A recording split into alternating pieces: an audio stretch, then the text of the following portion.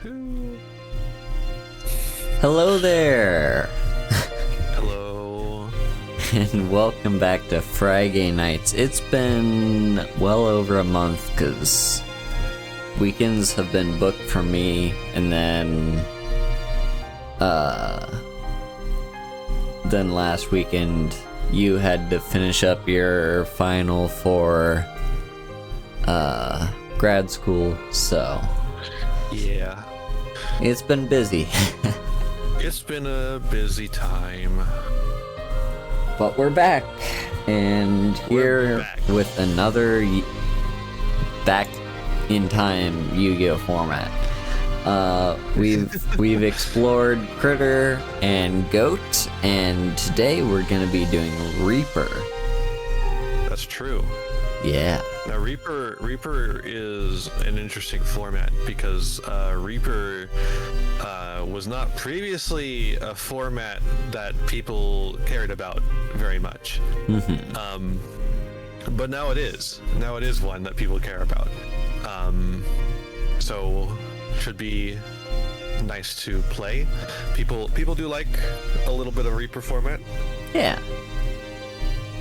It got popular thanks to SEMO and MBT primarily. But yeah, should be a fun time. Yeah, we love it when things used to not be popular and then they become popular. That's true.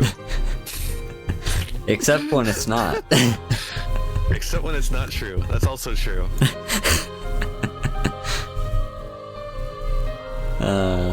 Anyway, yeah. I'm stalling because I'm trying to build a truly heinous deck. Yeah, Ian, when we were setting up, Ian mentioned to me there's like apparently some deck that when Reaper became popular, people started to actually like brew with the format, and there's this one deck This deck that is one Ian of those. really wants to play, and so yeah, they're piecing it together right now.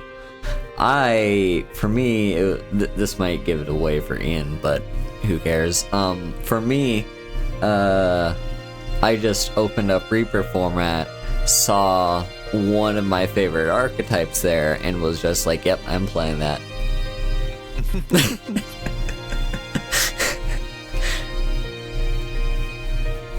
I'm sure anyone looking at my screen can probably see what that archetype is. But yeah, this should be interesting. Indeed, it should be. Oh, I'm so close. I just need a couple, literally 2 more 3-ofs to put in here. Let's see. Let me just think of some good.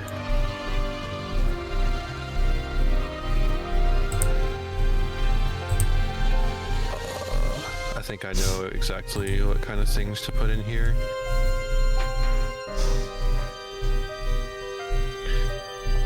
That's yeah, that'll work probably. Meanwhile, in Duel Links news, Yugioh has been added. You can't unlock him just yet. You still gotta wait a few more days, but the event has started where now Speedroids, instead of just being a very fringe kind of crappy deck, is going to actually start being good. Incredibly good. Yeah. Incredibly good. Just like unbeatable. Like previously, the deck didn't really have any good payoffs, nor did it have like at least one of the monsters that it kind of really needed to have an engine going. But that is changing. Indeed, it is.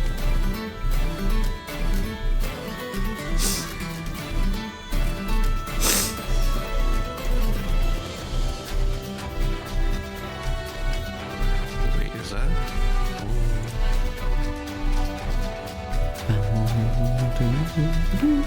Dun, dun, dun. Okay.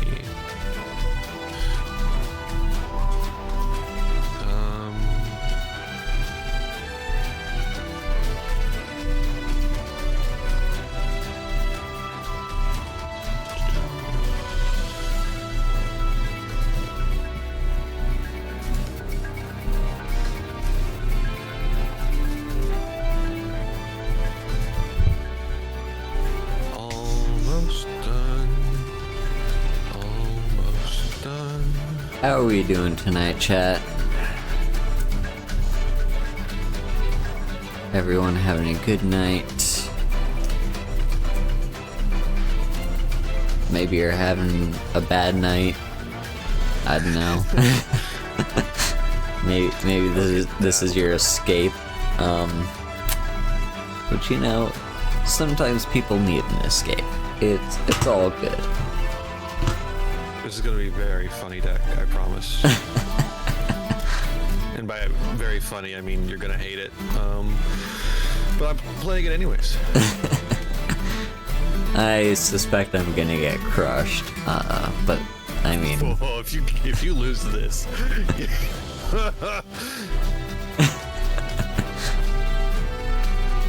Okay, there we go.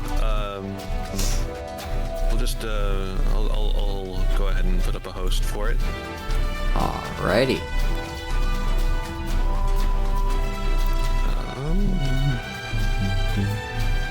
Yeah, there we go.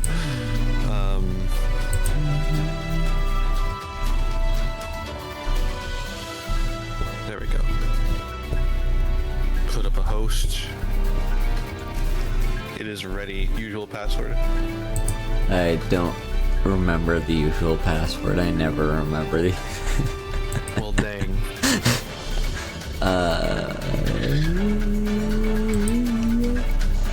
Sent it on Discord.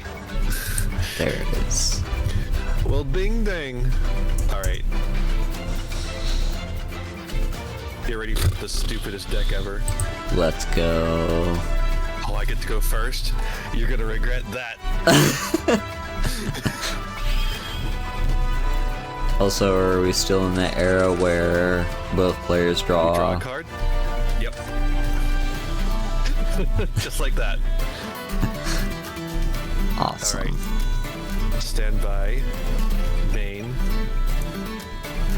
Set. Set. Holy Set. shit.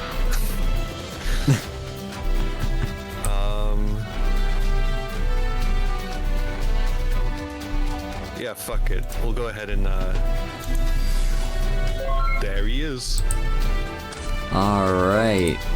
So what is that? Chainsaw insect. I mean, I have played with this card before on Duel Links. Yeah. It's not a good card. Let's see here. Okay, so what are my options? I just kind of imported the deck. I didn't even look at it. Let's see.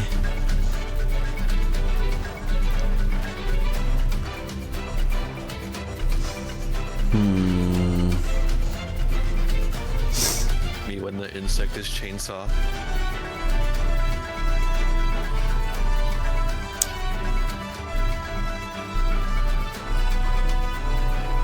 I think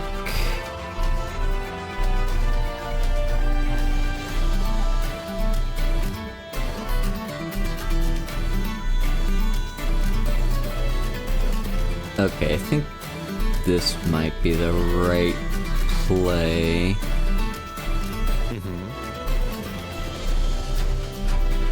We are going to normal summon Cyberstein. Fuck. Skill drain. How dare. I should have let you pay for the cost of Cyberstein first, but let's Yeah. get that out of the way. Alright. Well, I got a 700 attack monster right here. I'm going to just set and pass. Alright. Stand by. Main. Another one. Okay. We go battle. Guess what? Skill drain works on chainsaw insect too. Uh-huh. Alright, cool. So let's Taking do a this lot of math damage. here. That'd be 1,700. Yes. Oh, it may look like skill drain beats. It's a little worse than that. But we're gonna go ahead and get that 24 in as well.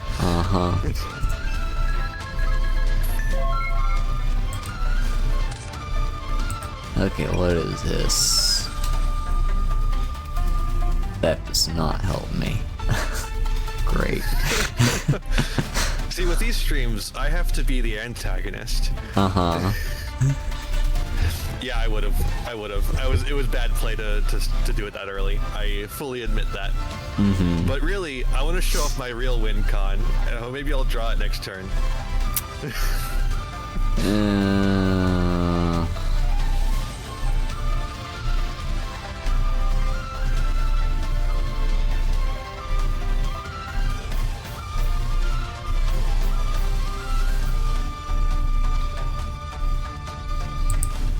You know, we'll set that. Alright. And just end.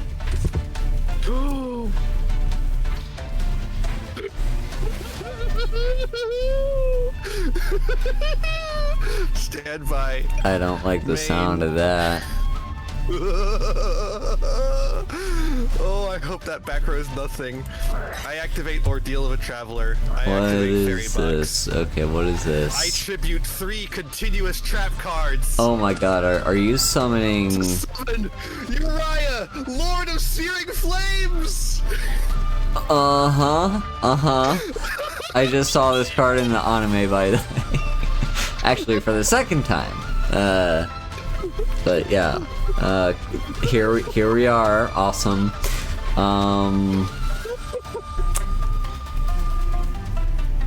Okay, so hang on. First, let me read exactly what does Uriah do. Gains 1,000 attack for each continuous trap in your graveyard. Once per turn, you can target one set spell or trap your opponent controls, destroy that target.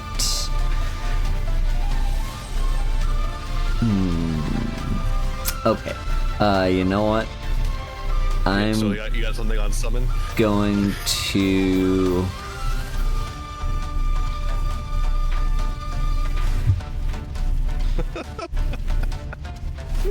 activate Threatening Roar. Okay, that's fair.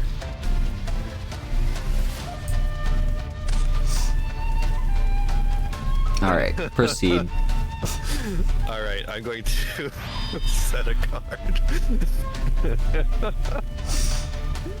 I did it. I did it. I don't think I have a way out of this. I'll pass on this. The sacred beasts.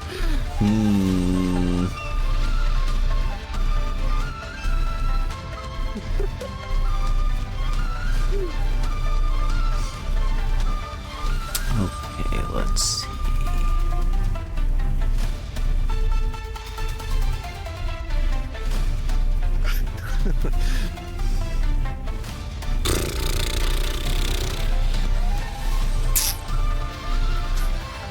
Well, what do y'all think, chat?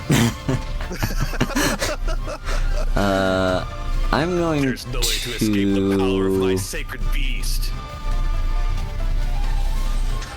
Tribute set a card. Sanguine effect. Yeah. Let's see what my deck has that I can maybe work with.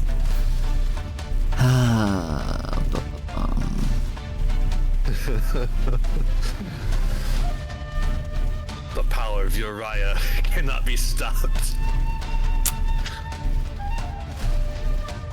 I don't think I had that many options. What is this? Ooh.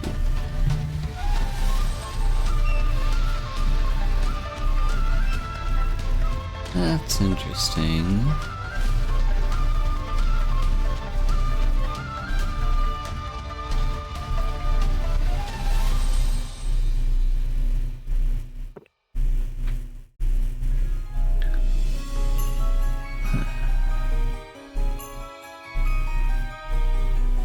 also already used up my normal summon for the turn, so I can't really summon any of these.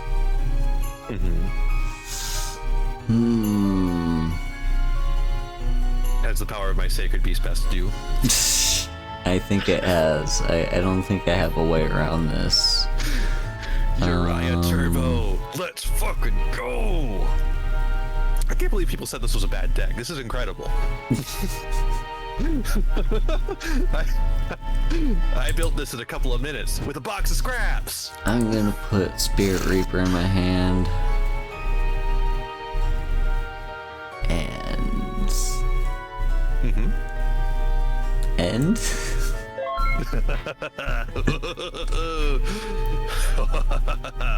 Stand by. Main. Flippy summon. Newdoria. Go battle. Attack with the chainsawed insect. There goes my Cyber Dragon. Chainsaw insect direct. Yeah. And then Uriah for lethal. No! I fly out of my chair because this is on me. Oh, what the fuck? I can't believe I did it. I can't believe I did it. I'm just surprised there's a Uriah deck in this format. Well, it's or not any particularly format. Good. It probably was a Uriah Turbo deck in Edison too, but yeah, I feel like it's better here than it is in Edison. Oh, what do I have in my side? Can my side deck deal with this?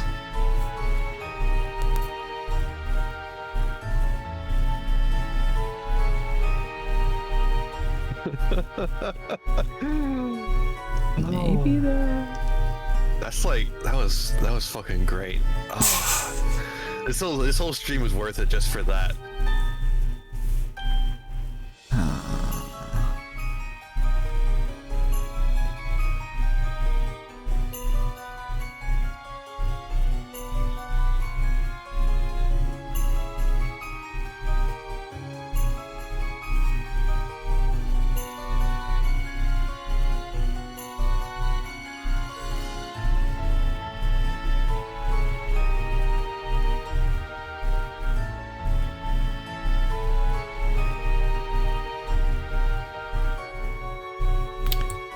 We definitely want to add this.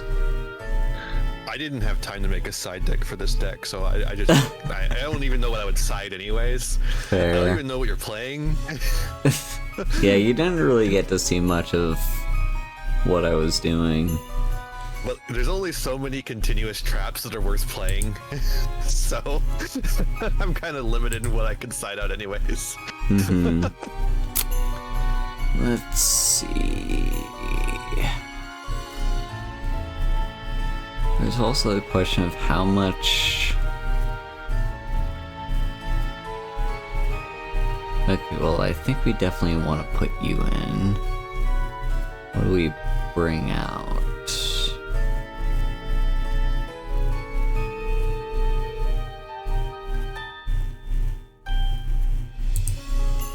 I think we'd swap that. And then I don't...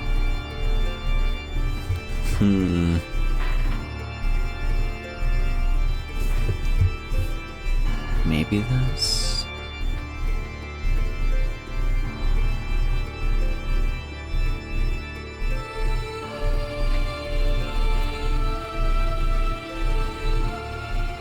You know what, I'm just gonna go with this, I think. Sure. I will go first. Draw. Yep.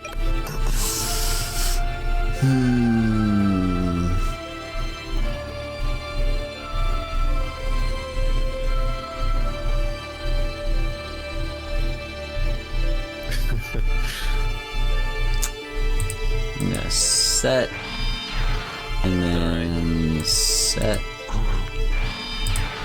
and pass. Okie dokie. Stand by. Main. I'm going to set.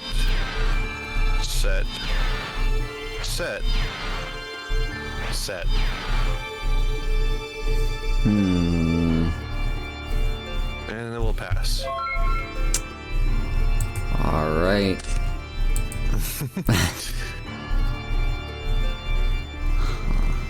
Let's see.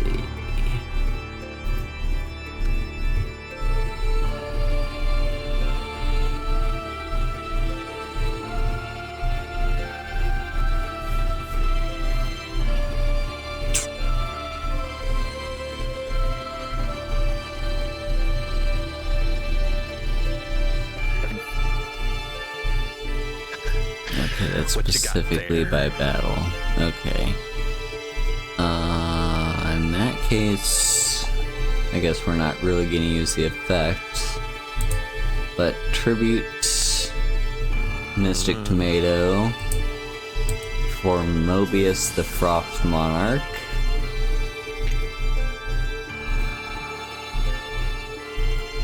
Alrighty. And I'm gonna target these 2 cards. Okay. And then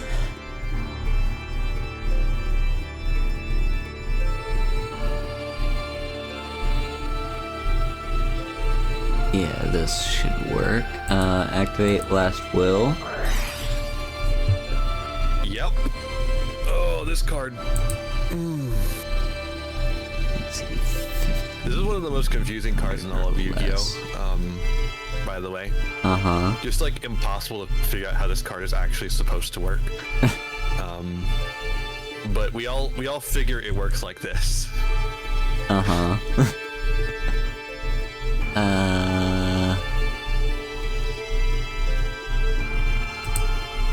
I'm gonna get Cyberstein. Sheesh. Then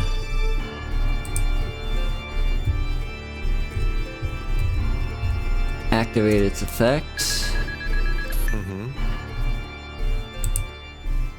Let's see. I can't believe Cyberstein is still legal in TCG. It's fucking ridiculous. Really? It's at 1, but like, it needs to go.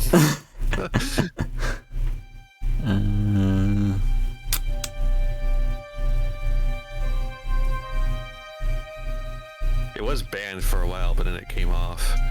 But it needs to go.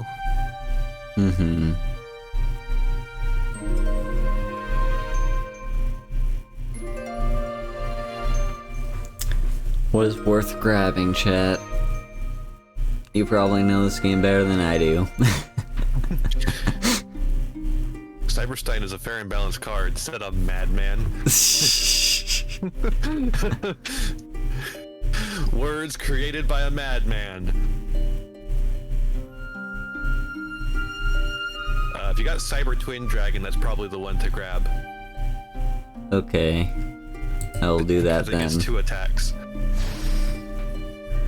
Just like generally speaking.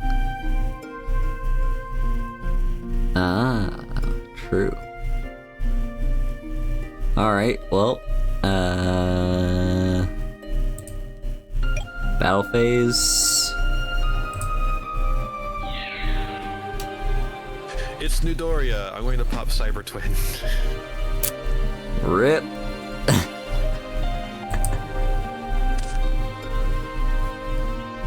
I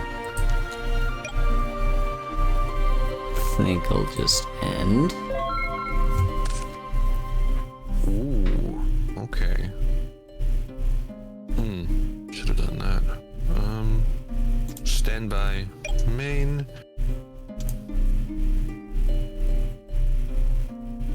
Set a card.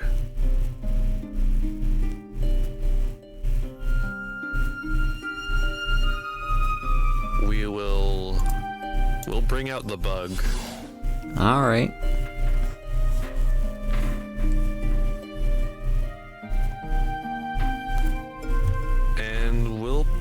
pass. We're not going to attack because I don't want you to draw a card. Fair enough.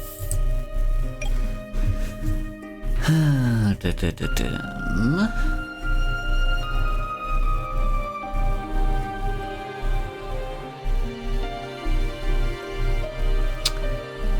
gonna tribute Cyberstein for another Mobius. Boop boop. Well, fuck. If it wasn't Mobius exactly, this would have done something. I should have activated that at the end of last turn, by the way, the Solemn Wishes. I Yeah. Alright, let's see.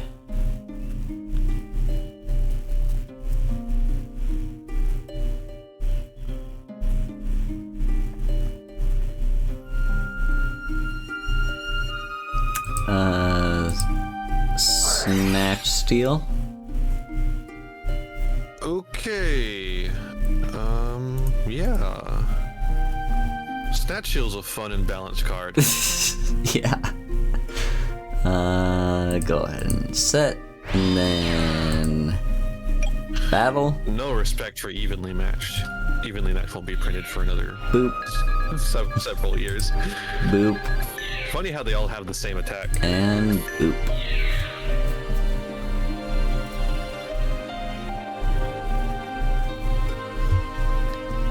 That's all three. I did all three.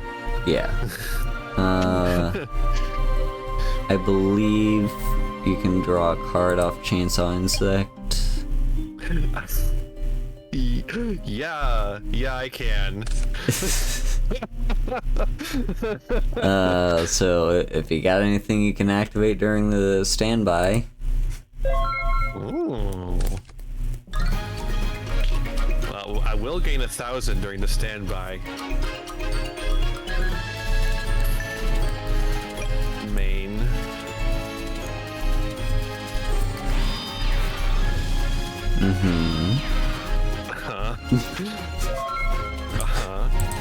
Alright, let's see here. In your standby phase, I What? activate the anti-spell fragrance. Alright, both players must set spells before activating them. Okay, cool. You did that? Yeah, I did that. This card is still legal, by the way. Insane. Really? Well, let's go battle. I mean, I could do this, but it just means I take 12, and then 12 again, and then 12 again. Yep.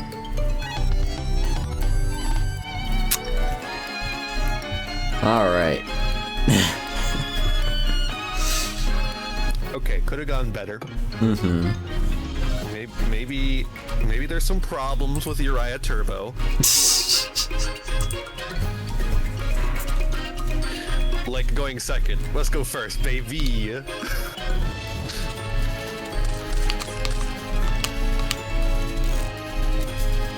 Oh my god. Okay, standby, main. We're going to set.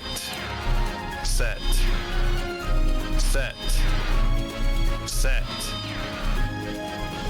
Oh, I forgot to draw a card. Perfect. Okay. Pass on that.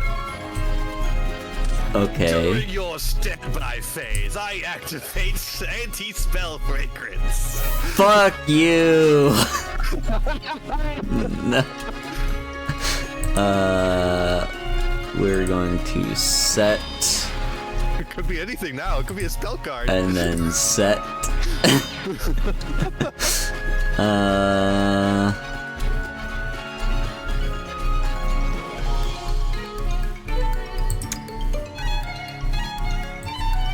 Gonna just normal summon exiled forces.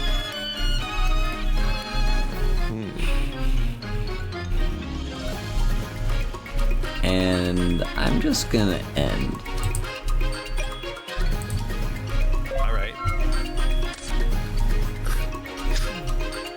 During your end phase, I want to activate Solemn Wishes so I can gain a 500 in my standby phase. Okay.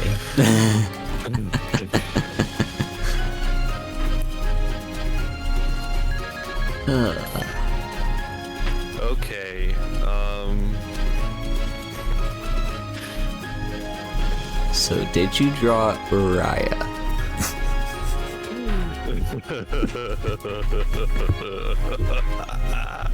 Did I draw Uriah? I activate Rivalry of Warlord. Then I activate Mirror. I don't even know if I can activate that. Not in the damage step. I think I can. I don't know. Probably, I don't know. It doesn't say I can't.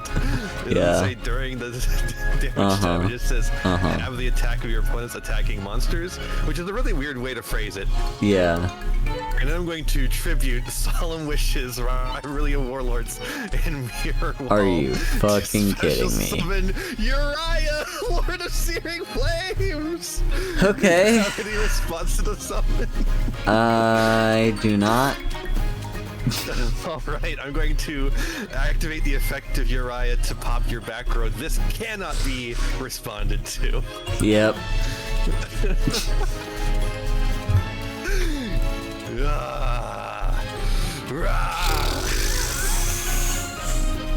We're gonna Amazing. flip summon Eudoria, and we're gonna go battle. Alright.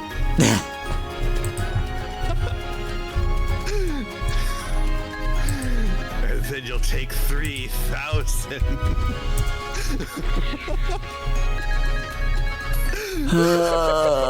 Okay. No, Cool. The graveyard. Oh, damn it. Whatever. It doesn't matter. I'm not activating that shit.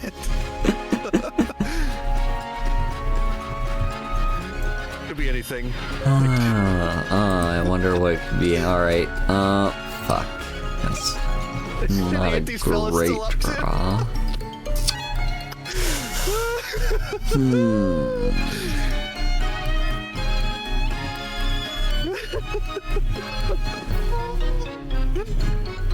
I love Uriah. I love Sacred Beasts.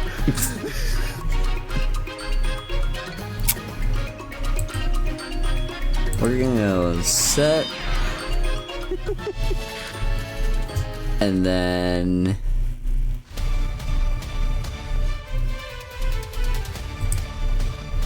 activate confiscation. Oh, Pretty sure I you can wanna do look at my that. hand? Yep. You can see my hand right there.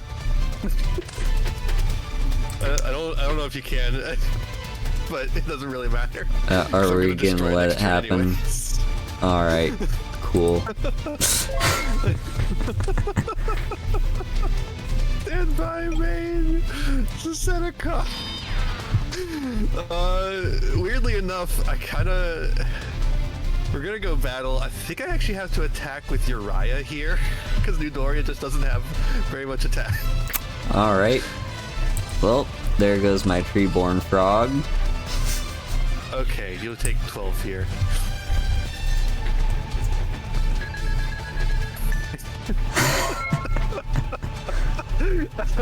Alright. Stand by. I'm a literal anime villain. This card is in your graveyard and you do not control Treeborn Frog. You can special summon it, and I must That's true. control no spell or traps to activate. So That's let's also do true. that. Special summon. Special. Go to main. And then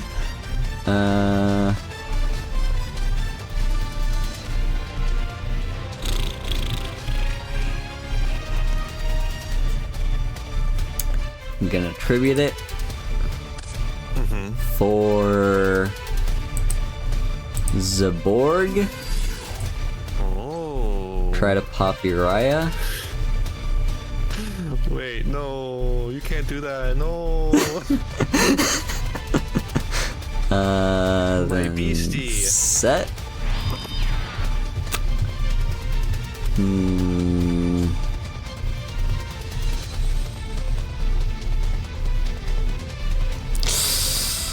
It's a little bit scary, but you know what? We're gonna. Are you ready to flip a coin? What? Okay. What are we doing here? I am going to toss a coin. I'm going to call it. If I call it right, your attack becomes 0 until the end of the battle phase. Oh my god. Okay. I'm going to call heads. Heads always shreds. Let's go. Let's Fuck. go, baby! Oh, your attack okay. goes to 0. The attack continues through. You're I taking take. 12, and Zaborg is destroyed. What the fuck? Okay. What did I have to? Okay. Cool. And. Just what I need to stand by. I'm gonna pay for fairy bucks. Using the life points I gained from Stall of Wishes. Main phase. Summon Indomitable Fighter Lele. What the hell? We'll go for lethal. I'm going to activate Raigeki Break.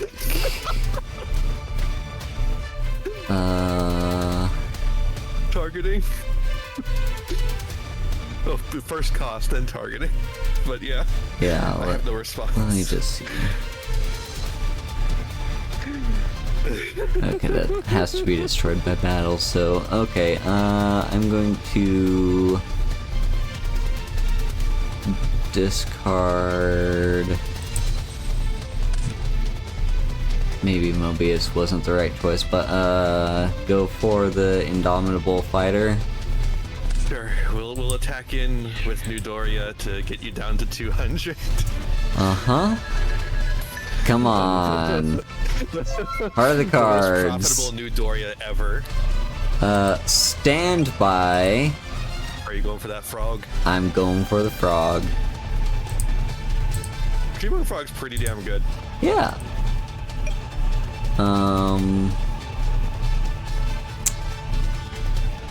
Then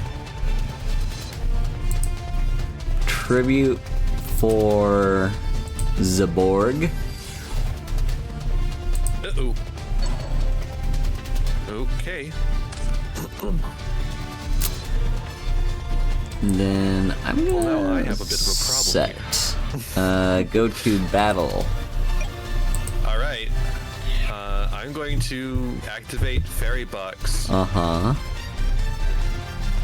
And I'm gonna call heads. Damn. Okay. I'm taking 24 here. Yeah. I'll take that. That's my turn. Don't wear it out. And you're sticking to it. We both went for different ones. Fuck yeah, I'm paying for Fairy Bucks. You know I'm paying for Fairy Bucks. And in main phase, I'm gonna set a card. And I'll pass it back to you. Alright. Go to main. Go to battle.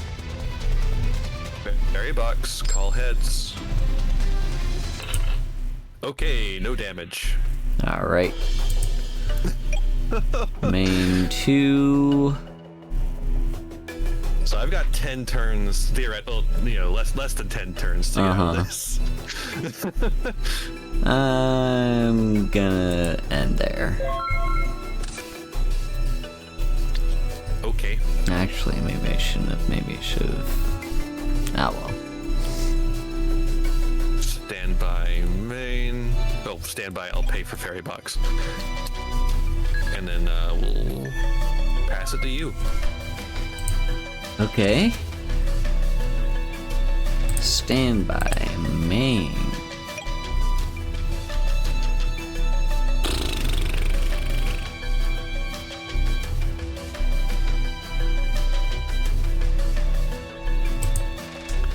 Normal summon Mystic Tomato. Alright. Go to battle. Attack Mystic Tomato. I am going to activate the effect of Fairy Bucks. I'm going to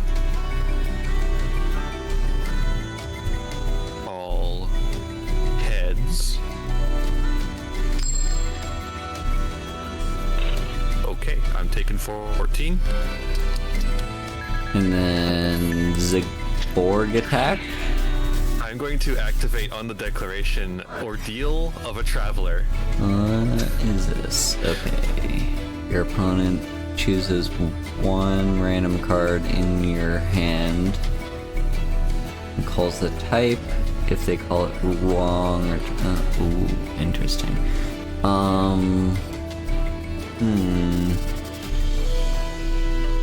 What could it possibly be? I'm gonna say spell. Wah wah. Ooh, okay. Back to your hand.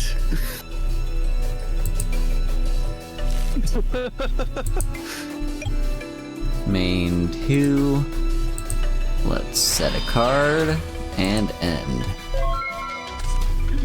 Oh, thank God. Okay. Stand by main. Let's blow this popsicle stand. Alright, on summon.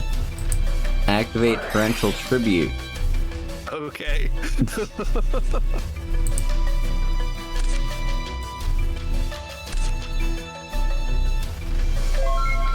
Whew. Also, I don't remember, did he pay the upkeep cost? Oh, pay for upkeep. Alright. I gotta have it. Insane that Ordeal does not have an upkeep. Uh-huh. The upkeep is keeping cards in your hand. Well, I cannot do anything. So, end. Okay. Stand by. Main. Set. Okay. Oh, it was 500. 500 for fairy. Mm-hmm. For the box of queers. I mean, fairies. Come on, heart of the cards, heart of the cards. That is not the heart of the cards. We'll set. And Could be anything. Alright. Do you pay the cost? Stand by. I'm paying the cost. Main. Normal summon. New Doria. Okay. Are we good? You're good. Activate embodiment of Apophis. Okay. Battle. Uh-huh. Embodiment in. I activate my quick play spell, Dark Hole. I die. Anti-spell fragrance. Why is this card legal? God. That was a close one. This was Mirror Wall. It was very back and forth. This deck sucks, but I can't believe it did so well. Yeah. Brewing it in like I didn't even get to see what other people were actually playing at the time. I just brewed this up based on my intuition. I mean, I've played a Uriah deck in Duel Links, and that's an interesting one. And in Duel Links, though, you don't have nearly as many awful floodgates. Yeah, there are a lot of worse continuous traps. In fact, like most of the useful continuous traps in Duel Links are just the ones that are monsters. Yeah. And I can't believe people weren't playing Anti-Spell Fragrance. This card is awful, oppressive, terrible. I fucking hate this card. Yeah, We'll play a different. it really hurts spells and the advantage of them. Well, especially when we have all these power spells like Dark Hole or Heavy Storm. Yeah, like when I saw Heavy Storm in my opener, I was like, oh hell yeah, we're gonna blow them away. And then you activate Anti-Spell Fragrance, and I'm like, fuck. then fucking Uriah hit Yeah. the exact right one. Yeah. Oh my god. Oh. Uriah. I love Uriah. I like, okay, Haman is obviously the best of the three, but Uriah is so funny. Yeah. It's the one that I'm most familiar with. Alright. Let's find a different deck. Get some different decks. Let's see. What else were people playing back in the day? Yeah, back when traps were actually feared.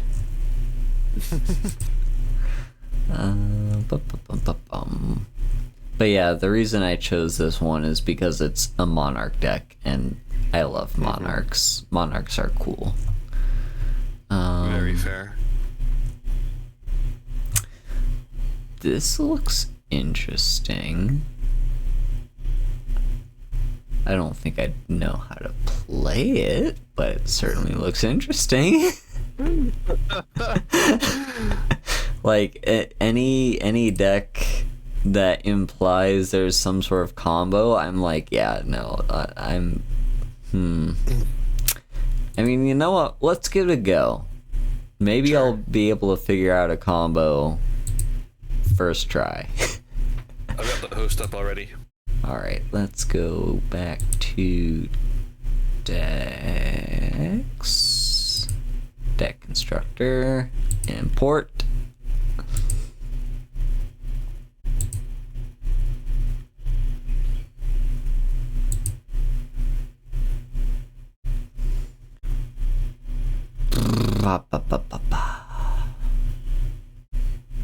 Alright, cool.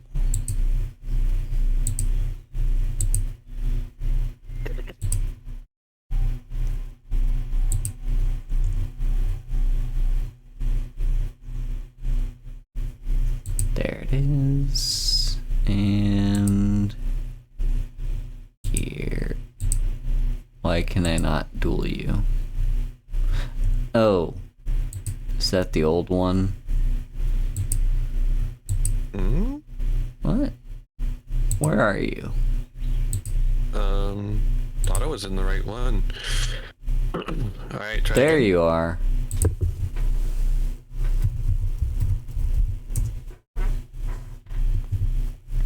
Alright.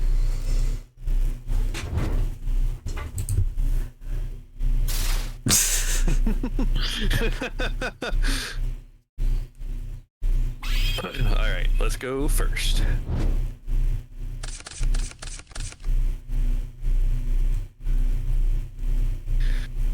Pretty good. Pretty good. Alright, stand by, main. Mm-hmm. We're just gonna do a humble T-set and pass. I do not fear mech knights in this era. Yeah. Fair enough. I'm not gonna worry about my columns.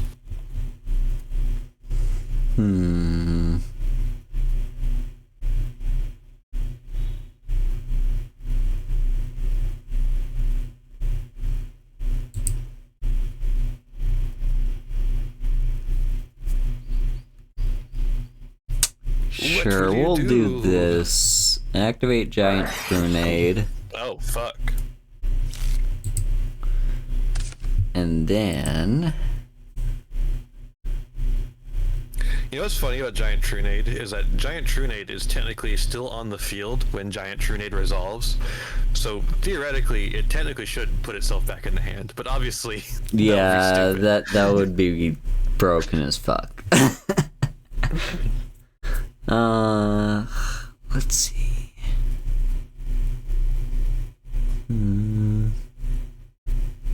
I think it's because it's marked to go to the graveyard or something like that. It's just like random stupid rules you don't know unless you're a Yu-Gi-Oh judge. Yeah. Well, let's summon Cyberstein. Then Oh boy. activate. This guy sure is a card. Yeah. Just go to Cyber Twin.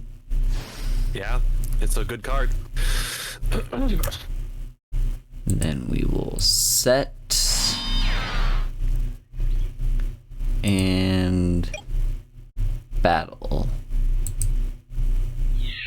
Alright, Giant Rat, which allows me to summon from my deck a Earth monster with a certain number of attack points. I'm going to summon Pyramid Turtle. Okay. Interesting. I Go ahead. I don't think it's interesting at all. Go ahead and attack. I'm going to take. I'm taking 16 here, and I'll summon from my deck. Ooh, which one do I want to get? Ho ho ho ho ho.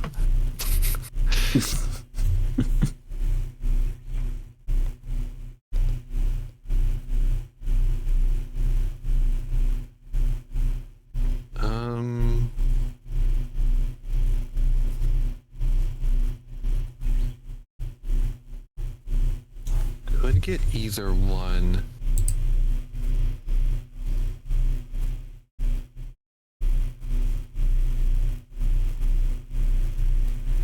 I'm going to go with Ryukoki. Oh, so what's the planet, dude, you're referring to, Kami?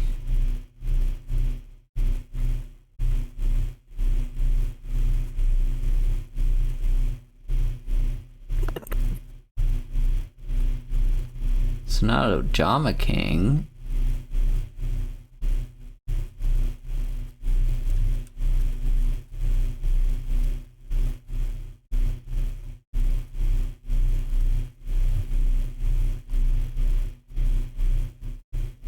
Yeah, I have no idea what card you're referring to. The bottom second guy. Bottom second. Reaper on the Nightmare?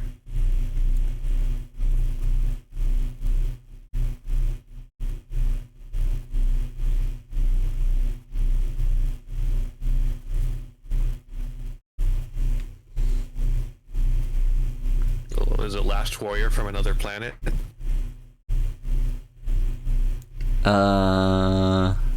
Oh, yes, that one.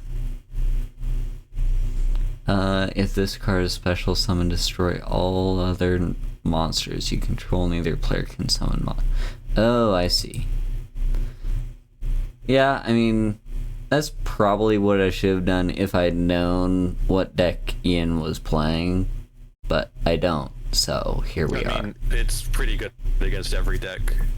Yeah, that's you fair. Can't summon.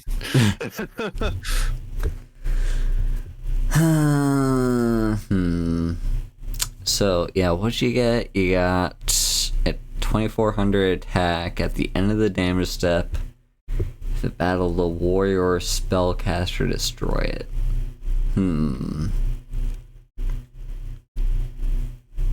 Yeah, the effect basically doesn't matter except in some very specific circumstances. What mainly matters is that it has 2400 attack. And you've used your 2 attacks. Whoa. I've used my 2 attacks off of Cyber Dragon, or Cyber Twin Dragon. Yeah. I mean, you can attack with Cyberstein.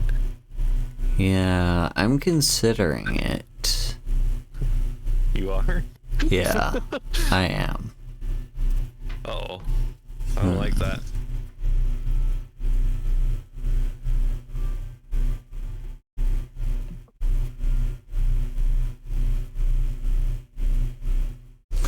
I think I'm gonna do that. Oh. Attack. Okay. How much am I taking? We've done this before. It's 1700. Alright. Oh no, there goes my Cyberstein. Activate, or move to second maze. Second main, I mean. Activate. Second maze, the second corn. Yeah. Okay, yeah. Last will. Let's see what we can get. Da-da-dum. Ooh. You wouldn't have been able to do this if you had made Last Warrior. Yeah, you see? I made smart move. I'm smart. Stone cold smarty.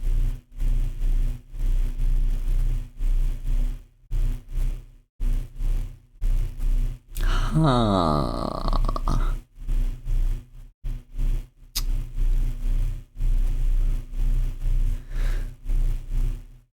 Well, yeah, it's special summon, so...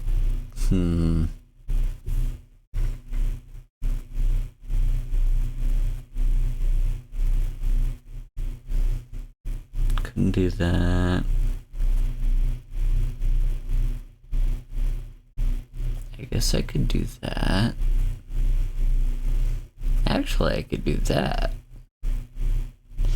Yeah, let's do that. Special summon Exiled Force. And then activate. Alright. Pop your Ryu. Over here, put that in the grave. Yeah. Okay. Start the turn. Standby. Main. Mm-hmm.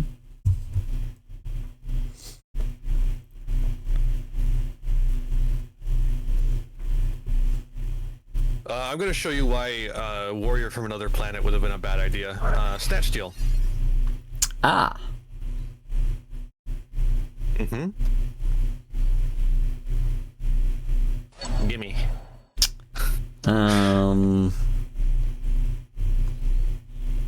I'm gonna MST that. Alright. In that case, I will then Book of Moon.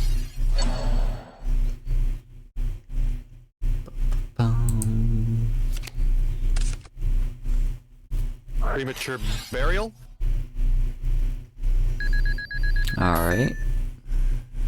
I was winning this 6 ways to Sunday. Normal summon Giant Rat. Battle. There was no play in which I was not winning this. Mm-hmm. The game is rigged from the start. Alright.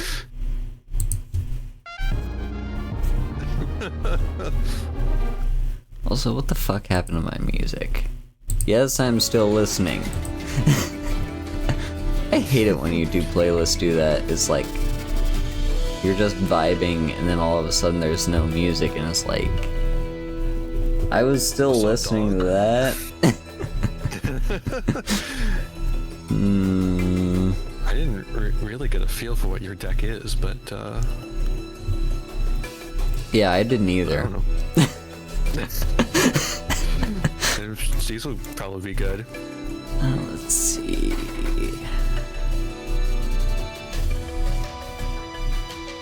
That's interesting.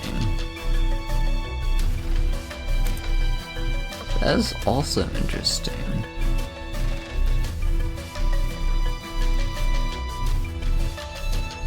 I don't think that'd be that useful.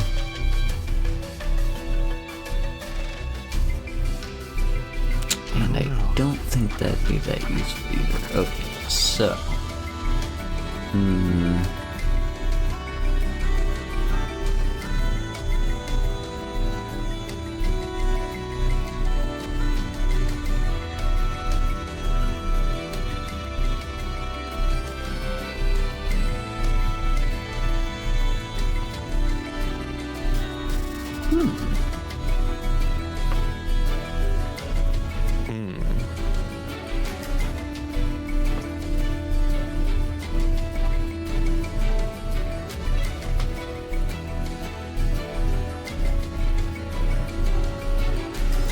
I don't know, I think I might, well,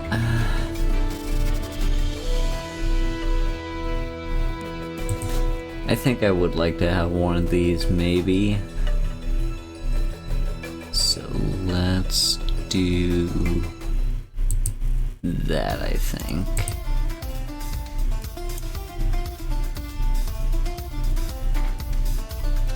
Actually, you know what? Let's put 2 in. Yeah. We'll do that. Look at how great I am at siding, chat. I wasn't even great at siding in Magic. Alright, draw for turn. Main. Oh, here we go.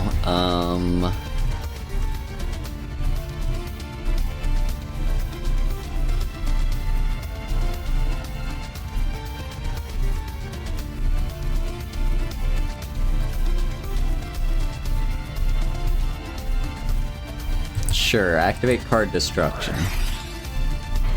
Fuck!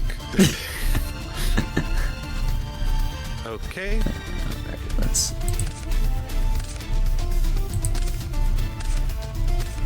I wish this one had a macro. Yeah.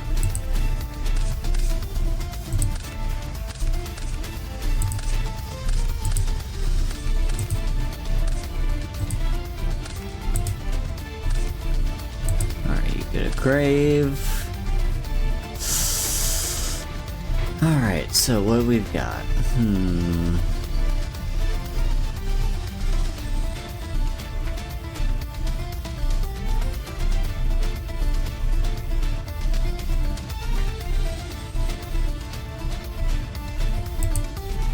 We're gonna set, Alright. and then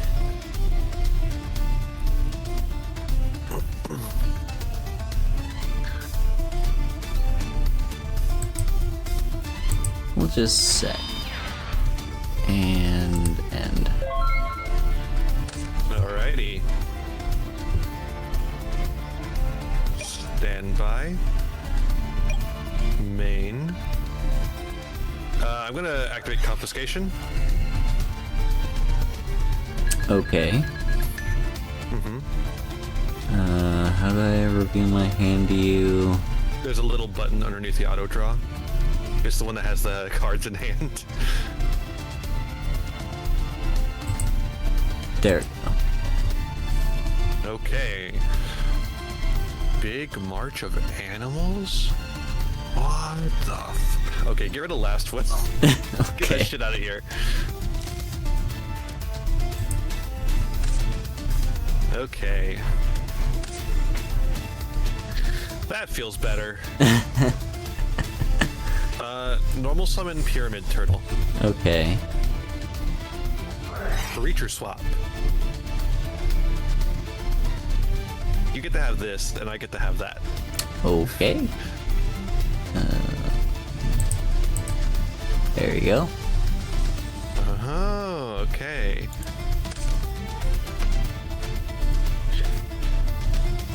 Alright, and then I'll set 1 and pass.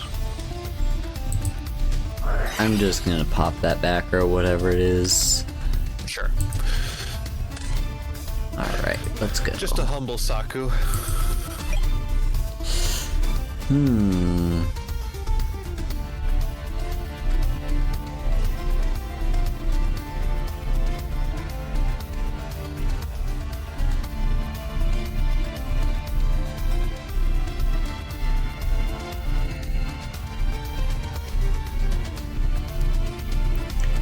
Well, I'm gonna set and set, go to battle, and attack. Sure. Yeah.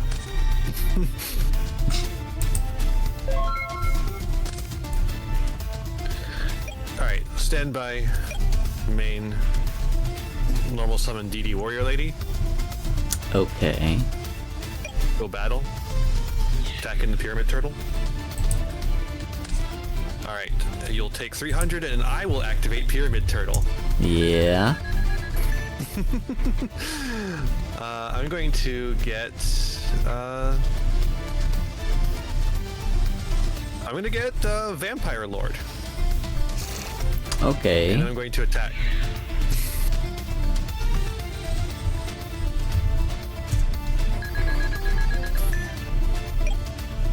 Main to set a card, pass. Oh, also, when I inflict that battle damage, I have to declare a card type. I'm going to declare spell. Your opponent sends one card of that type from their deck to the grave. Okay. So you have to send a spell card from your deck to the grave. Just any 'Cause he's a spell. vampire. He's sucking up your deck. Any spell, yeah. Okay. What should we send? This deck is called Dead Rat, by the way. A very cool deck, I think. Interesting. It's called Dead Rat because you play Giant Rat when it goes into the zombie shit. I'm gonna dump Giant Trunade. Sure. Alright.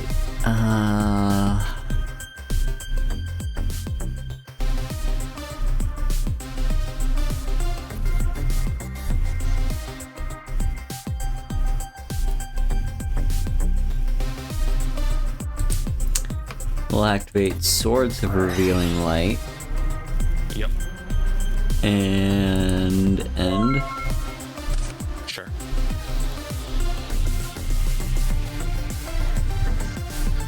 Oh my god. Card destruction with Rescue Cat in hand? Jesus.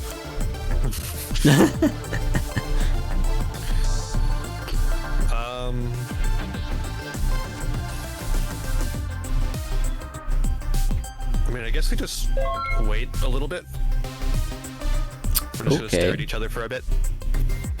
Let's see. How do I put a counter on this thing?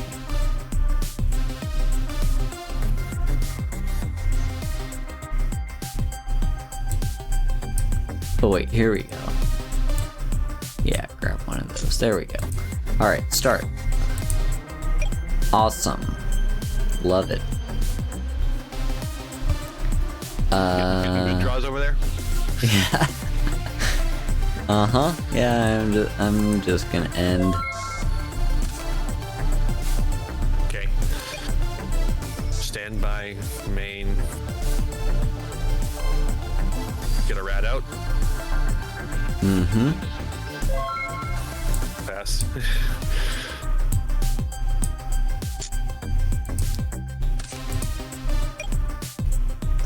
Alright. Activate Dark Hole. Okay.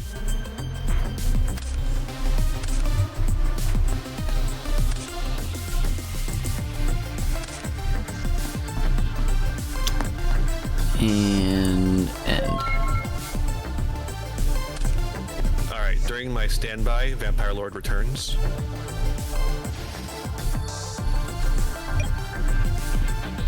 Main. Turtle. Pass. Am I turtly enough for the Turtle Club? Do you think I am? I think you are. Alright, here's where Swords goes away. Come on. Well, it's something. I'll take something. Sure.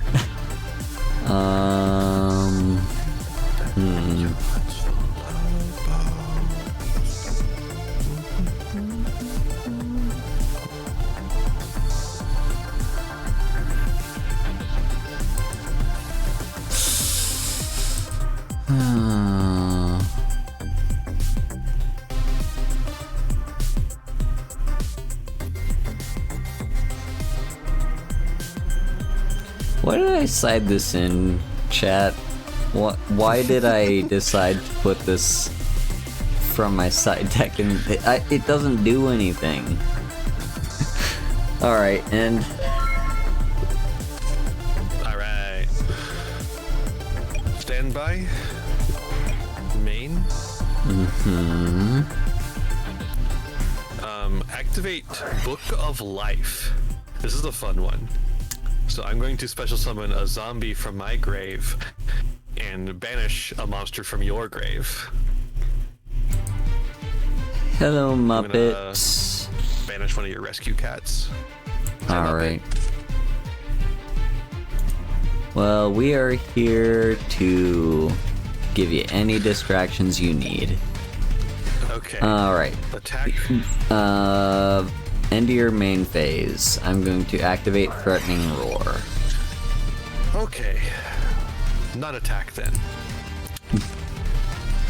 We'll just set a card and pass.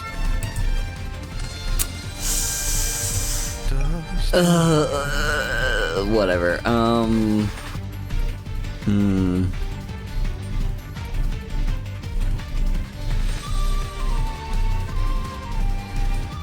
If I knew anything about coding, I would. Yeah. If I knew anything about coding, I would be making a game. Yeah, alright. Well, you ready to see what card I sighted in? Yeah, I'm ready for it. Level Limit Area B. Oh. I don't know why I sighted it in, I just did. There's a much better card that I probably should have sighted in instead. Alright, end. Okay. I mean, you've put me on gotta have it, and baby, I don't got it. Oh, really?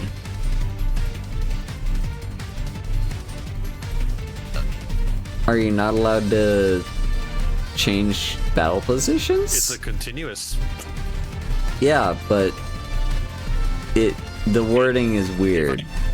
If I changed it to attack, it would immediately be put to defense. Because it's a continuous spell. Ah, interesting. Okay. Well, this card's better than I thought. Yeah, no, it's a floodgate. It's not a one thing. It's a floodgate. I saw the card in my hand. I'm like, okay, so it lets me attack into monsters that have lower defense than attack? No, it's a floodgate. Okay. Well, that's good, Muppet. Glad to hear it. Yeah. I forgot to take mine last night. Shame. I did take them just really late, but like that makes 2 times this week that I've been kind of off schedule with them, so I just decided, you know, fuck, I'm gonna set an alarm. So Yeah. every day at 8 p.m. my phone is gonna yell at me, "Become girl." It'll go.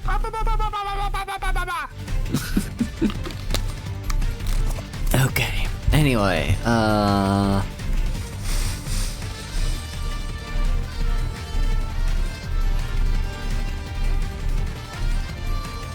sure, we'll set that.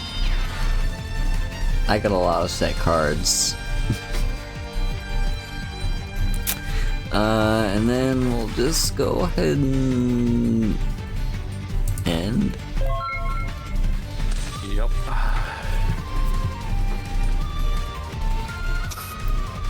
I've got the stupidest out to this in the entire world. If Yeah, they let me go to main phase. I've never been out of them, Muppet, because like when I'm down to my last bottle, that's why I'm like, okay, now I gotta place another order. I normal summon Mystic Swordsman level 2. Okay. What a battle. Okay. I've got you on a 6-turn clock. Come on. Okay, that's... Cannot activate that. Okay, fine.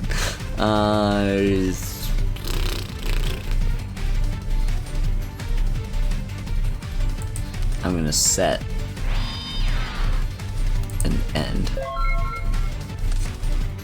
You fool. Stand by main. Yeah, no, I really love my my Thai dealer.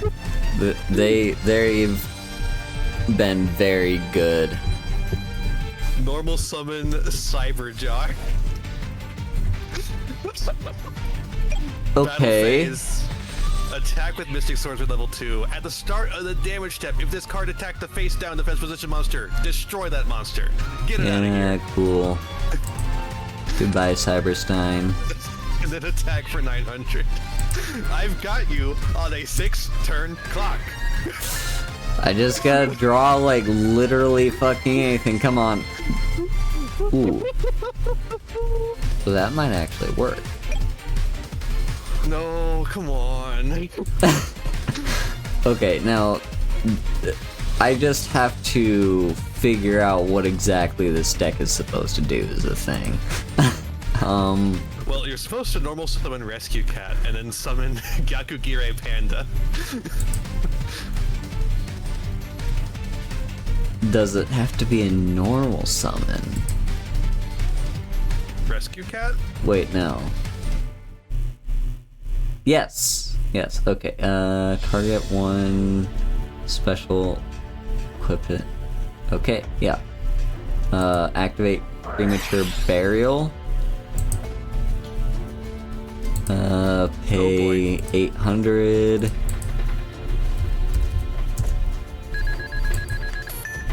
And bring back Rescue Cat. Unsummon Book of Moon. Fuck. Okay. That makes Premature Burial fall off too, so it goes to the grave. No, the cat goes on the field. It's Oh. face down. It just falls off. So theoretically, you can flip it back up, and now it doesn't have the weakness of being attached to Premature Burial. But Fair. it'll be my turn next turn. Okay, set.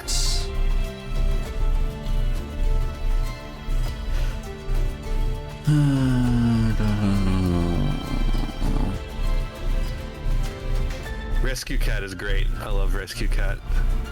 I Rescue guess Cat. I'll just end. Was recently meta playable actually. It was playable in Tri-Brigade, which was cool. Luckily, I had some old copies of it to play in my deck, because it was actually really expensive at the time. Because it hadn't had a reprint in a while.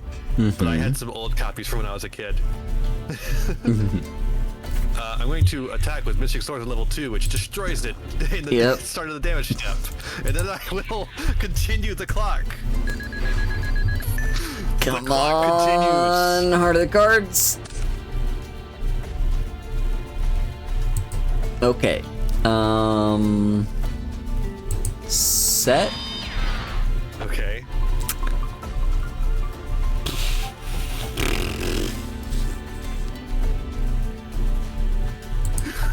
End. Okay. Alright. Main. Battle. Cyberjar. Mystic Swordsman. Yeah, okay. Alright. We're in this. Oh, come on. Okay. Here we go. Activate Reckless Greed. Okay. True, Muppet. Yeah, we're here playing Reaper format. I'm gonna set that. This is 2006 Yugioh. And then Yeah.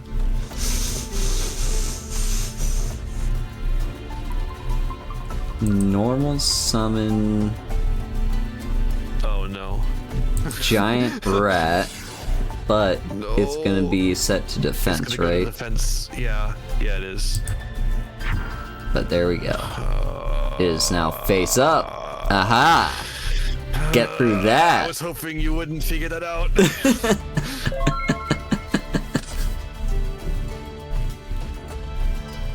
Okay.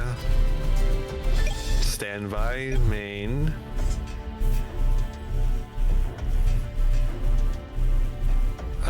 Set a card. Pass. Yeah, so Muppet, for me, I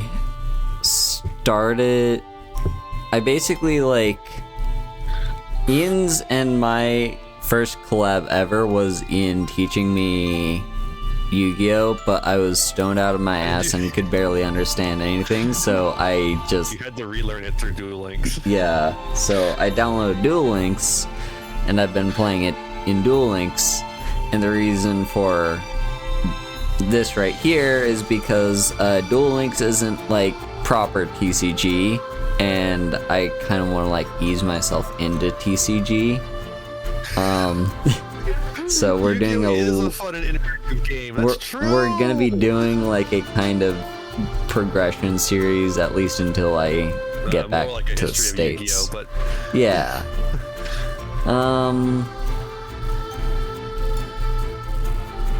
You know what? Yeah, let's do this. I'm gonna set and pass.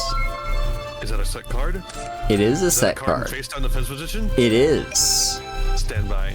Main. God.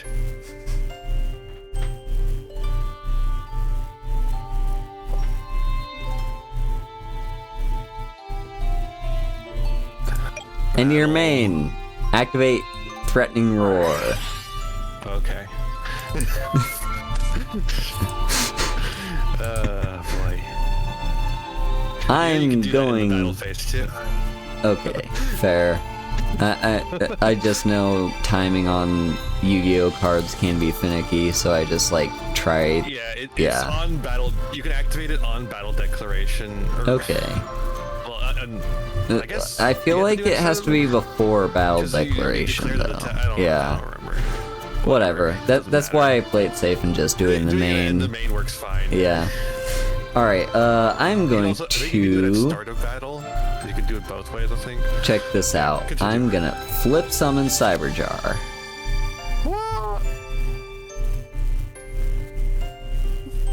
Okay.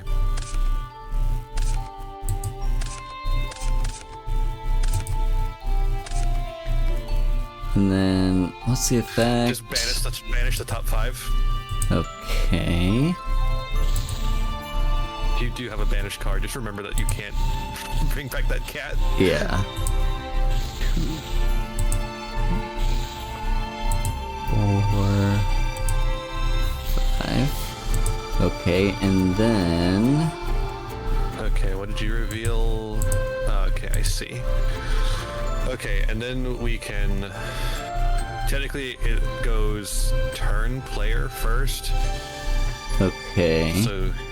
So special summon all reveal level 4 or lower and face up attack I believe position, you're allowed to or maintain, face down defense. Like card anonymity. So like once you've selected your, like obviously you're summoning the 4 cards, but if you're summoning any of them face down, or if you're summoning multiple of them face down, you can make it so that I don't know which one's which. Fair. Well, I'm gonna go giant rat, which is gonna be pushed into defense position, and So they're either then in face-up attack position or face-down defense position. yeah, but because I summoned this one in face-up attack, it will We'll change. resolve that after we Okay, resolve so Cyberjar. I'll make it attack Cyberjar is position. confusing enough. Let's do one thing at a time. And then Panda, exiled forces, and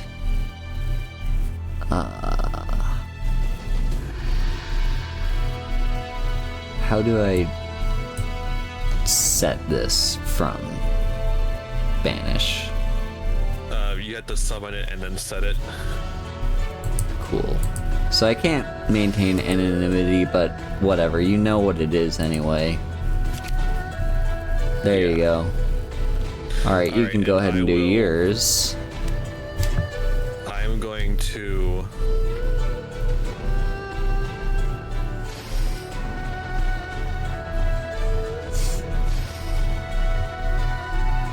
Which ones do you get to summon? It's level 4 or lower, right? Yeah, level 4 or Okay. lower. And the rest will go to my hand. Oh, all the will... other cards? Yes. Okay, so I also got my last will. So I'm going to bring these two to my hand, and then I'm going to set them again. Okay. So that so that is anonymous. I see how you're doing that. Okay. All right, you may continue your turn, and now Giant Route and Exiled Forest will get swooshed to defense. Yes.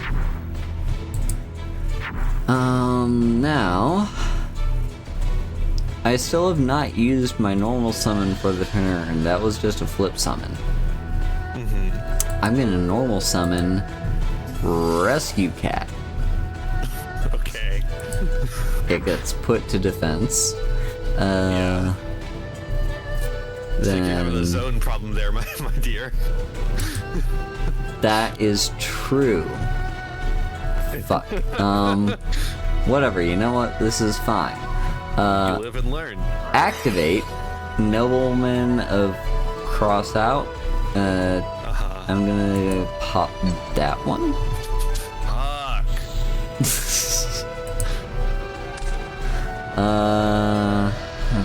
Let's see.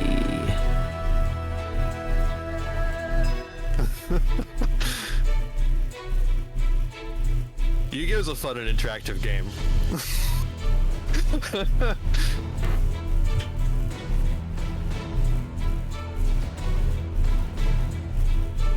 Okay, yeah, let's pop Exiled Forces.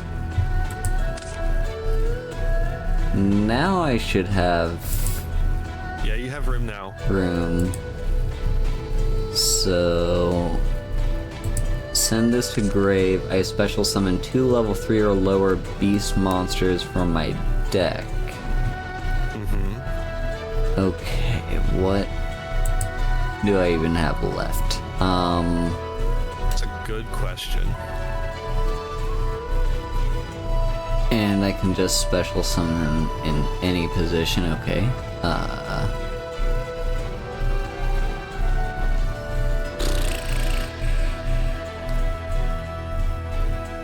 I guess we'll go with these two.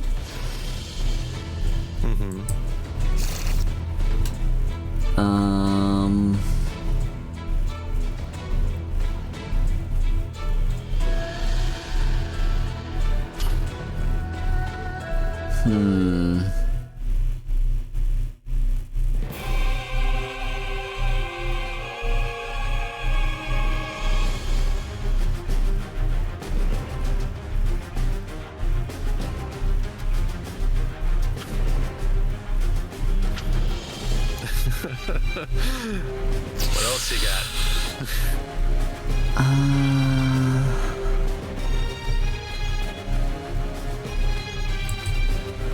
Can they attack? Their effects are negated. Yeah. They're destroyed during the end phase, but the part where it says their effects are negated is actually from an errata. In this era, that part is not on them. oh, okay. It's like the whole point of the deck. I see. So yeah, now, so all my Earth monsters have plus 1,000 attack points. Yes. And then let's go ahead and activate the Big March. So all my beasts gain 200 attack for each beast I control.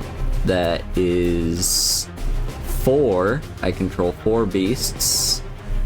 So that's plus 800.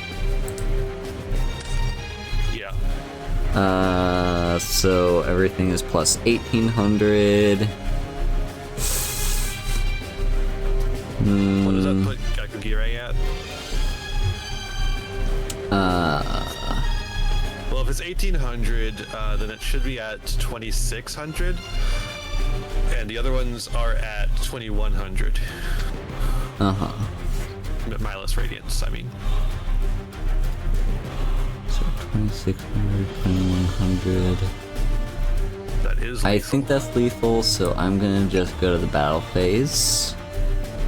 Okay. Attack.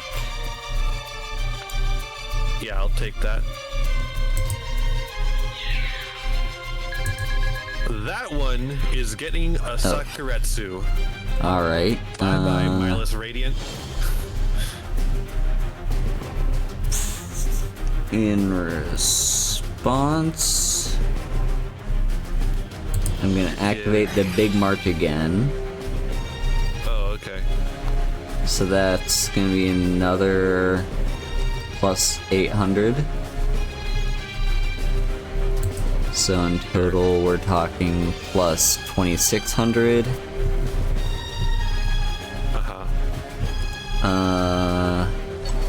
That's good. That gets destroyed. Yeah. So it's also losing 500 attack.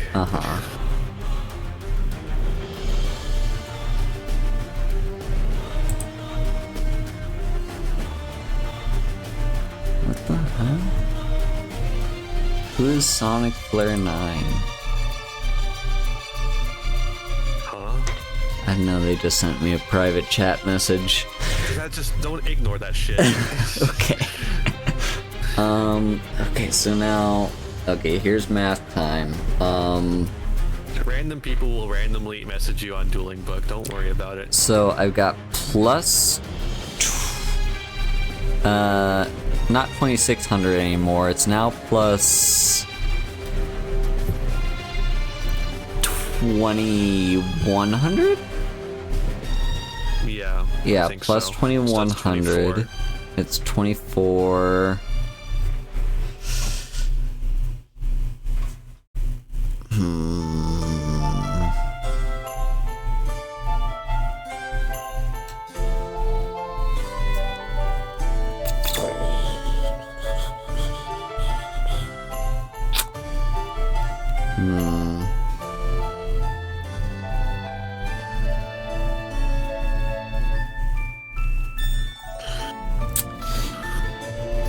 You know, we're just gonna declare that attack.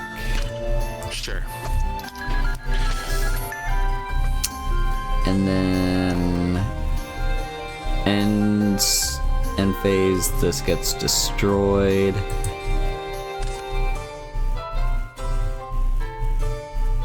And I'm just gonna end there. Okay. Stand by. Yep. Main.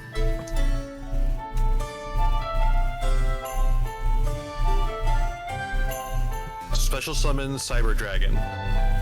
Okay. Creature swap.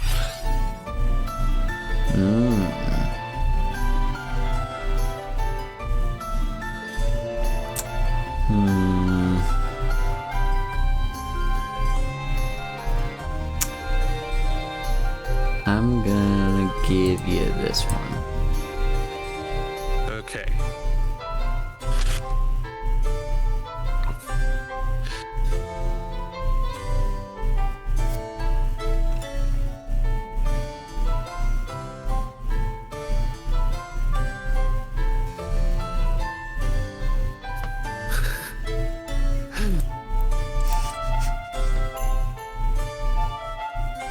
Brain control, targeting Gyakugire. Alright.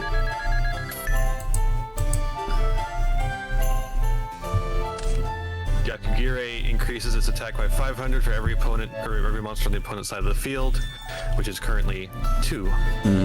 So it's it has 1800.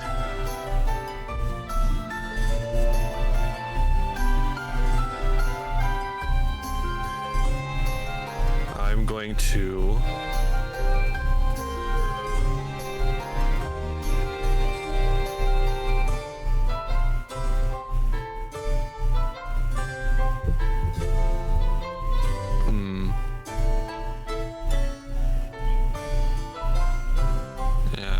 forgot about that. Okay, let's see here. I'm gonna Rhoda. I don't know if I have a target left anymore. No, I do not. Fail to resolve.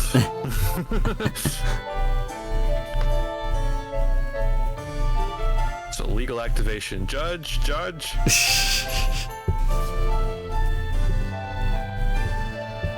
Okay.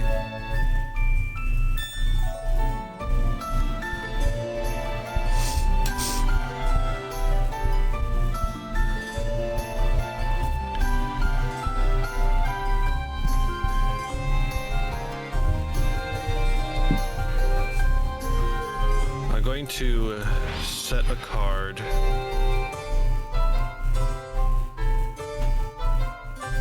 Set a card.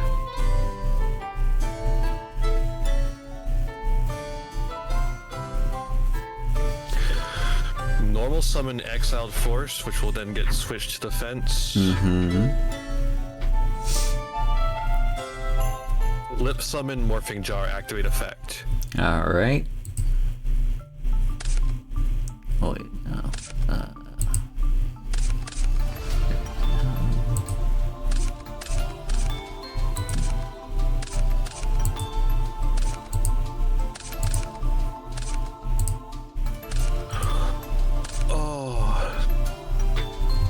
There it is. There it is. There what is? I'm scared. There it fucking is. Okay, actually forget everything I was doing before. Dark hole. Okay. Everything goes to grave.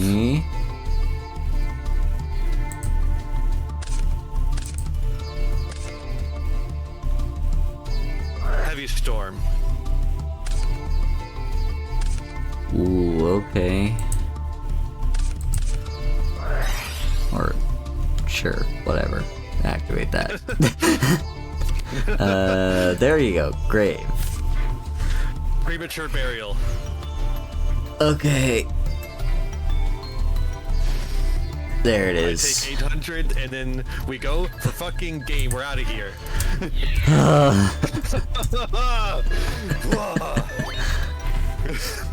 Yeah, yeah, I just saw this deck it's listed as an OTK deck. I'm like, awesome. This means I have to figure out the combo. Yeah, I mean, in OTKs. Yeah. you gotta use the rescue cat effect in OTK. Holy shit. Alright, wanna do another one? Yeah, let's... Different... Wait, is this... This is game 1? This is game 2. Game 2, okay. Yeah. Yeah, this is post sideboard. So Because I put in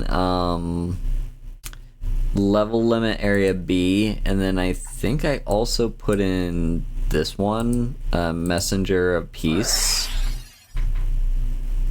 Yeah. So like, I was planning to do some like weird shit where I just get just enough damage in to win the game, but once I saw Heavy Storm and I had the Dark Hole set, I was like, I mean, I've got it. It's just like we can just finish this. Yeah. I mean, I was being very careful watching my library slowly get smaller and smaller. Magic player detected. Oh yeah, deck. My deck is getting smaller and smaller. So yeah, I was being very cautious there, especially there at the end, because I'm like, if I give you the jar, and then you activate 5 it, cards left in deck. I'm gonna be down to only one card. So I could not have activated Last Will that last turn, because then you could have just drawn me out. Probably. Yeah. I would have assumed that you would have attacked the face down monster. Yeah. So I thought I was being smart with the creature swap. I I kind of forgot that creature swap requires your opponent to choose which monster they give you rather than you choosing. I wanted to take Gyakugire Panda, obviously. Yeah. But you gave me Morphing Jar, and then I realized afterwards that if I just use Brain Control on Gyakugire and then send Gyakugire into Morphing Jar, I would have won right there. But the Morphing Jar did it for us, so yeah. I was never losing, is what I'm saying. Yeah.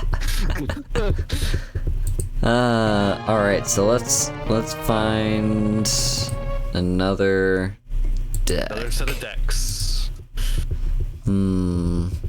Yeah. So that was Cat OTK.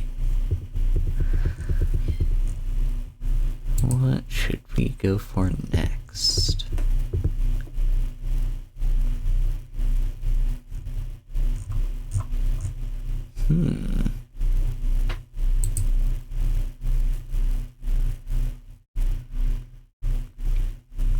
Ooh, interesting.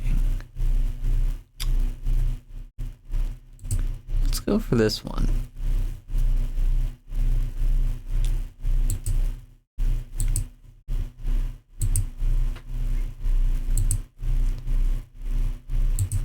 Go ahead and import.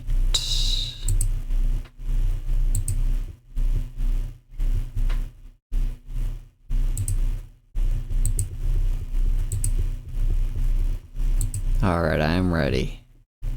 Alright, I am also ready. Let me get the host up.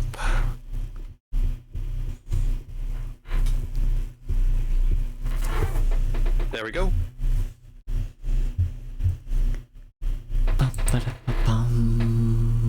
There you are. Why are you like down there? Weird.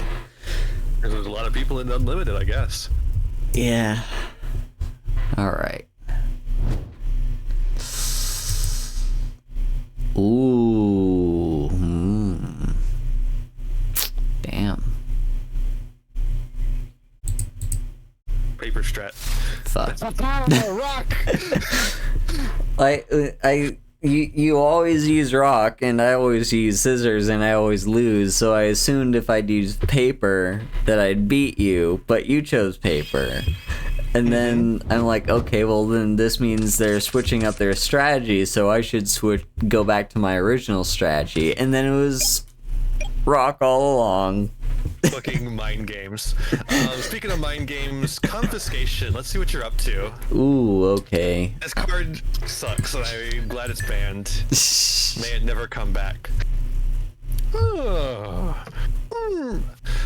Okay, the correct thing to do here is to get rid of Mystic Tomato, even though I really want to get rid of Snatch Steel. Alright.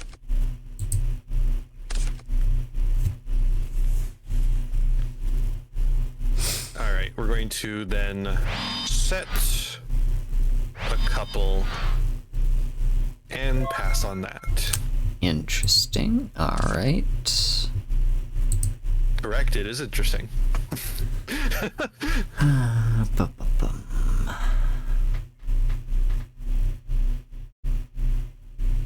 Early Yu-Gi-Oh just kind of sucks. Although Reaper format is one of the better formats of early Yu-Gi-Oh, I think. It's the one that feels the most like Yu-Gi-Oh to me. Like, Goat feels like Yu-Gi-Oh, I suppose, but Reaper really feels like Yu-Gi-Oh. It's got the Cyber Dragon in it, and that really helps. I'm gonna set 2, then set 1. Okay. And pass. Alright. I will start my turn. Ooh, okay. Standby main? I think it's time for me to do a tribute summon. What? Ooh. Alright, in response to that, I'm going to MST pop your back row. Sure. You're just making it so I can get my Treeborn Frog. There goes my widespread ruin.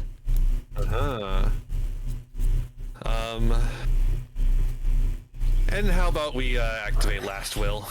Oh, great. Awesome.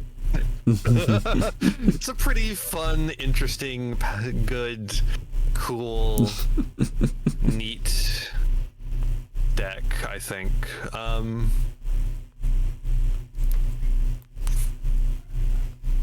What if we did that? That'd be kind of... I mean, it seems all right, but it might be a waste right now. Instead, why don't we go for Spirit Reaper? Interesting. Go battle, tech. Yep. There's New Doria. Okay.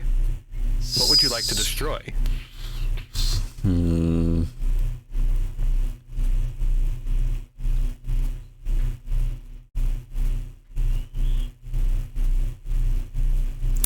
Yeah, I'm gonna destroy Spirit Reaper.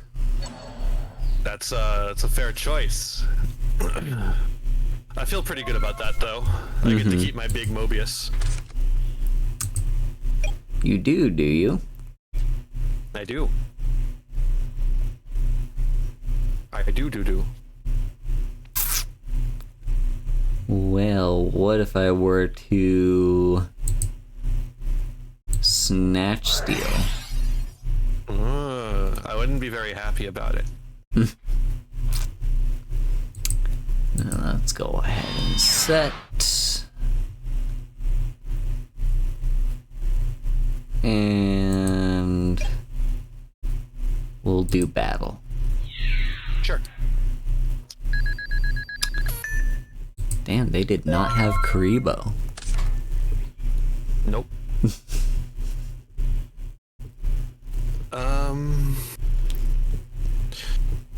Everyone should be running 3 copies of Karibo. Standby phase. We're gonna summon a boy. Mm-hmm. Then main. Mm-hmm. We'll set a card. And Alright. Oh, and did you gain your 1000 on standby? I should definitely do that. That's gonna matter.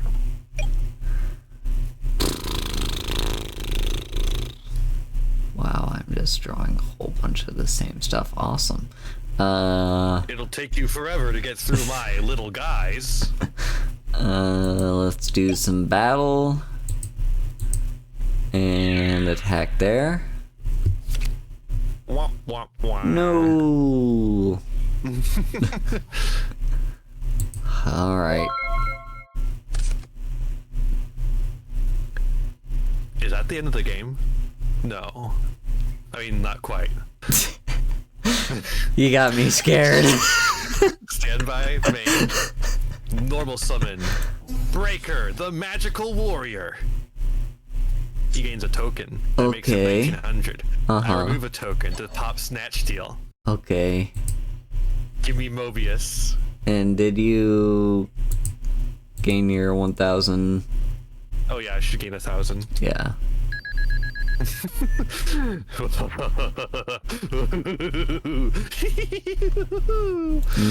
Mobius. Activate Sakuretsu. That's fine. I am fine with that. 16 in.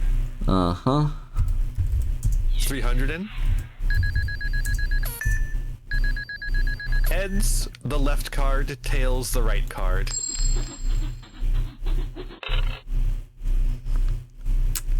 Alright. So we'll get rid of that one.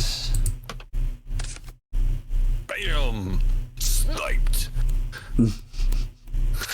Alright. We'll pass on that.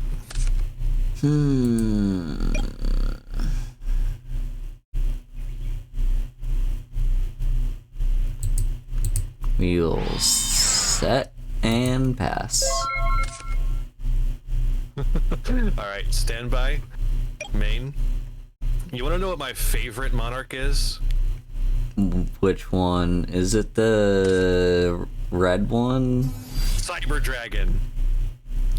That's not a fucking monarch. It is right now. 16 in. Alright. 21 in. Activate widespread ruin. Sure. And then we'll get rid of the last card in your hand too.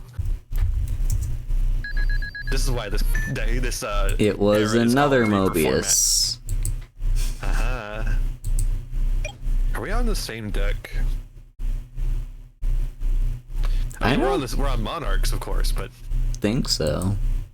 I'm gonna set and pass.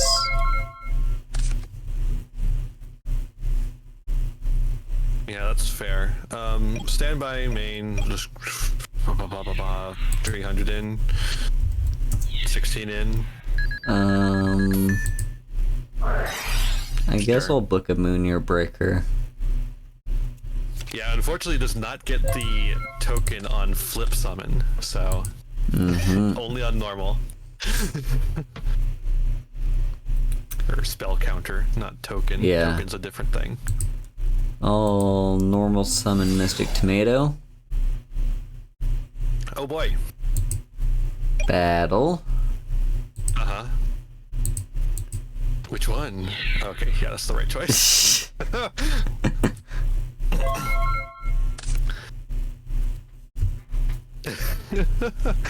Alright, standby main. Normal summon Mystic Tomato. Okay. Are you ready for one of the funniest interactions of all of Yu-Gi-Oh? Gonna send Mystic Tomato into Mystic Tomato. Yep, and they crash, which means they both activate. I believe I go first since I'm turn player. Or, no, I'm turn player, so I get chain 1, you get chain 2, so you go first? Okay. I think that's how it goes. I don't know. This stuff is weird. Dark with 1500 or less.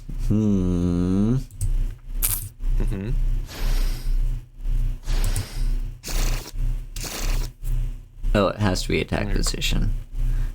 There we go. Well, might as well get the damage in. Sure.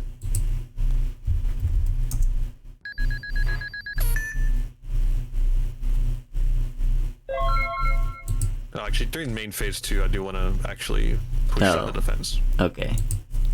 Since it didn't actually attack. I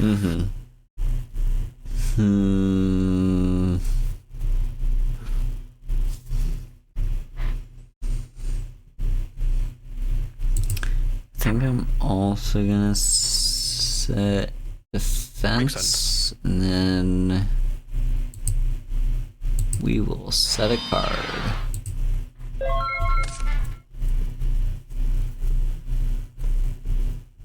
Alright, if that card is nothing, I win.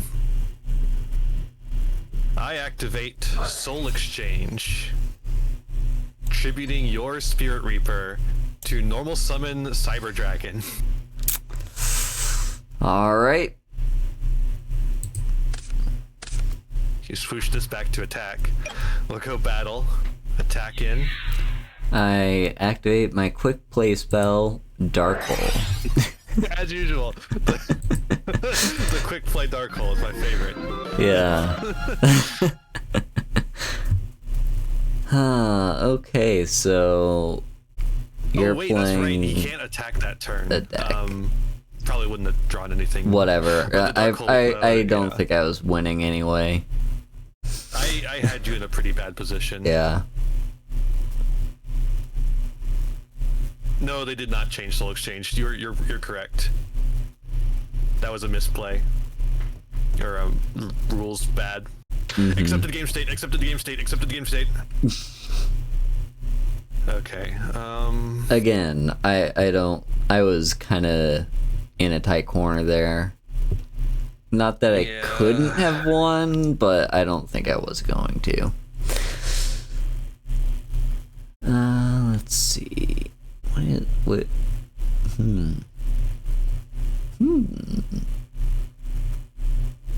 I don't even know what your deck really is. Because a lot of the decks in this format are just kind of playing the same cards. There's a lot of staple cards that are going to be played in just about everything. Yeah.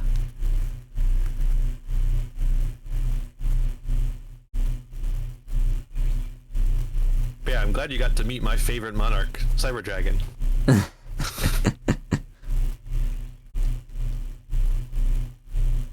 This format embodies the heart of the cards too much. A little bit. It's not as bad as Goat, at least. It's certainly not as good as like probably next time we'll get to Edison format, and that format is really nice. Okay, I think there is one Still card that I want to side in. Format. Code is like Destiny draw. Yeah, you draw one of the Trinity, and you're fucking off to the races. Especially if it's one of the Trinity that can draw you into one of the other Trinity. Okay, I think that's all I'm gonna do. Okay. What you gonna do? What you gonna do? What you gonna do when they come for you? Okay. Alright, draw. That's true. Main one. I love how in the anime they don't do anything to decide who goes first. They're just like, I'm going first. There's just like this instinctual knowledge of who's going first at every moment. Yeah. There's no coin flipping or anything. It's just, I declare that I'm gonna be going first. It's literally they'll just be like, I'll go first. Yeah. It's whoever says it first, I think, is what it is. Uh-huh. They need to make an anime of the OCG structures at manga. I would watch the hell out of that. Because they're playing actual Yugioh in that one. Like, just at locals. Which, like, that's so fun. I like that so much. This and set this and set this and set this. Ooh. I hope I'm not being too greedy here. Daring today, aren't we?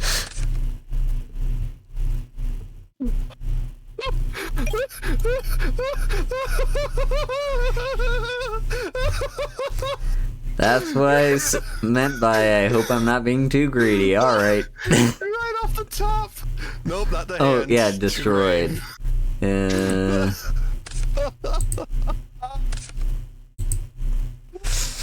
Fucking hell. Cyber Dragon. Uh-huh. No mana cross. Fuck. That's destroy. Okay. And if you do, just banish it. Oh, and it's a flip monster, so now you have to banish every single copy from your deck. Uh-huh. Alright, let's see. Banish you. Banish you. Alright. You just thinned my deck. Hey. Uh-huh. Is Solemn Judgment banned in Reaper format? Let me check the list. That's not the list. That's not the list. No. No, it is not. It is still legal. I don't think people had figured out it was good yet. It took a weirdly long time for people to figure out it was good. Is that the trap where you pay half your life and just negate anything? Yeah, that's the one. That one was played in GOAT format. Wasn't it? Yeah. I think so. But, you know. Alright, 21 and 100. Not all of us are. Some of them are newer ones. But yeah, I don't know.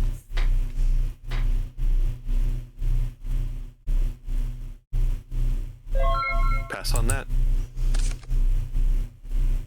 I don't exactly know why they aren't no one's on Solemn Judgment, because I don't see it anywhere in any. Well, there's a list that has it. Okay, there are some lists that are playing it. We're Smash playing and sort of a mix. ground. We're playing things that are on format library. Yeah. And let's set normal summon Mystic Tomato and attack. Alright, I'll take 13 here. You set up my combo. Alright, standby phase. Let's get this fucko back. What? Main phase. Soul exchange. Targeting Mystic Tomato. Normal summon Mobius, the Frost Monarch. Target your back row. Alright, we'll go battle attack for 24. I'm playing Soul Control, baby. Not regular Monarchs, we're playing Soul Control. I am also playing a control deck, but it's not Soul. You got no soul. Smash and ground? God damn. That's a top deck. Pass. My favorite Monarch. Cyber Dragon. Cyber Dragon.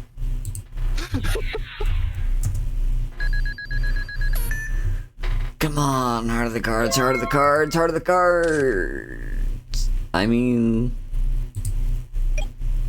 I can play it. You can play it.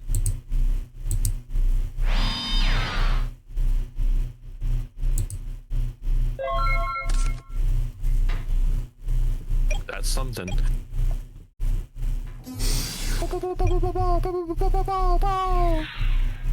Alright. You hit my Dark Mimic level 3. I'm gonna draw, but then you're also gonna attack me with Reaper, I'm assuming. Yeah, so just put that in the grave. Yep. Spirit Reaper really was the perfect draw to counter that. Mm-hmm. Alright, sure, we'll set that. Standby main. Breaker! Damn. Breaker! Break 'em! Alright. Literally drawing the perfect counters. This is fucked up. Yeah, no, I was It was a playing tomato top deck war, and all control. of my top decks were exactly what I needed. Literally for turn 1. From turn 1.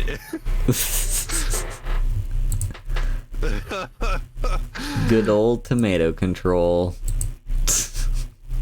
Oh, Boise. I did like seeing all the mimics in the deck. That was fun. Didn't really do anything with them, but they were there. Yeah. Had some Spirit Reapers as usual. Yeah. Just Yeah. a very basic deck. I was playing Soul Control. It's based around taking your monsters to tribute them for my monarchs. We've got like tons of creature swap, tons of soul exchange, tons of brain control, tons of monarchs. I actually cited out some monarchs because there was actually like so many monarchs. Because I wanted a little more spell trap destruction. I think it was only the 2. Yeah. It was only So 2 there's 3. monarchs. There's 3. What are you Or talking I mean in about? yours. In mine. Oh, in your yeah. Yeah. There's 3 monarchs currently legal in the format. We haven't gotten Ryza yet. I don't remember what that one does. Ryza's the one that puts a card back on top of the deck. Oh, that's the one that I play a lot in Duel Links. Yeah, it's the best one. Yeah. It's Not out yet. card disadvantage. Just Yep. your opponent's hoping to draw something. Well, you guess you're gonna have to wait another turn. Yep.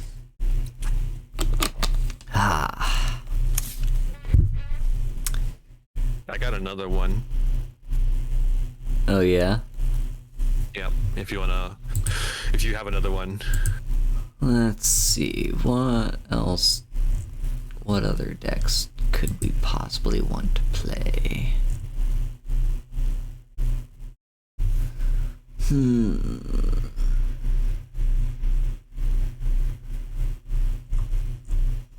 I love how this one is Stein Monarch posted by fake? Question mark, question mark, question mark. Yeah. And then apparently Kesha placed 3rd in this tournament. Good for her. Yeah. Yeah, these are just the ones that are on Format Library. I imagine there's probably more in the Reaper Discord. Probably. Ooh, here's one I haven't seen yet. Let's try this one.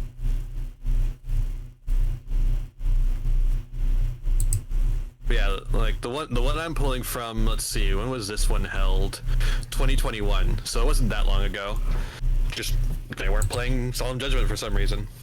Also, I notice in this format, Sangan is limit 1. Yeah. So limited. Just limit 1 is in Duel Links. Yeah. So I'm assuming that was because it was particularly good in the previous format. Yeah, it's just a crazy card. Eventually it got an errata and then it came back. Uh-huh. If it didn't have the errata, it would still be crazy, actually. Alright, save that. Go to the duel room. No, not the cat OTK. This one. Meow meow, kitty meow. Yeah.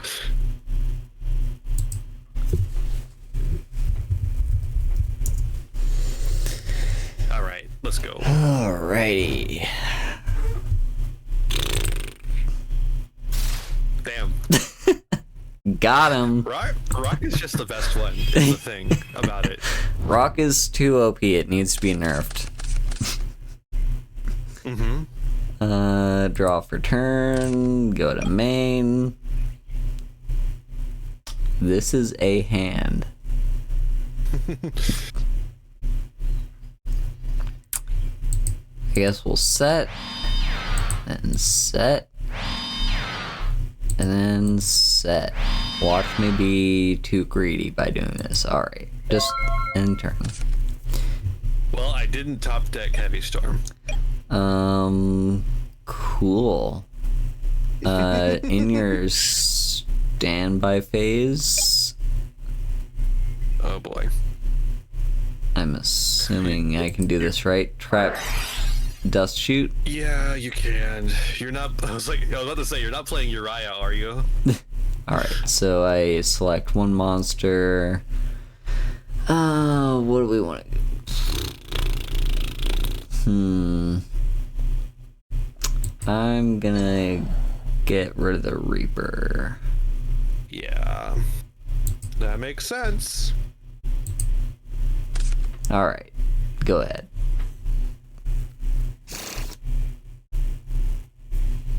Boy, I love Trap Dust Shoot. Sangan beats. I Sure. got you on an 8-turn clock, baby.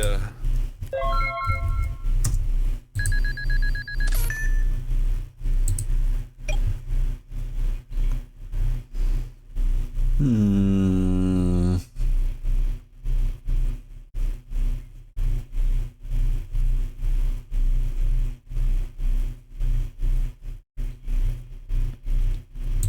gonna set.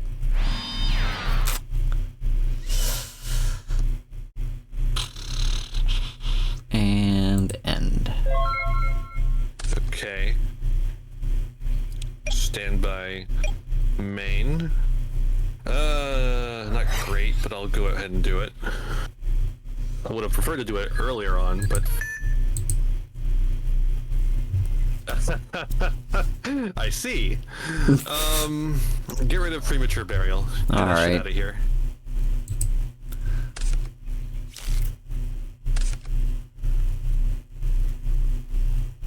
Okay, well now I know basically exactly what that set card is. And I'm gonna fucking get rid of it. Alright. Oh, okay, it wasn't that. But still a good thing to exile force, I think. Yeah. We'll, do another 1,000. You sure will.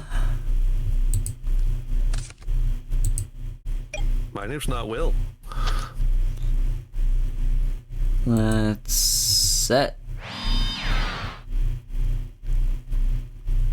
Me when I'm setting cards.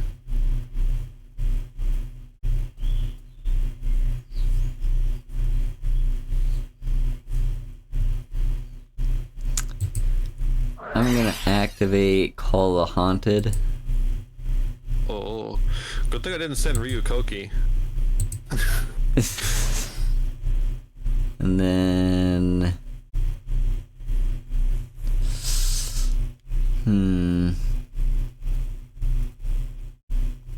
I can't change it to defense the turn it's summoned, yeah. Should have activated this last turn. Alright. I think that is it. Let's end the turn. Oh, wait. Wait, how does Call the Haunted interact with Spirit Reaper here? How does what interact with what? So, Call the Haunted targets, and it is a spell trap card. Okay. Yeah, after resolving a card effect that targets this face-up card, destroy this card. So I'm not sure how that works. I mean, I'm looking it up right now.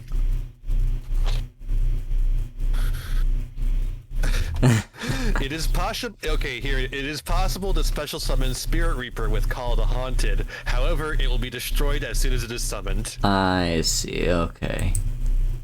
So you can undo that. I don't care. You can keep the Call of the Haunted. Okay. Since you didn't know.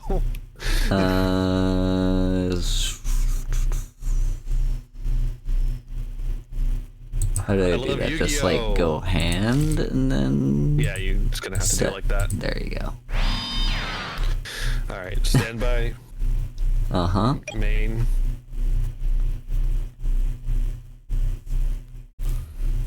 We'll go battle phase, attack. Mm-hmm. I'm telling you, 8-turn clock. Main 2. I gotta draw something eventually. And we'll pass on that.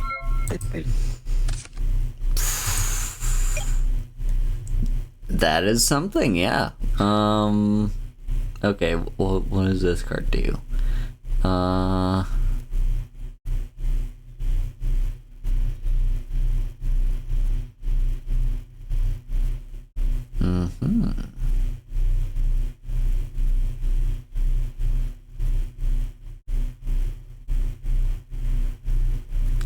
just gonna set that.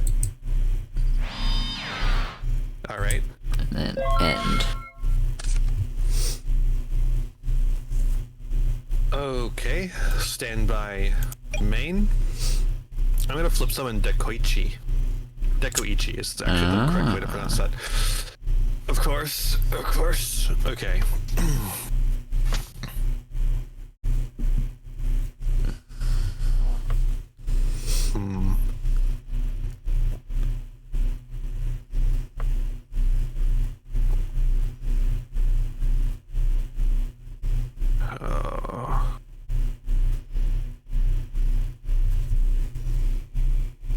I'm gonna go battle. Mm-hmm. I guess I'm attacking with Sangan because I'm a stupid person. Okay. All right. Main 2. I'm just You gonna go take ahead and 500. Oh yeah. I'll take the 500. And you're getting that fucking fairy out of here. All I don't right. mean you though. All right. Main 2. I'll just pass on that. Activate Call the Haunted on Fairy. Sure.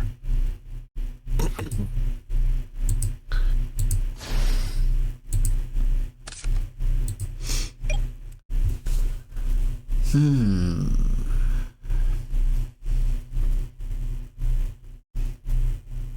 like Dekoichi. It's a neat little train.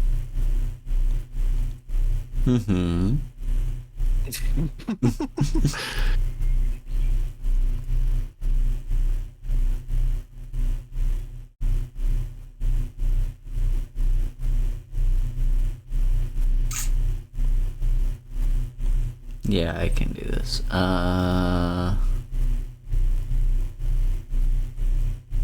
Tribute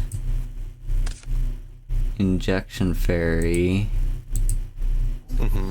for Ryokoku. Ryukoki. Yeah. There you go.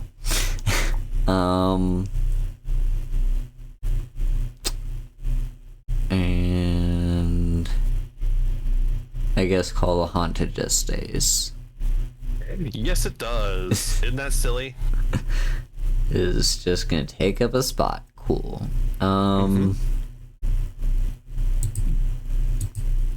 All set.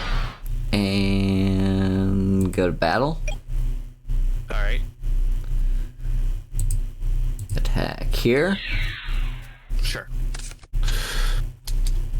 Take 1,000. And end.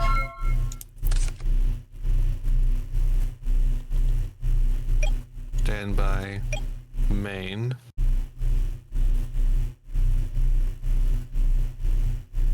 Okay, I've got a safe play and I've got a stupid play. I'm gonna go with the stupid play. MST. Ooh. On this one. MST. Ah. Okay.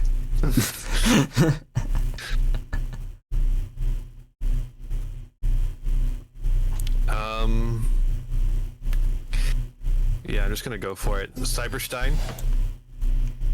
Okay. We're paying. Ooh. That might actually be better.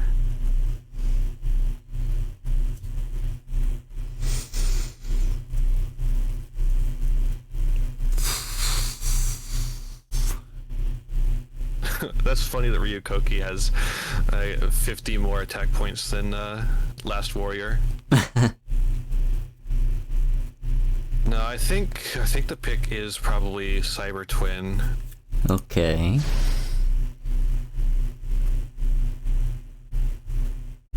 We go battle. Attack.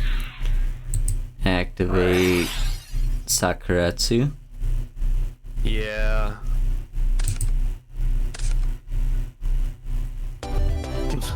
That's the game. I told you it was the stupid choice. Let's see here. Oh, you see, this deck has Solemn Judgment. It's just in the side.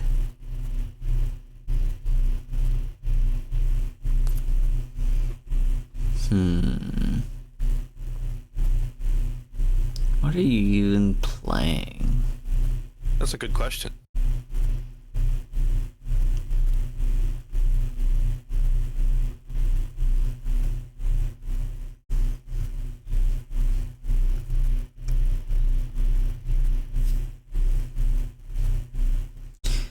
Well, I think this card might be good to put in.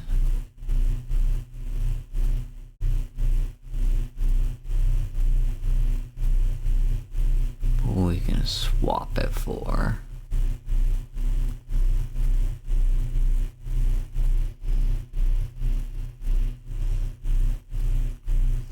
Thing is, like, any card that I try to swap out, it's like, well, I don't know this deck well enough. That might just be a like central part of the deck that I'm taking out.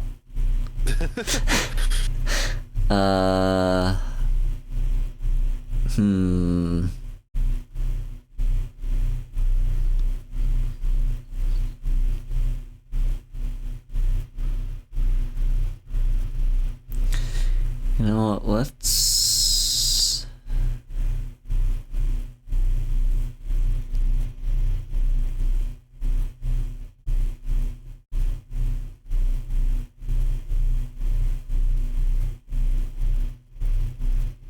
You know, I'll probably be. Yeah, let's do this. Swap you for you. I'm gonna grab some water while you swap. All right. And swap you for you.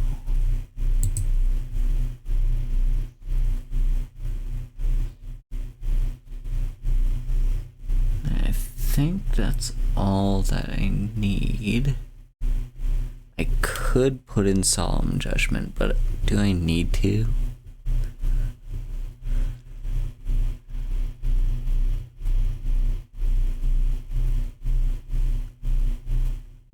It really depends on what exactly they're playing. When this card inflicts battle damage, you can activate one of these effects. That's an interesting one. What if I did that?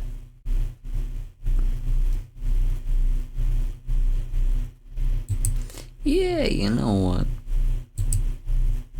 I'm gonna do that. Just for fun. Alright.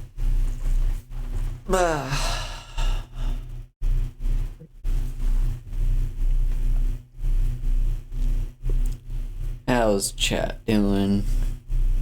Haha. Welcome back. First.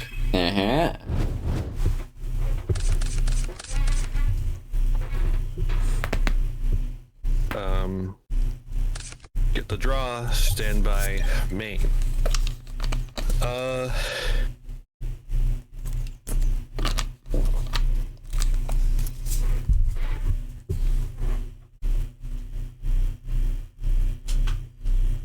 I guess we'll just set a few and pass it. Alright. Hey, right after you draw. Okay.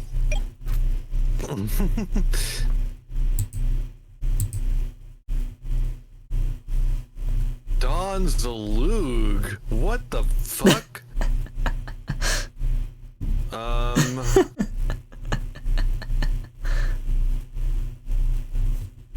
I'm getting rid of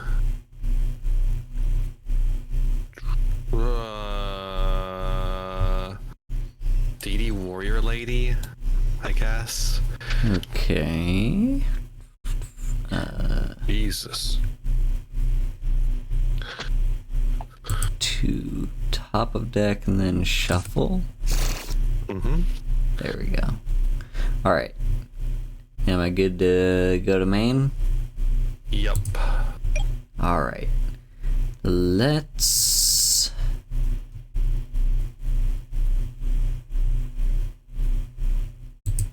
normal summon Don Zalug. Alright. Set. Mm-hmm. Go to battle. Bow. Ooh, alright.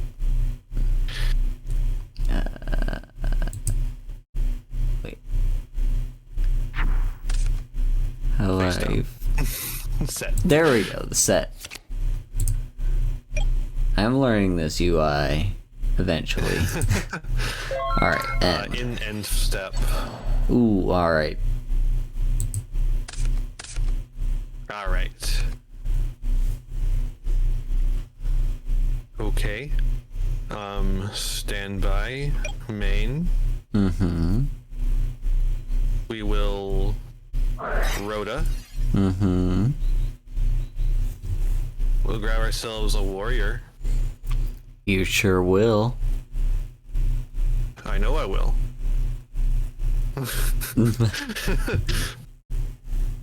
I'm gonna grab...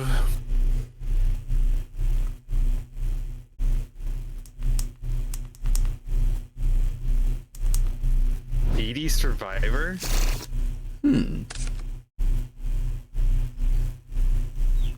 We're going to summon the DD Survivor Alright. and attack into your face down. Cool. We're gonna set one and pass. Stand by. Main. I'm gonna special summon Cyber Dragon.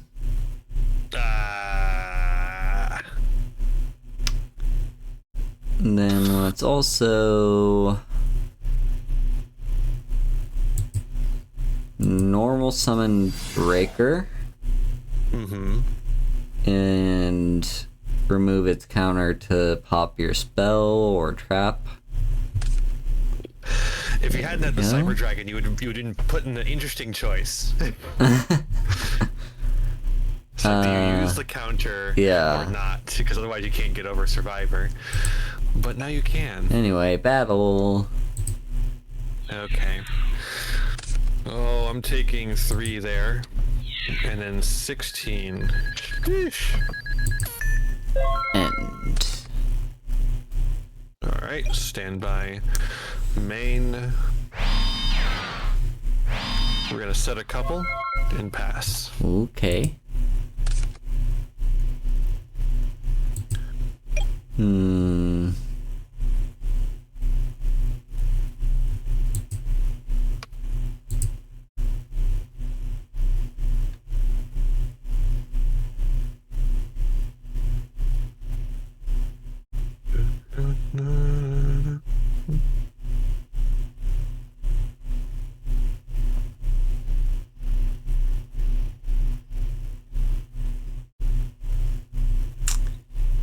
Activate Premature Burial. Sheesh. Get back Don Zalug.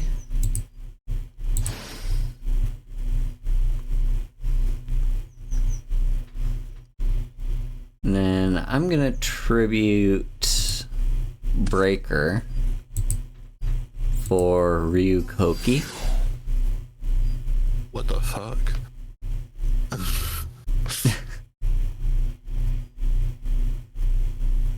Go to battle. Yeah. Cyber Dragon. Popping Ryukoki off the new Doria. Alright.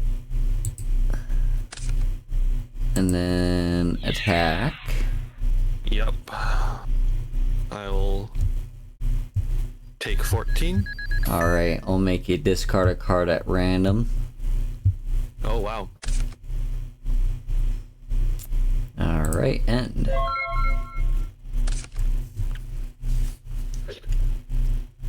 Stand by. Main. Oh, by the way, no, that's still there, because that's Don Zaluk. It won't be there for long, though. Mystic Tomato battle. Ooh, alright. Crash with Don Zalug. And then I get to get something else.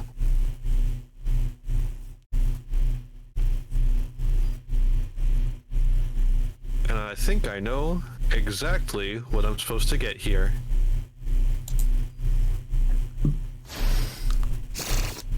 Interesting. Yeah, not great, but it is what I have to do, I think. Actually, no, because I can just, I'll just get a tomato. Fair. Tomato does the same thing, but with taking less damage. Yeah. Alright. Let's see.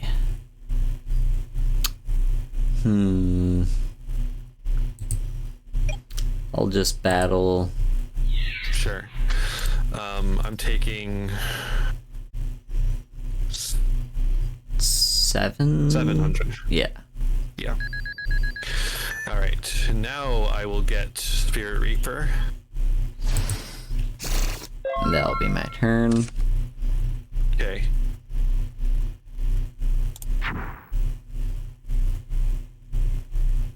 Cool turn. Alright, Snatch and Steal. It's not Snatch and Steal, it's just Snatch Steal. Or Snatch Steal, sure. Then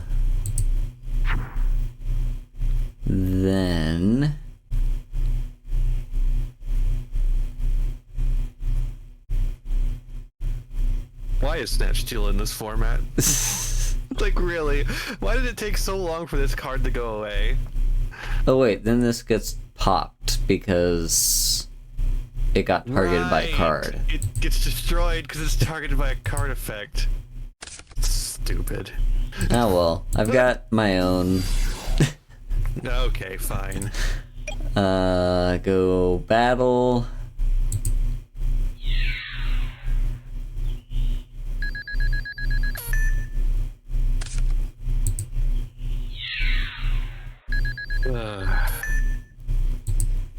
All right.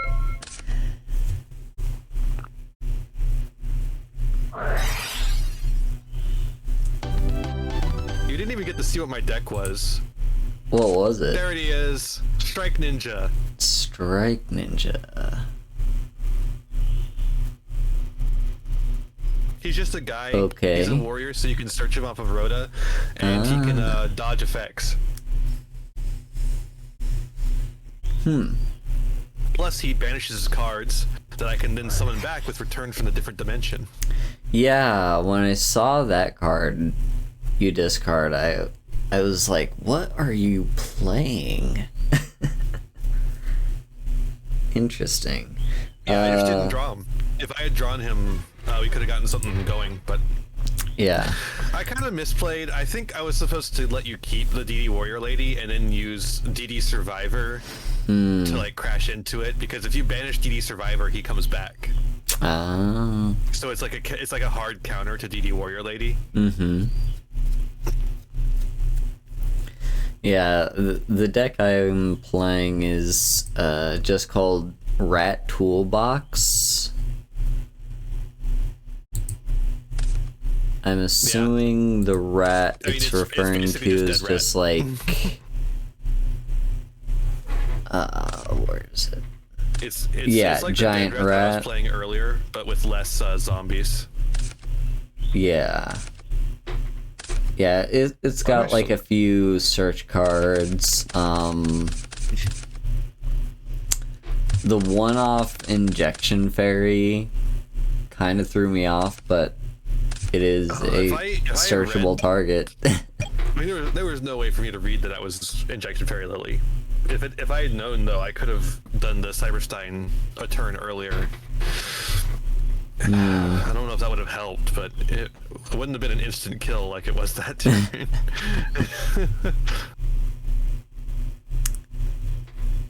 Yeah, that. You want to do any more? Sure, let's do one more. All right, I got one more. This one's, I think, one of the strangest ones I've seen yet. Oh yeah? Yeah. Ooh. This one's got an interesting name. Ooh, that one also... Ooh, hang on. Which one of these do I want to play? And that's got some stuff. This one's also got some stuff, though.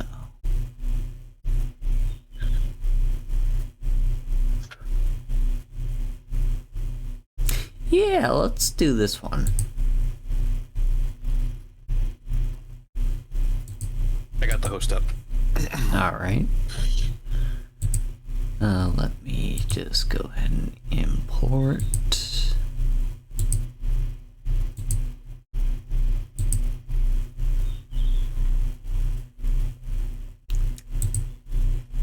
And save.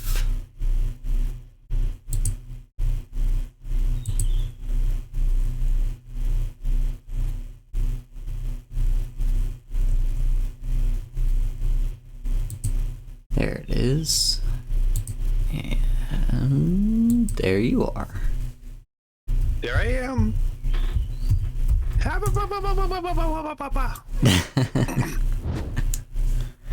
Alright, let's see. Let's see.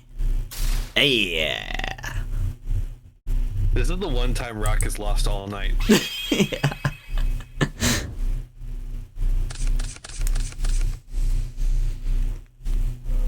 All right. Ooh, that's the first time me seeing this card at all. Huh, interesting. Yo, that's crazy. I guess I'm gonna set that. Mm-hmm. And then, let's see. What do you mean it can't be normal summoned or set?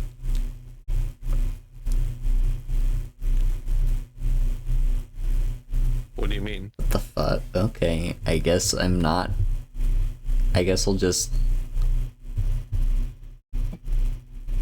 Some set monsters this. cannot be normal summoned or set. What are you talking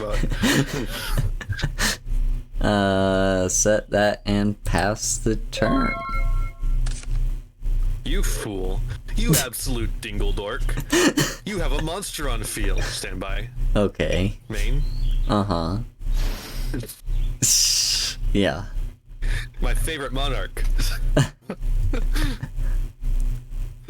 But I got something even worse for you. Oh god. Hydrageddon.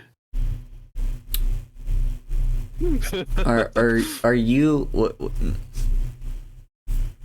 According to my calculations, this duel is over. You're not gonna get two Hydrageddons and one Oxygeddon to summon the fucking water dragon, are you?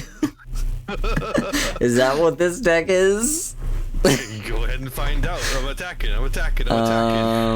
Yeah, okay. Let's see. So when it destroys an opponent's monster.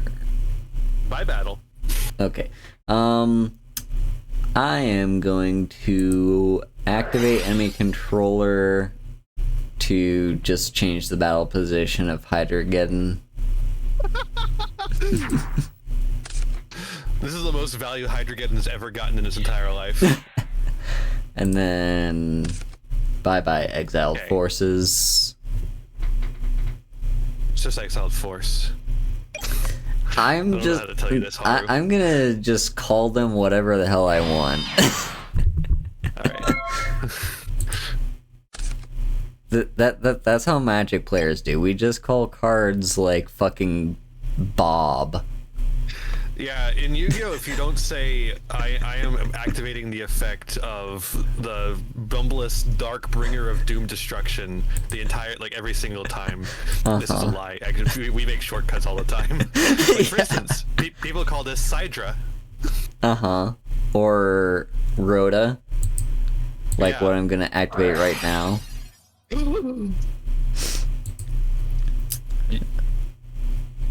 Let's see what I get. If you pull out Strike Ninja, I'm gonna flip the virtual table. Is that even in this deck? Well, not unless you're playing Strike Ninja. It is not. But I've got.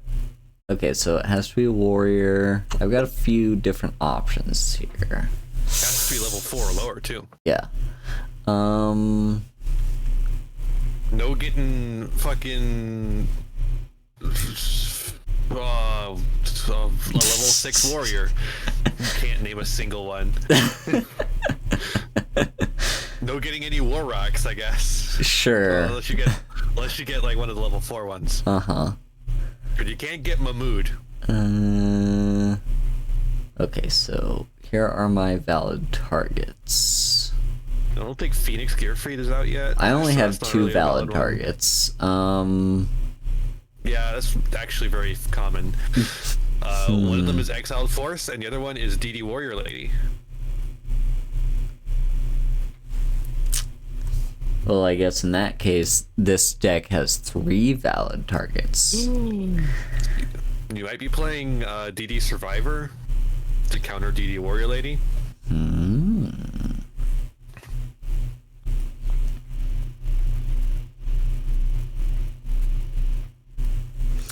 You know what? I doubt you're playing Freed. That doesn't really make much sense. I'm just gonna do this for the sake of memes. Huh? I was not expecting that. Huh? Why? Wait, take a look at how this is worded. If this card battles a monster, great, just great start. Toss a coin and call heads or tails before damage calculation. If you call it right, destroy the opponent's monster with this effect. Thanks for telling me that it's with this effect. Otherwise, I wouldn't have known. Okay, so, So you're summoning this. I do summon, yes. Okay. I thought you were just showing it off. No, that's my summon for the turn. Go to battle.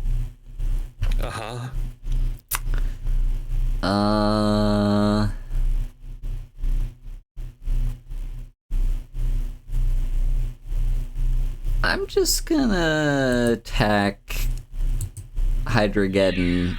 I guess I have to activate the effect. I'm gonna call Tails. It doesn't matter. Oh fuck, I lost. Whatever. Anyway, you still destroy it. Yeah, there's no damage. But anyway. this is through battle. It doesn't matter. I don't have anything. Anyway, and all right, thank you. Stand by, main. Well, look at that. I have a water monster in my graveyard. Holy shit, you actually care about that? I'm going to banish a water monster in my graveyard to special summon Aqua Spirit. What? And then I'm going to normal summon Spirit Reaper. Okay.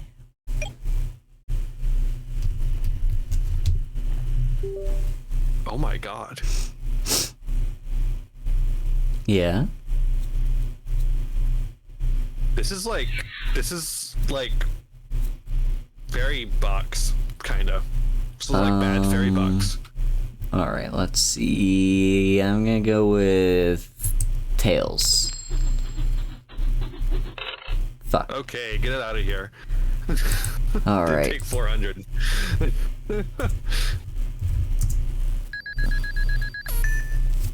And then take 21, and then take 3, and I'm gonna roll a die to see what card we're taking out.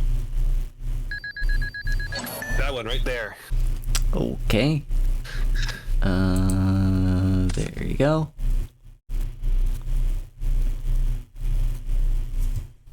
Sylphid is like a really weirdly worded version of Aqua Spirit. That's crazy. Yeah, that's the card. We both went to the elemental control decks. I was like, okay, it's a level 4. Oh, it cannot be normal, summoned, or set. Interesting. I don't know why yours is summoned is worded differently from mine. Like mine's probably had an errata and yours hasn't. I think that's probably what it is. So mine has problem solving card text. That could be it. Well, let's see. Because I cannot think of a single time that Sylphid has been played, but Aqua Spirit has been played plenty. Well, I'm gonna banish Sylphid. To summon Sylphid? To summon Sylphid. And then I've still got a normal summon. What's it gonna be?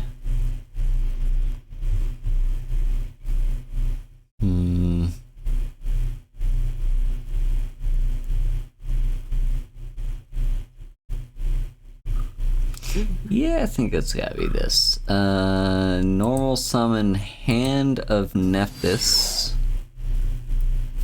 Oh. And activate. Oh. Fuck.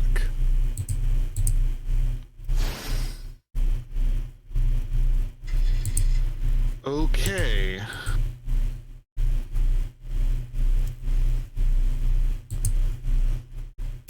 What you gonna do? Cry about it. Go to battle. Sure.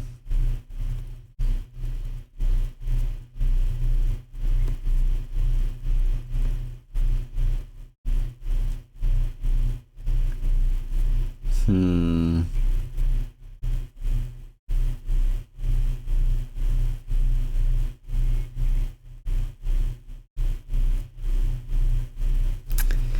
I'm gonna attack the Aqua Spirit. Someone's been reading my cards.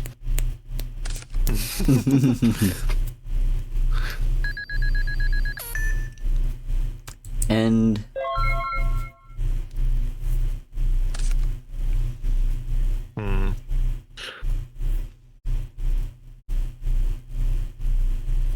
Stand by, main.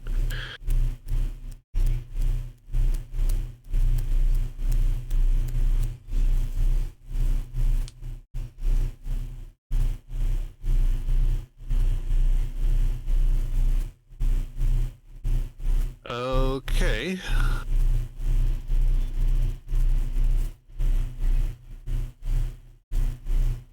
We're going to normal summon Gora Turtle. interesting. As long as this card remains face up on the field, monsters with an attack equal to 1900 or more cannot declare an attack. Okay, fair enough. So, there we go. Yeah. In Alright. case you have an out to my powerful Gora Turtle. Let's see. 1900. Yep. Or more. Yeah. Let's see. Which one of these should we summon? I don't think we do that one. Yeah, we'll go with twin-headed behemoth. Oh boy. In battle.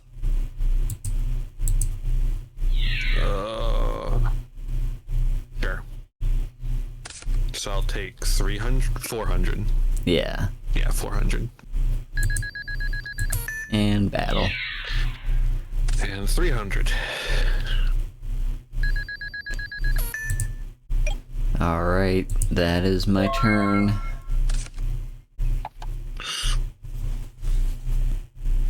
Stand by, main.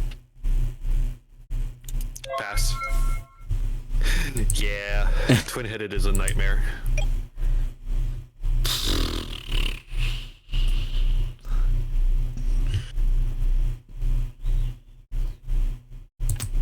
Normal flying Kamakiri #1. And pass.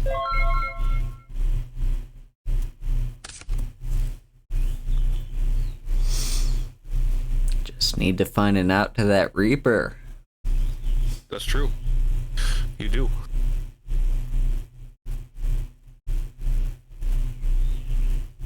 Stand by, main.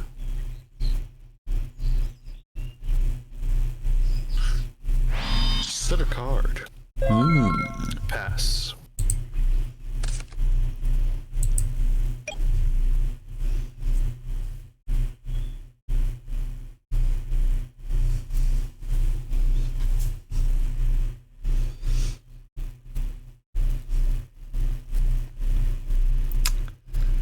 I'm going to normal summon Ultimate Insect level 3. On summon Torrential Tribute, destroying everything. Ooh, okay. And that's a Sangan, so I'm gonna get a search.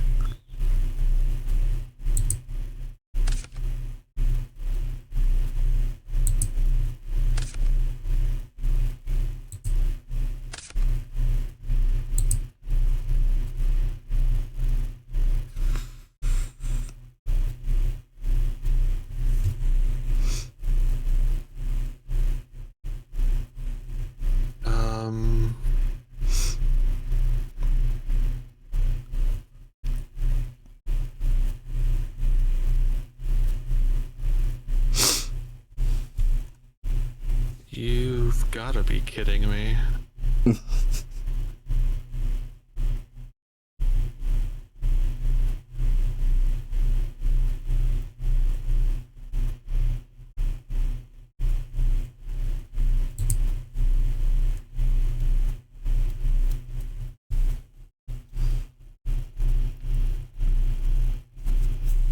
Huh.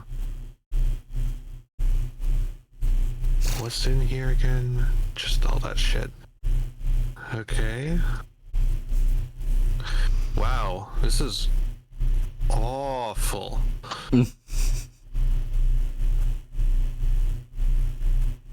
I guess we have to get Spirit Reaper. Fair enough. Who the fuck didn't put Cyberstein in this deck? And phase, I'm gonna special summon twin-headed behemoth. Mm-hmm. And end.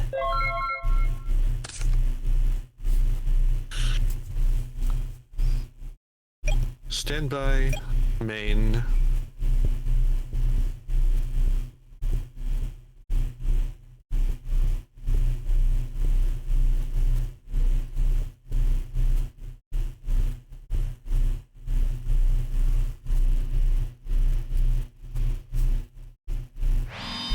Set a card. Pass. Alright, standby. Sacred Phoenix was destroyed by a card effect. Yep, it comes back and it destroys all the spell traps. Yeah. So say goodbye to those. I'm weeping over here about him. It's very sad.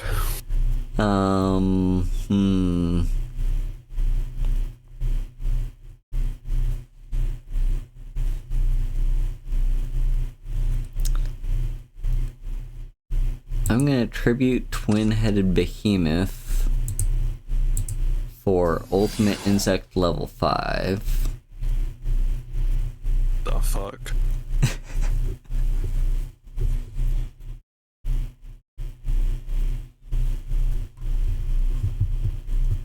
Okay. Go battle. Attack. That's a Treeborn.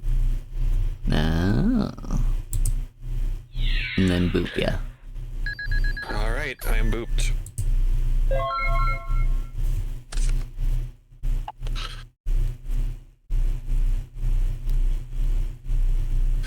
Standby. We're gonna summon out the Treeborn. Mm-hmm.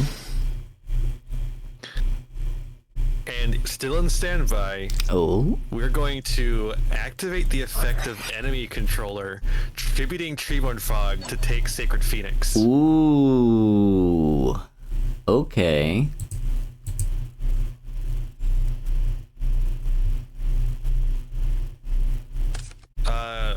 Wait. Why was that Reborn in errata? Where's the... What's the errata on this?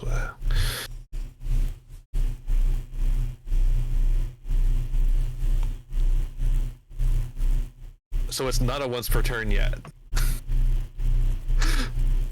So we're gonna summon back the Treeborn too. Oh, that's why you do it. I see.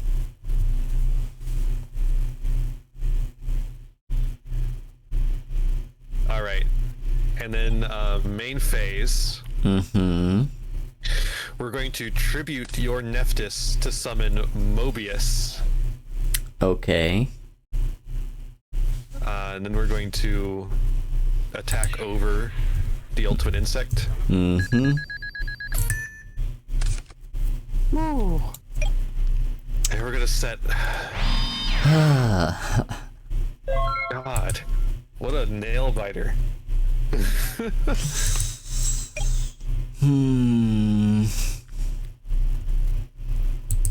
This deck just does not have a good out to Big Bungus.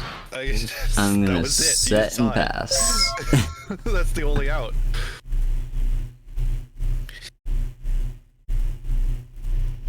Standby. Main. Let's go, baby. Alright. You hit my flying Kamakiri. When it's destroyed by battle, I can special summon one wind monster with 1500 or less attack in attack. It's like Mystic condition. Tomato, but a wind monster. Yeah. So what do I have as an option? I imagine you have a few.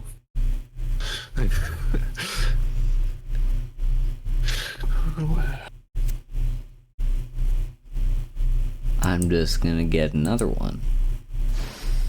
That's fair. I'm gonna end turn.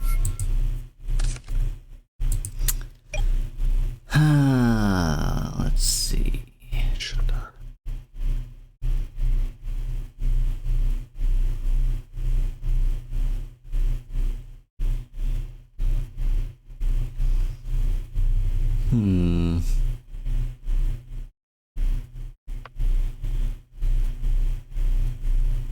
I'm a little worried that you're not quite out of Cyberstein range.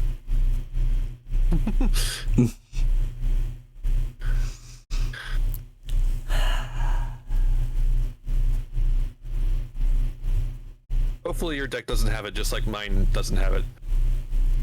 For that, like, absolutely no reason. I'm gonna go battle and attack Mobius. Oh, okay.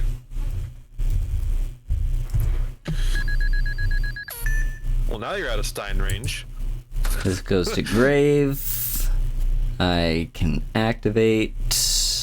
Yeah. So can't go with that one.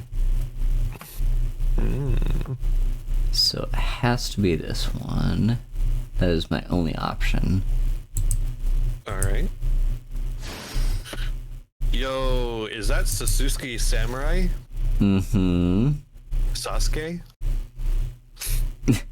Isn't he a character from, like, Naruto? Yep, so... yeah, I guess... I will this a wind? attack Spirit Reaper. Sure, I'll take 200.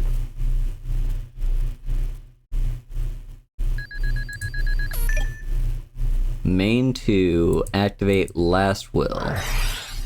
Ah. Okay. I was wondering what was going on here.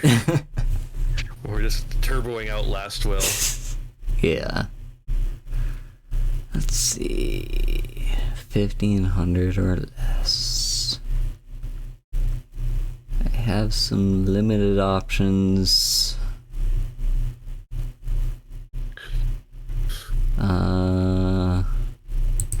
I guess we'll go Spirit Reaper. That's a pretty good one. And that's my turn. Okay. Standby, main.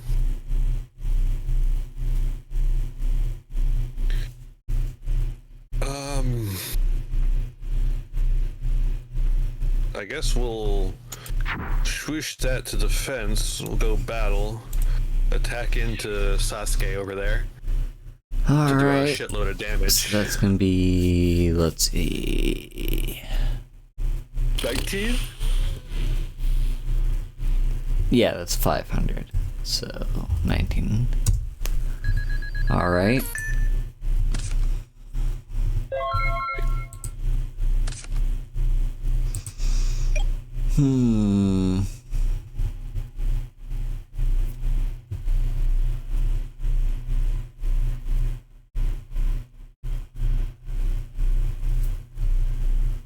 What you got there?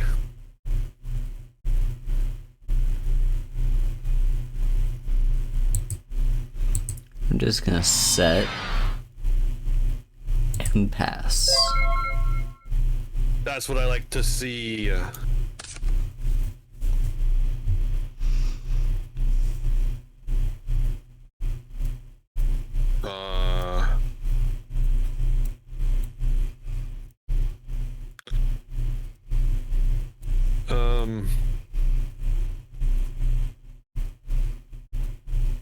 I mean, I guess we'll just go ahead and space the back row. Well, I should have done that in the end phase, but whatever. Okay. This is how Reaper format turns out sometimes. Two Reapers staring at each other from defense position.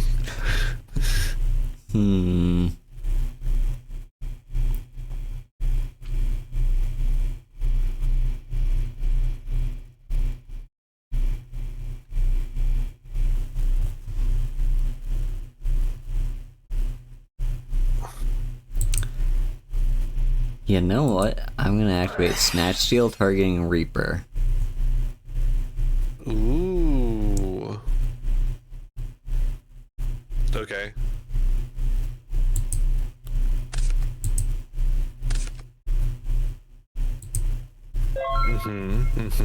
That's an out.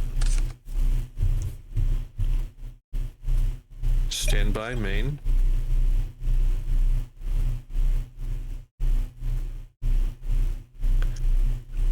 I didn't misplay, chat. I didn't misplay.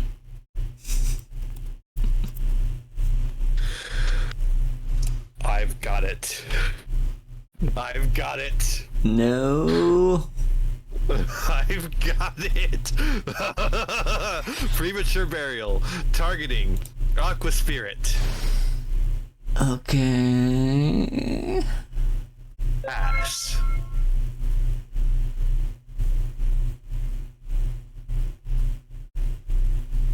Oh, I'll pay the 800. Sorry.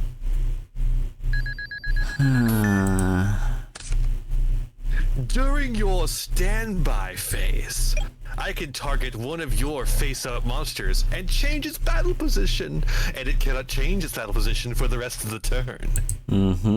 Okay.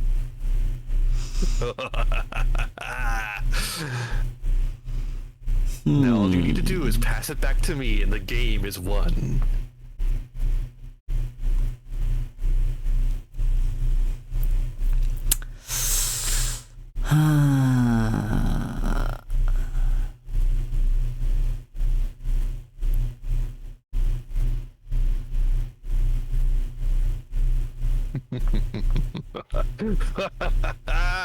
I'm gonna tribute a monarch. Wait, that's my favorite monarch. And you know what? A monster on my side of the field was sent to the graveyard. I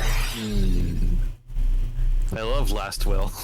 It's a good card. So last turn, I was like, after I ended the turn, I'm like, wait, shit, I could have activated that, but no, I couldn't have because it had to go to my graveyard. Anyway, yeah, I activate this.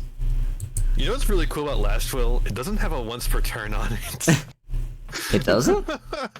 No, look at it. Fuck, I had two in my hand that one turn. What? Why does this have a once per turn? I assumed it had a once per turn. That's why I didn't use the second one. Okay. Anyway, what are my options here? And there's that one.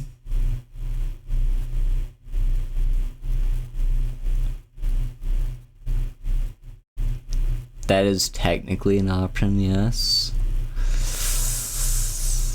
We'll just go for a warrior lady. Alright. Okay.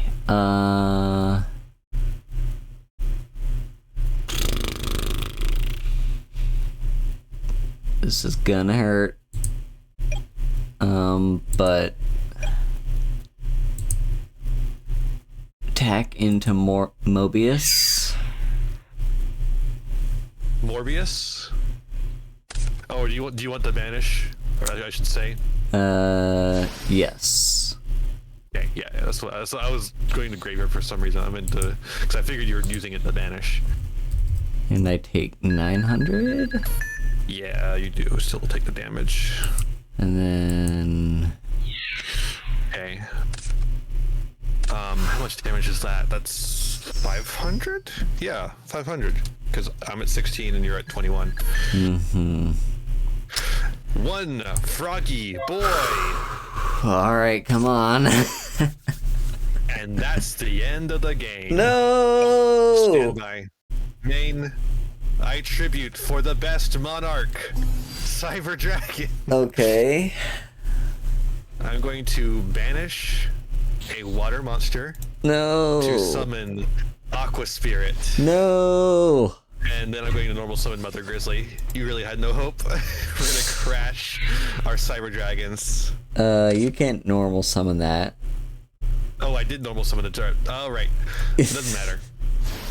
But yeah, got the spirit. that is game. Was that game 1? Holy shit. Yeah. What the fuck? Okay. All right. What have we got? That shit sucks right there.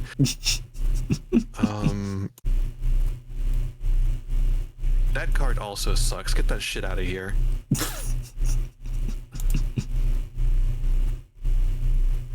Should we put this card in chat? I think we should put this card in. Maybe. It's just always a question, what do you swap it out for?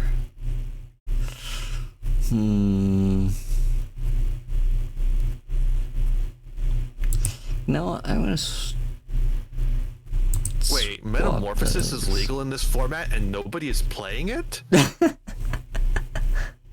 Oh? Interesting. Oh, I see enemy controller has not been limited yet. I think it's semied. Could be wrong. Well, it's a good card. I don't know if it's ever limited because it's not a good card in regular Yu-Gi-Oh. Okay, fair.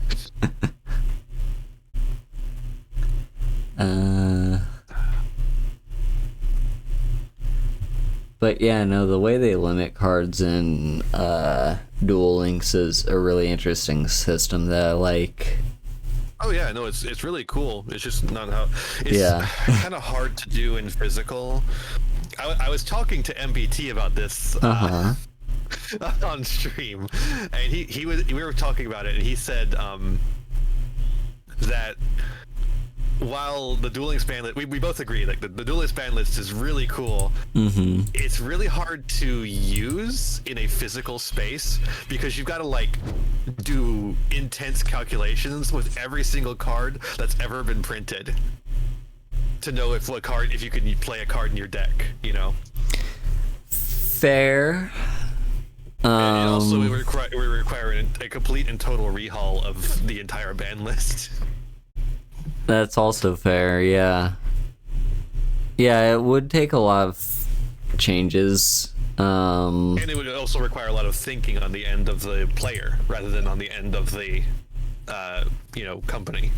Yeah. Although And I Yu-Gi-Oh's do complicated as it suspect that some player might be like a smart web developer or whatever and just set up a website where it's like, what are all the limit 3s? What are all the limit 2s? What are all the limit 1s? But I don't think, like, as a company, I don't think you can like rely on that. You would either have to make that yourself or it's just like infeasible to have that kind of ban list. Yeah. And that's just like a lot of extra resources being put into what is essentially just a different kind of ban list. It's like a little better, but there's also problems with it too. Which is that a lot of problem cards just kind of stay around because if you put them at, you can put them at like 1 and it doesn't feel like it's as much of a problem anymore. Like Treacherous Trap Hole. Treacherous Trap Hole should have been banned a long time ago. Cyberstein should have been banned way before it was banned. Hey True Nade the list goes on. Like this, like the ban list moves a lot slower because of the way that it's set up. Insect.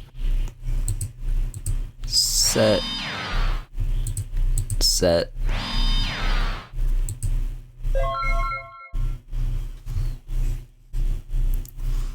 All right. Standby. Main.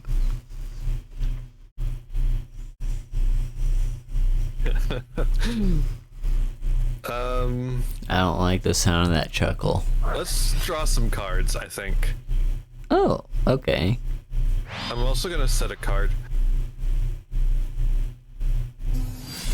How about, hey, look, it's Treeborn.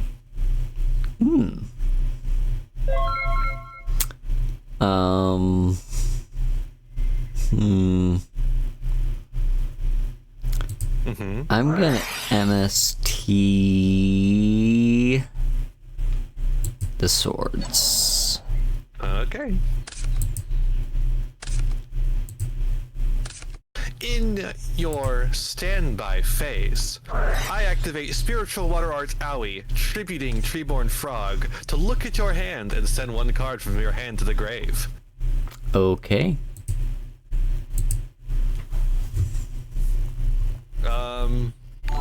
Get Premature Burial out of here. I don't want to see that shit.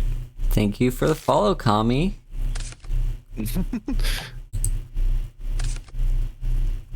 Alright. Go to main. Or, no, wait. Still in standby. I can send this card to the graveyard to special summon one level 5 from my hand or deck. So I'm gonna do that. Find my level 5. Where are you at?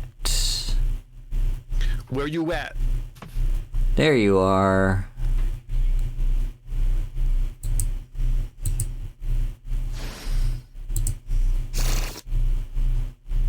I already drank all my water again.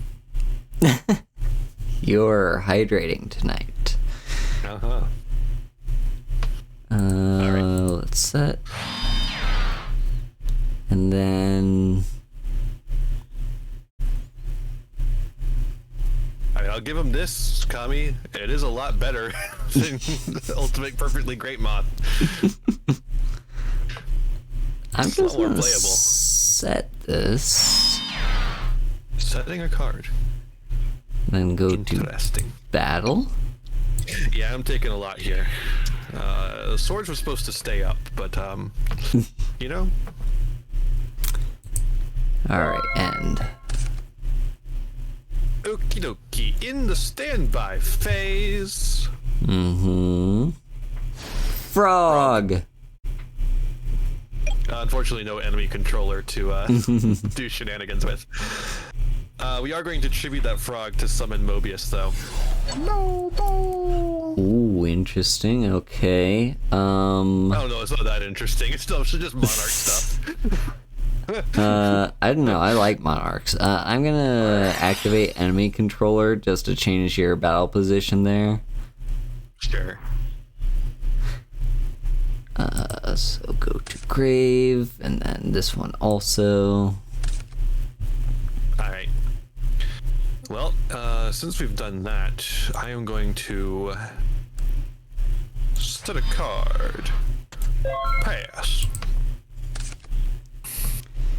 Alright, standby. I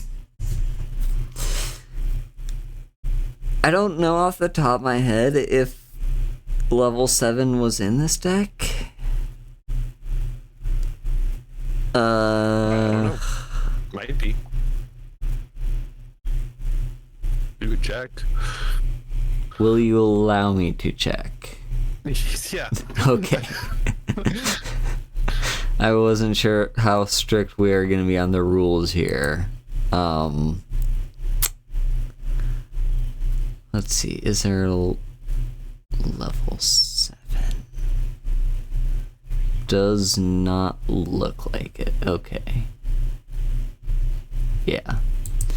Alright. So I'll just go to main.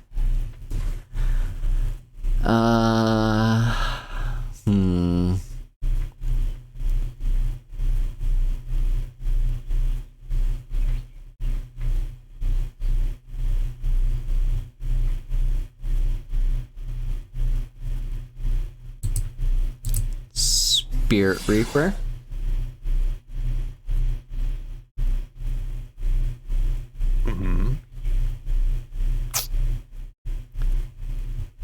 Then flip up Sangan. Go to battle. Yeah. Attack. Get wrecked. Okay.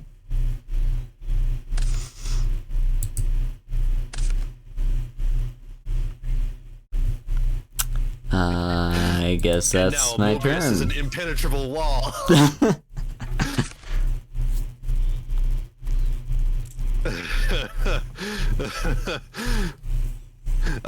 In the standby, Frog. Mm-hmm. Main, tribute Frog. 4. My second favorite monarch, Yugioh. Ooh, interesting. Okay. To attack. Literally, the only monster I have in my grave is Treeborn Frog. What a great card. Oh, the background buzzing sound is probably my cooling pad because I'm streaming from a laptop. I try to keep it as far away from the mic as I can, but for some reason the mic still picks it up. So sorry about that. I'm just gonna attack into Spirit Reaper. Take the damage.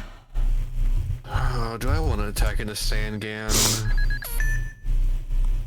I kind of don't. I mean, just so you don't why search anything. not just attack Spirit Reaper twice, you know?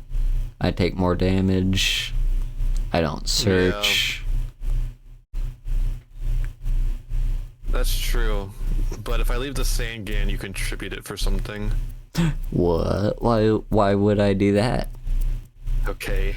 Get your search. Alright. So, 1,500 or less. Well, while you do that, I'm gonna main 2, set a card, and pass.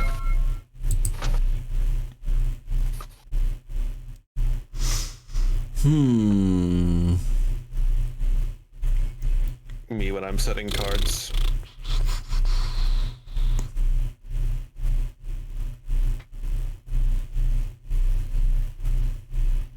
$1,500 or less.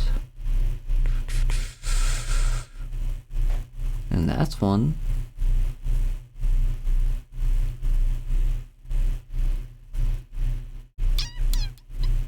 That is also one.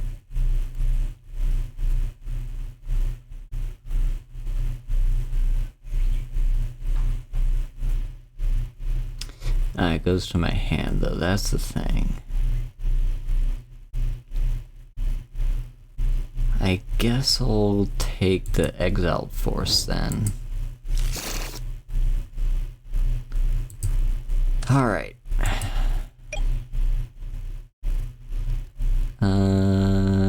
Go to defense position here. Normal summon Exiled Force. Activate to pop Jinzo. No, Yugioh! And end. Okay. Standby. Do I want to get Frog in standby? You can't. Sure. Oh, right, I have a back row. What if we make it harder for me to get Frog? Sure.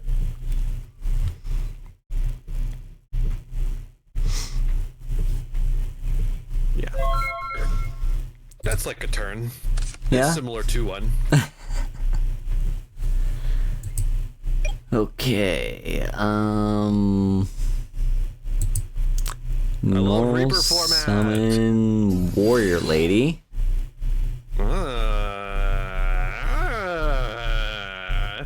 Alright, fair.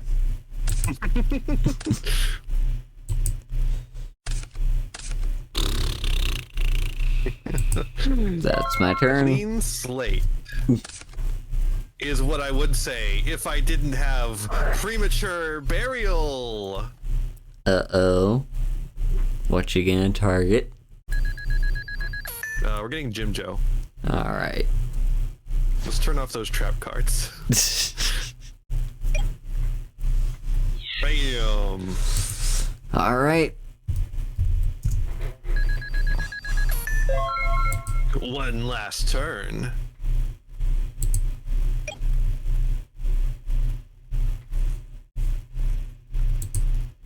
Speaking of last turn, Heavy did you know that storm. last turn is semi-limited in this format? Really? Okay, heavy storm. I'm going to chain scapegoat. Okay.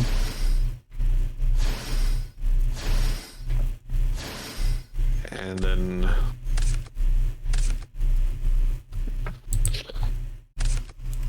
And I will set. damn. Remind me Stand what by. last turn does. Oh, it's real stupid.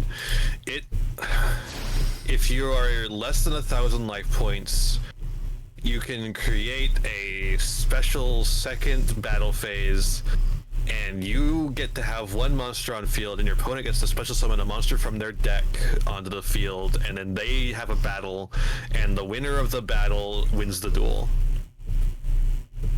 Huh, It's okay. Really stupid. It's basically just an OTK, it's not even an OTK or an FTK. It's just an alt-win condition, basically. Uh-huh.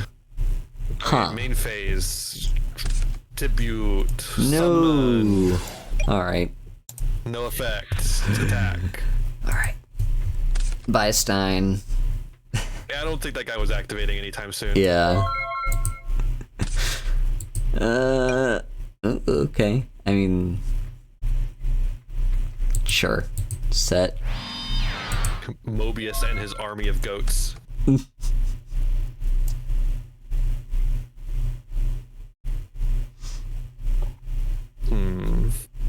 So if those two monsters tied, does the game end in a tie? What a good question. Not really clear.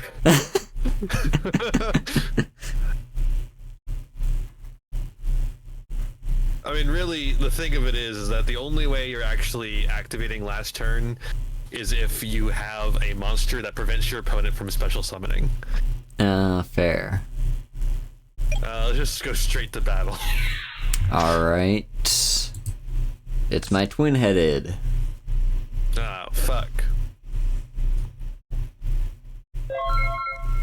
Activate twin-headed. Uh-huh. You know, this card got limited because otherwise there was no way to keep track of which twin-headed behemoth had been, used this effect. Uh-huh. Because each copy can only use its effect once per duel. Oh, And then they that errated that it to applies make to each copy? No, not anymore. Okay. After the errata. Yeah, that's what I figure. Because on here it just says you can only use the effect of twin-headed behemoth once per turn, once per duel. Yeah. Yeah. Anyway, I'll just set and pass. What a cool game. Get banished. No. Alright, well, there goes my flying Kamakiri. We'll go battle and attack into this fucker. Alright. And then we'll pass. Don't draw a monster.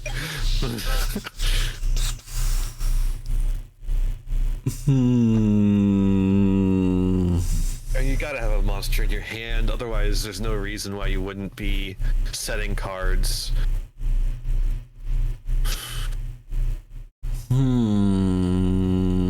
But it could be just a tribute monster, so you can't tribute, but you could have tributed last turn, but that doesn't necessarily mean it would do anything.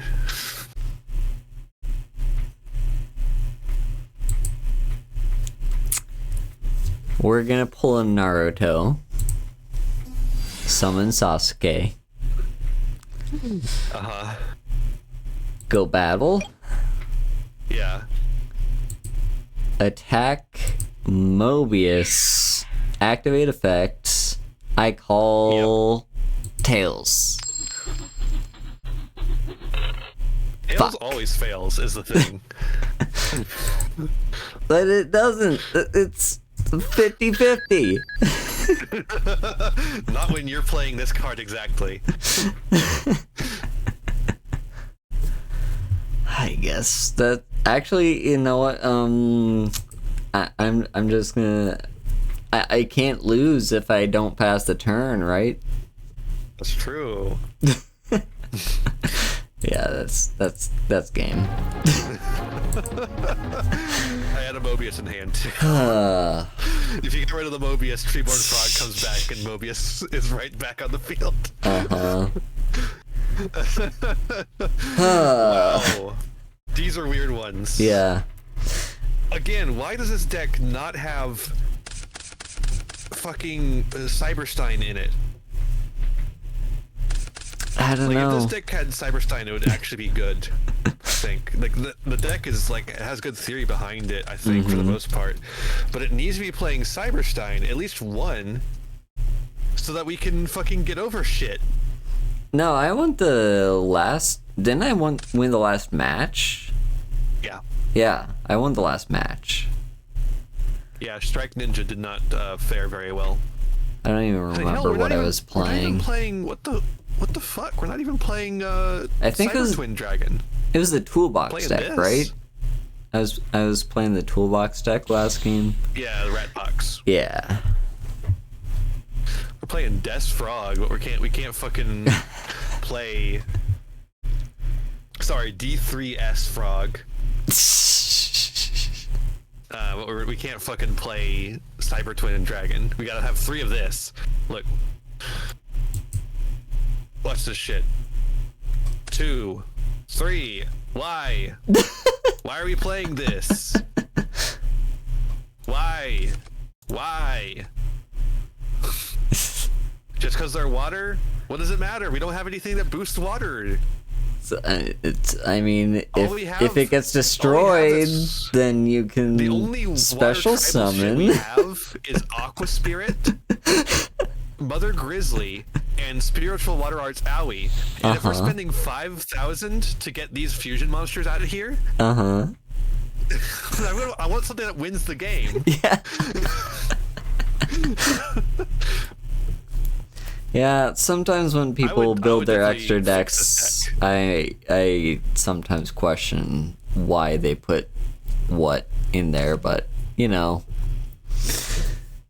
Like, I could easily fix this deck. This deck has a lot of promise, I think, but, man, the person who is building it just does not understand basic deck building.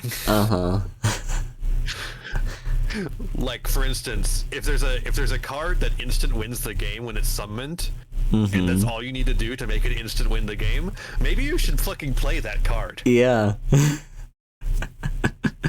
Which is why every deck in the fucking format plays Cyberstein now. Yeah. Like, okay, why aren't we playing Last Will? Why aren't we playing... Like, why are we playing Yomi Ship over Last Will?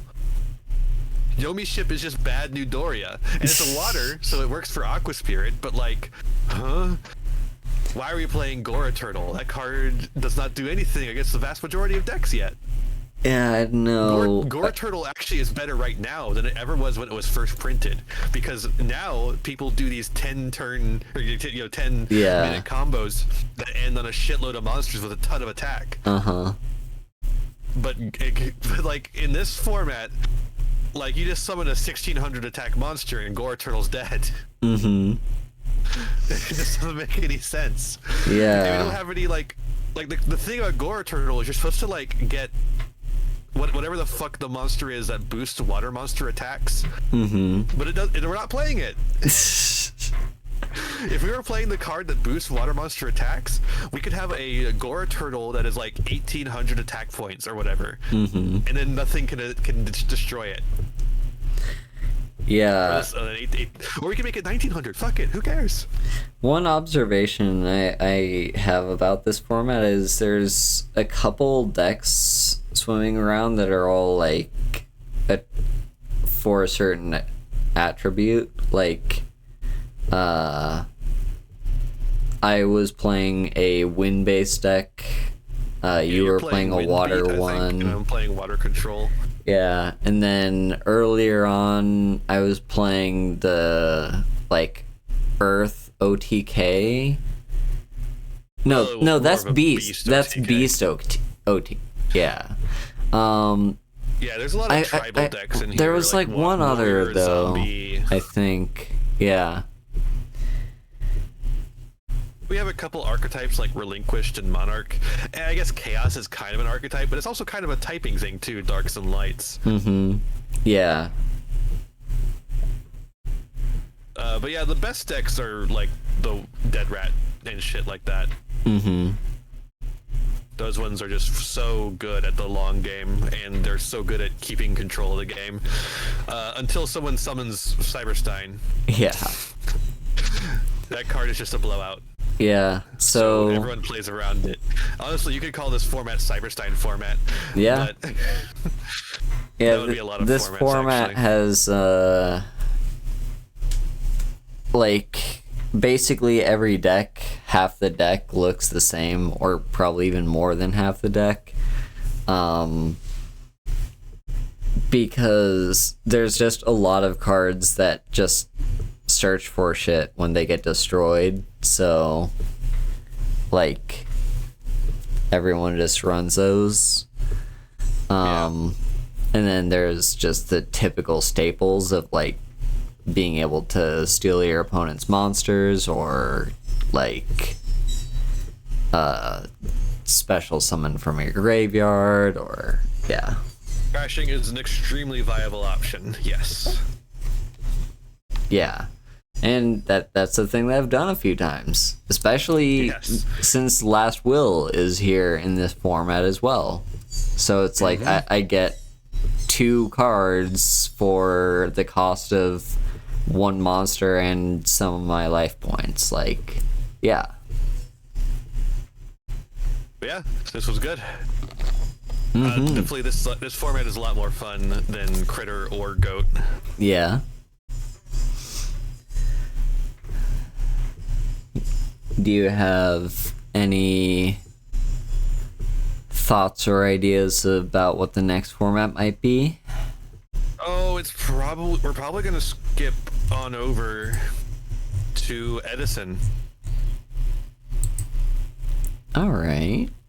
Yeah, so, that's true. Yeah, let's see. Kami, people played much more conservatively then, and also that is just not just with actual play style, but also with like deck building philosophy. So a lot of these decks weren't even really thought of at the time because everyone was still playing like it was Goat format. Yeah. So everyone was still trying to play Goat control in a format where there's only 1 Goat allowed, and they're playing like Chaos decks, even though most of the Chaos shit has been banned. And so it's just like a shitload of one-ofs. But there's a lot of really interesting decks that have been discovered in like the past, couple of years that nobody touched when this format was first around. Also, you mentioned this format could have been called Stein format. There is actually a Stein format in September of 2006. I'm not surprised. But yeah, I think we're probably just gonna skip on over to Edison next time. Jump because I don't 4.5 years in the future. Yeah, I don't think any of these other formats are worth playing. Like, all right, we're at Reaper, Chaos Return, fuck that shit. Stein, fuck that shit. Chimera Tech, that's an OTK, that's not gonna be fun. Airblade, I don't even know what that is.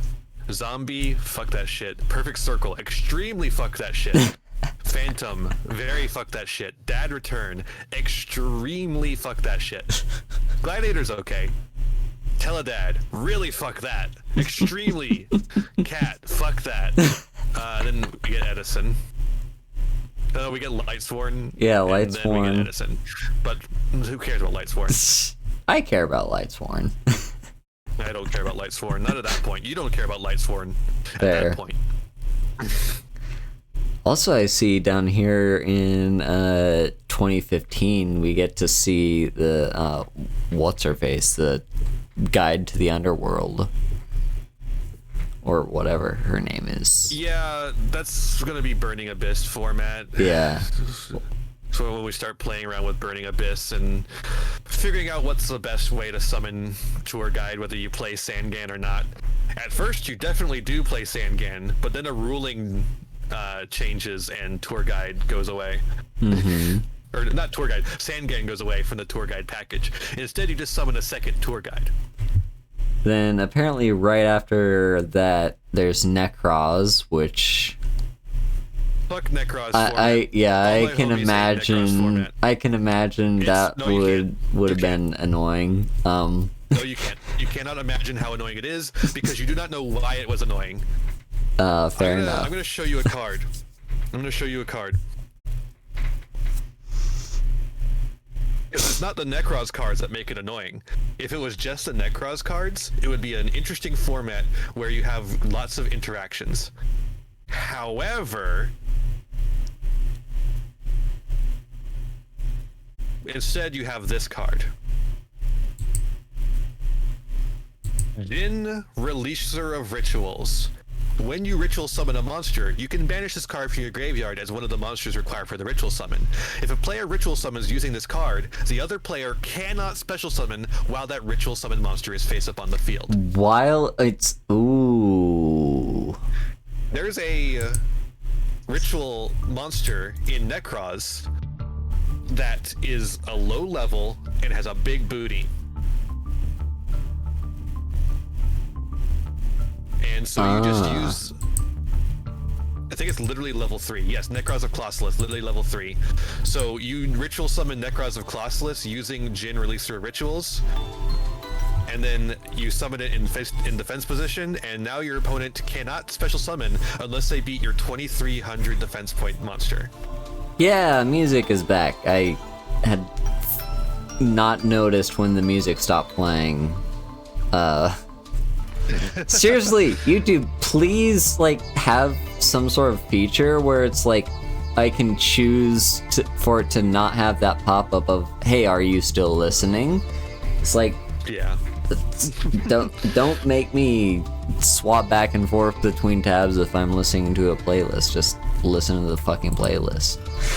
So yeah, that's why Necros format is awful. I see, yeah. Ooh. But then, in 2016, we got Monarch. I like that. That Monarch format is not anything you would actually like. That's actually an FTK. FPK Monarch? Yeah. It's really stupid. Basically, Monarch has a shit ton of draw spells that you can just gain so much advantage and then summon a bunch of shit, and then fucking OTK or FTK.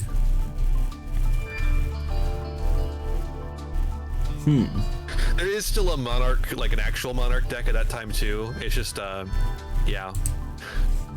There's also the fucking FTK. Yeah.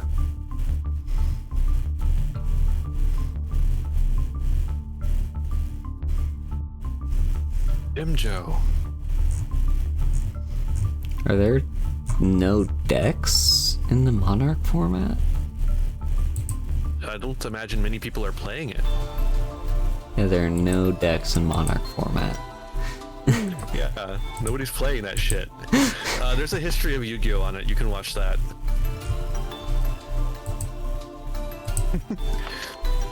Well, Blue Eyes White Dragon is the best quarter century rare to get out of it.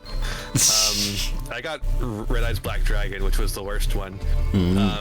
But I also got Vampire Lord, which we saw in this duel, in one of these duels. A Giant Trunade. Oh, what else did I get? It was also, there was, I think, Goblin Attack Force, which is like an ultra rare. It was ridiculous. I got a ridiculous amount of hollows right after shit talking the set. It was stupid. I was talking about like, man, this set sucks. I don't even know if I want to open it.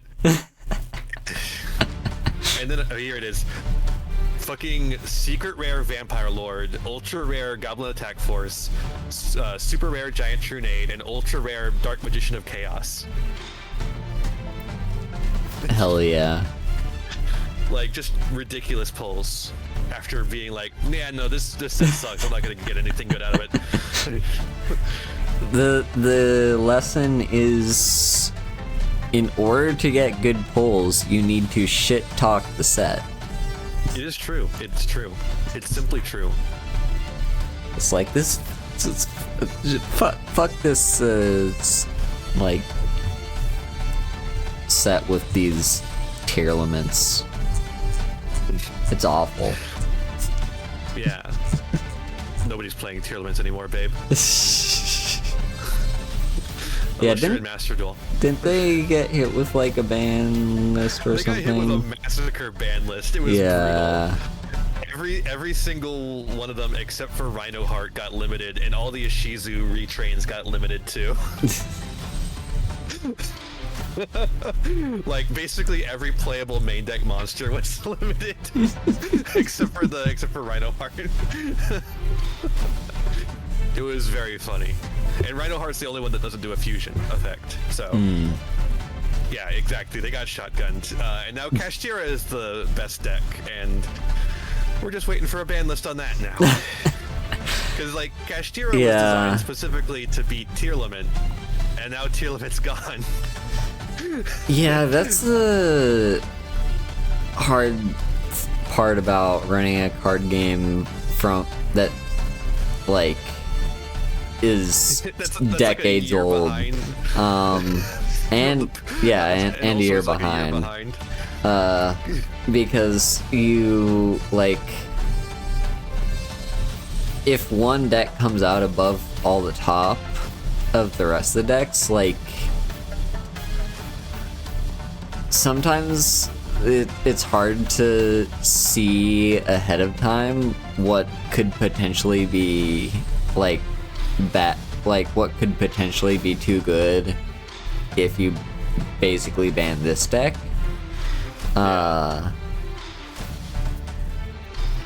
Yeah. I don't think they usually don't mix up rarities like that. That would be like its own thing. Like, that would be a lot. Unless you mean the specific art that's on the 20th century, which I don't remember which one is on the quarter century rare. I don't remember which art it is.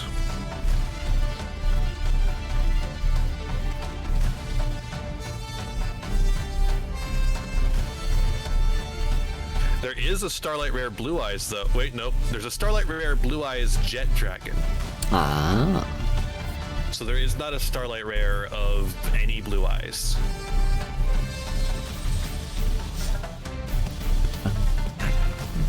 I actually really like the newest art of Blue Eyes, the one where he's got a little funky look to him.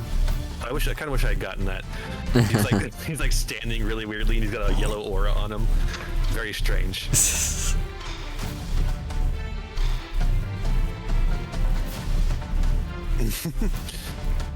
Bandai one? No. The 2022 Tin of Pharaoh's Gods. That's the one I'm talking about, anyways.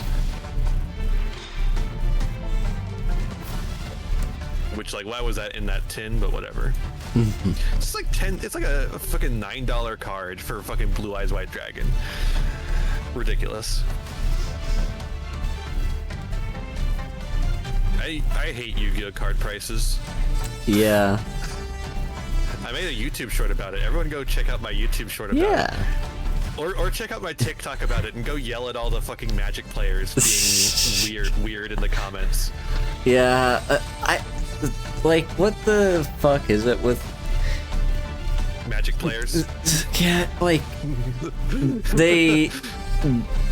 they're so like Slug.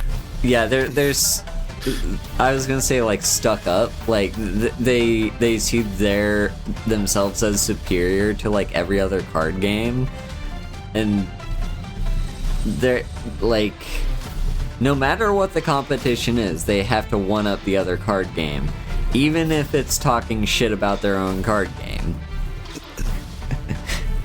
Like, oh, you think your card game is shit? Well, ours is super shit. Here. Laughs and cries in MTG Modern. True, though. But yeah, those decks are about the same price as like a lot of Yu-Gi-Oh decks. Yeah, keep in mind, Yu-Gi-Oh decks are worth like over $1,000 now. Yeah, that's about Modern. And that's all of the top decks. And if I remember correctly, in Magic, there are usually a couple of budget options that are at least playable. Yeah. Unlike Yu-Gi-Oh. Yeah.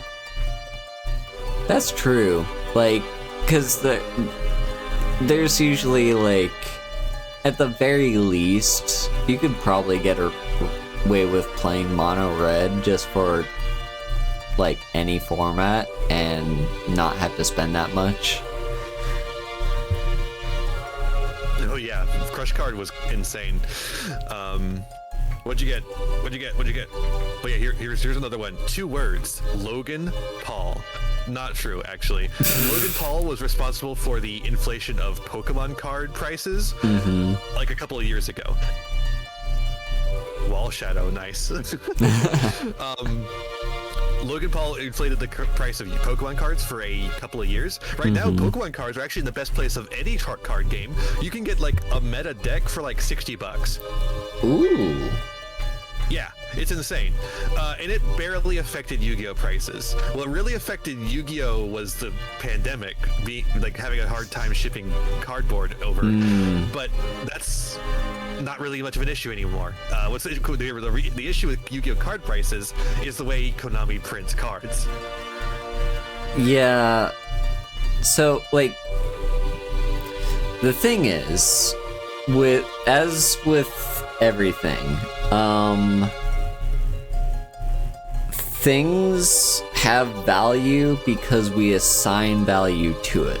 It's just like, you know, real, like, actual money that we use to buy these cards. Like, we say $1 is worth $1 because we all agree that $1 is $1. Similarly, like, the reason prosperity is $60 because we've agreed that it is worth $60. Yeah. Because Konami has only printed it at a high enough rarity. Yeah, and that's like, again, same with like real world currency, a supply thing. Like that's one of the reasons why like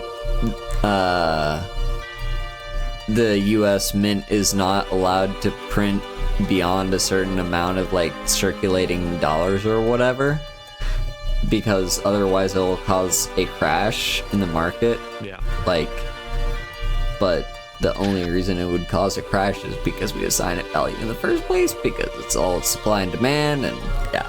That's a good point from Kami. It's actually an issue with Konami USA specifically. Not necessarily entirely specifically, because Japan also does this to a lesser extent, but there were Kashtira cards that were in common printings. When they were brought over here, all of the good Kashtira cards were bumped up to Ultra or Secret Rare, artificially inflating the cost of the deck. And with MTG, like, they have this list of like, we will never print these cards again, and So anyone cards have a lifespan, at least for some formats. anyone in chat can correct me if I'm wrong, but like I think I remember that they actually broke that rule and actually just printed all those cards that they said that they would never print again.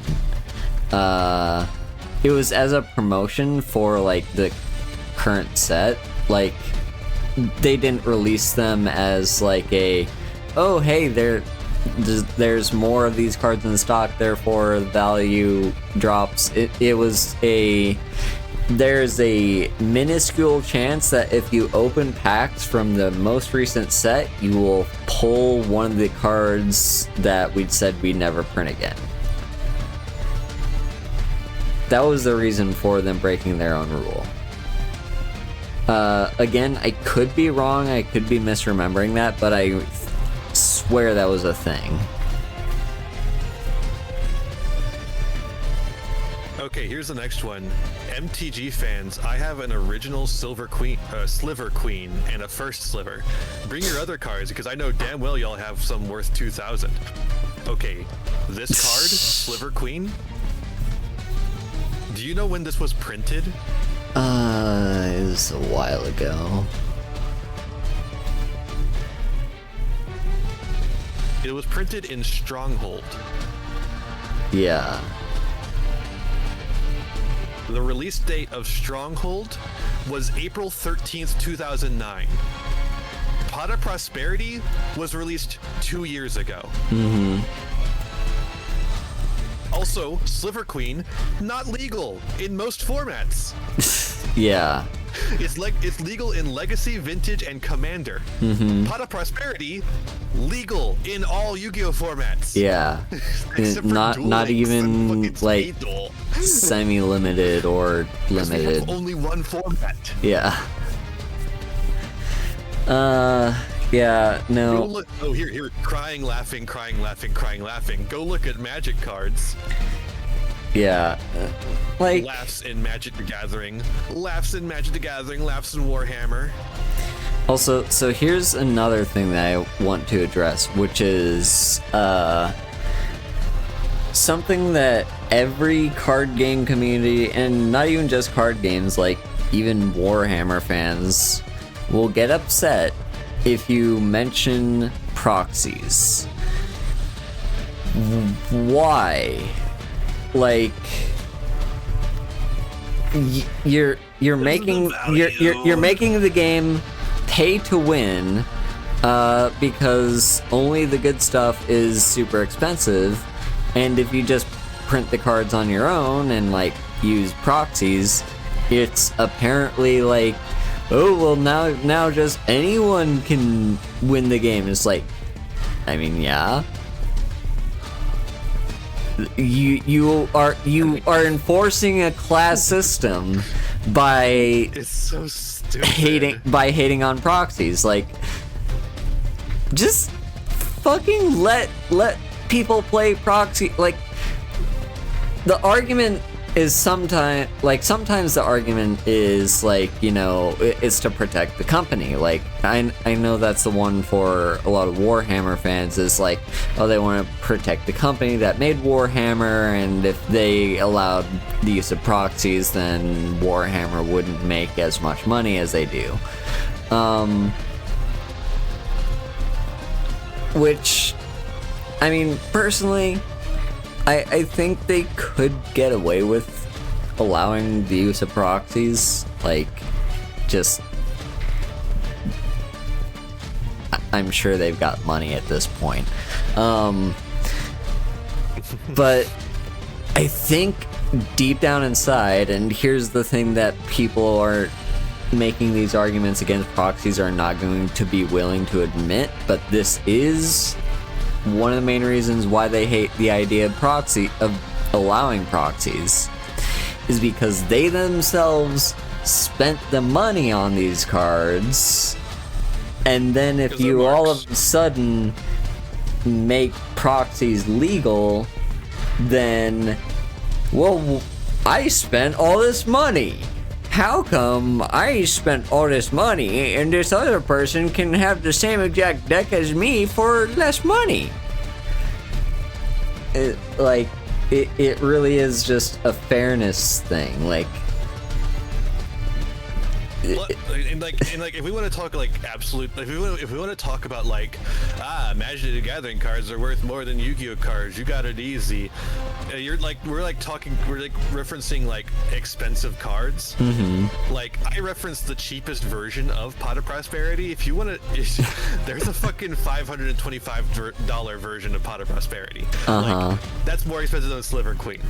Yeah.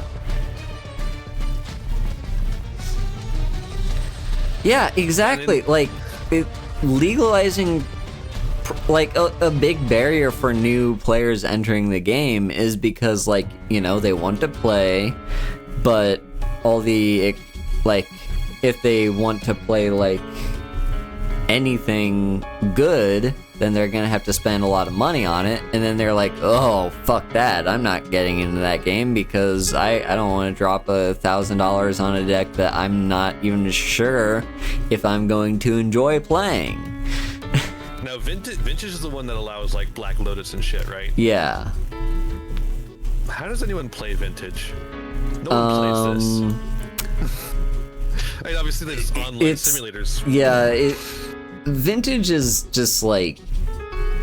It's like people coming up with their slabbed up deck, right? It's people that have been playing since 1994. Those are the people that play Vintage. I can't imagine wanting to play with people like that. I don't know. I'm sure there's some new people to the game that have gotten into Vintage, but still, like, why? Yeah. Alright, here's my favorite comment. And by favorite, I mean least favorite. Because Konami is in charge of singles pricing, lol. Obviously being sarcastic. And I said to them, I actually replied to this. My policy is usually not to reply to people, but this one was so dumb. I said, if you don't understand how Konami's printing policy affects the single market, you really shouldn't be commenting. Like, perhaps you should be in school, getting a basic economics lesson. I had like these... And this guy says, I get how printing in the singles market works. I've been playing Magic for about 18 years. Oh yeah, is that an economics degree right there? I said, then why did you comment? If you know it, then you shouldn't be commenting stupid shit. Like... It's like, what do you mean Konami doesn't have any influence over the singles market? They aren't literally putting the prices on the cards. They're the ones printing them, though. Yeah, if they printed Pot of Prosperity at common, it would not be $60. Like, they have full control over A, the supply of the card, and B, the effect of the card.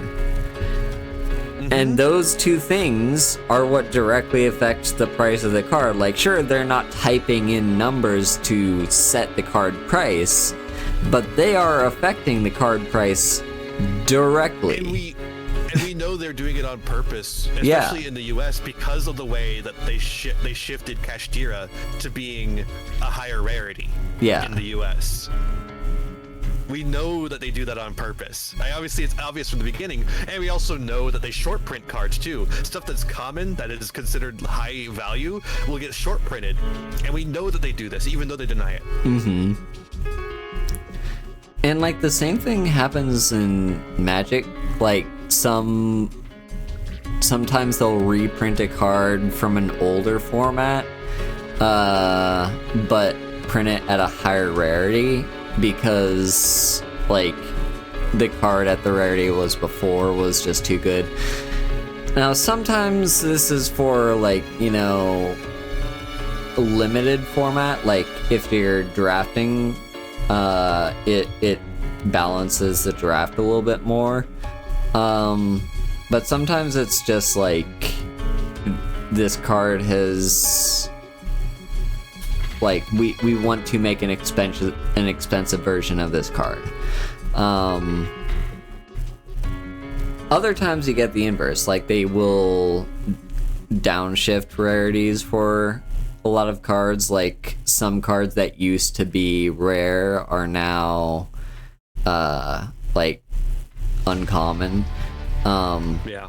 And part of that is just because, like, well, they weren't money cards. Like, they were what we refer to as junk rares, like just the 50-cent rares that you can pick up from your LGS just from the 50-cent box. Like, yeah.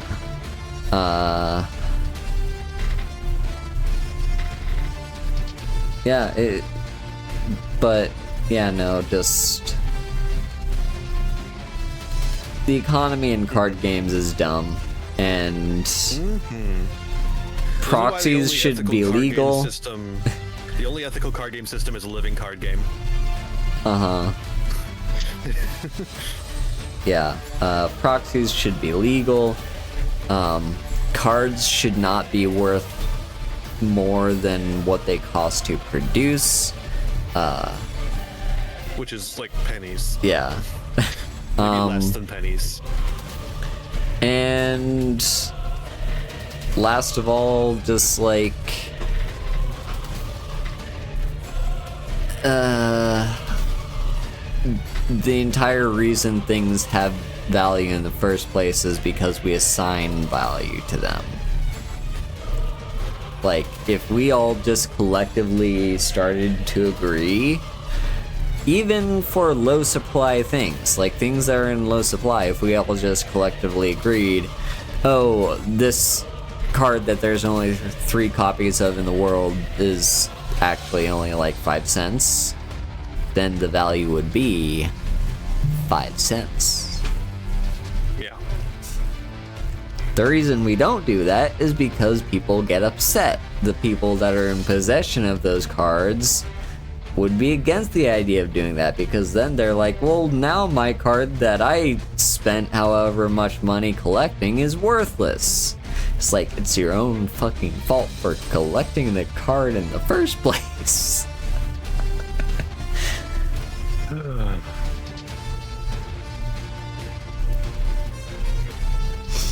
It must. How much profit margin do you make on card games? Like, it's just like, I want to see the profit margin on Yu-Gi-Oh and Magic. Cause like, how much does it cost to print like fucking all those fucking shit, all that fucking shit, you know, versus how much you're getting back every pack is $5, you know. Yeah. There's a decent amount of plastic and cardboard in here, but that's all cheap ass materials. You're still paying someone to make art and paying just people to design cards. And you're obviously paying shipping. Shipping is probably the bulk of your cost, honestly. And then if you want to start talking about the digital card market, like, they have to pay developers and they have to pay like programmers and pay for the upkeep of servers. But those are still big money grabs, especially since the pandemic, when everyone just started like, playing online. The way that online card games are designed to hit gambling addictions, so heavily, like, even more so than the paper shit. Yeah, because you know, when I open a card pack in real life, it doesn't go whoosh, yeah. You know, it doesn't have all the sparkly lights and shit that make your endorphins go. Yeah, like, if I open a card pack in, like, well, that's the thing, like, I very rarely would open up physical card packs of MTG, unless it was for, like, a draft. Those were pretty much the only times I would open them, or if I won them through a draft or something. Otherwise, just, like, buy the singles. But in the card games themselves, like, or the digital card games, like, in Duel Links, they do, like, the like, sparkly Karibos, and it's, like, the super shiny of, like, hey, you got some ultra rare card. You Hey. do that same shit in Master Duel too. Yeah. And you then get nothing. and then in I don't understand how the animations in Master Duel work. It's ridiculous.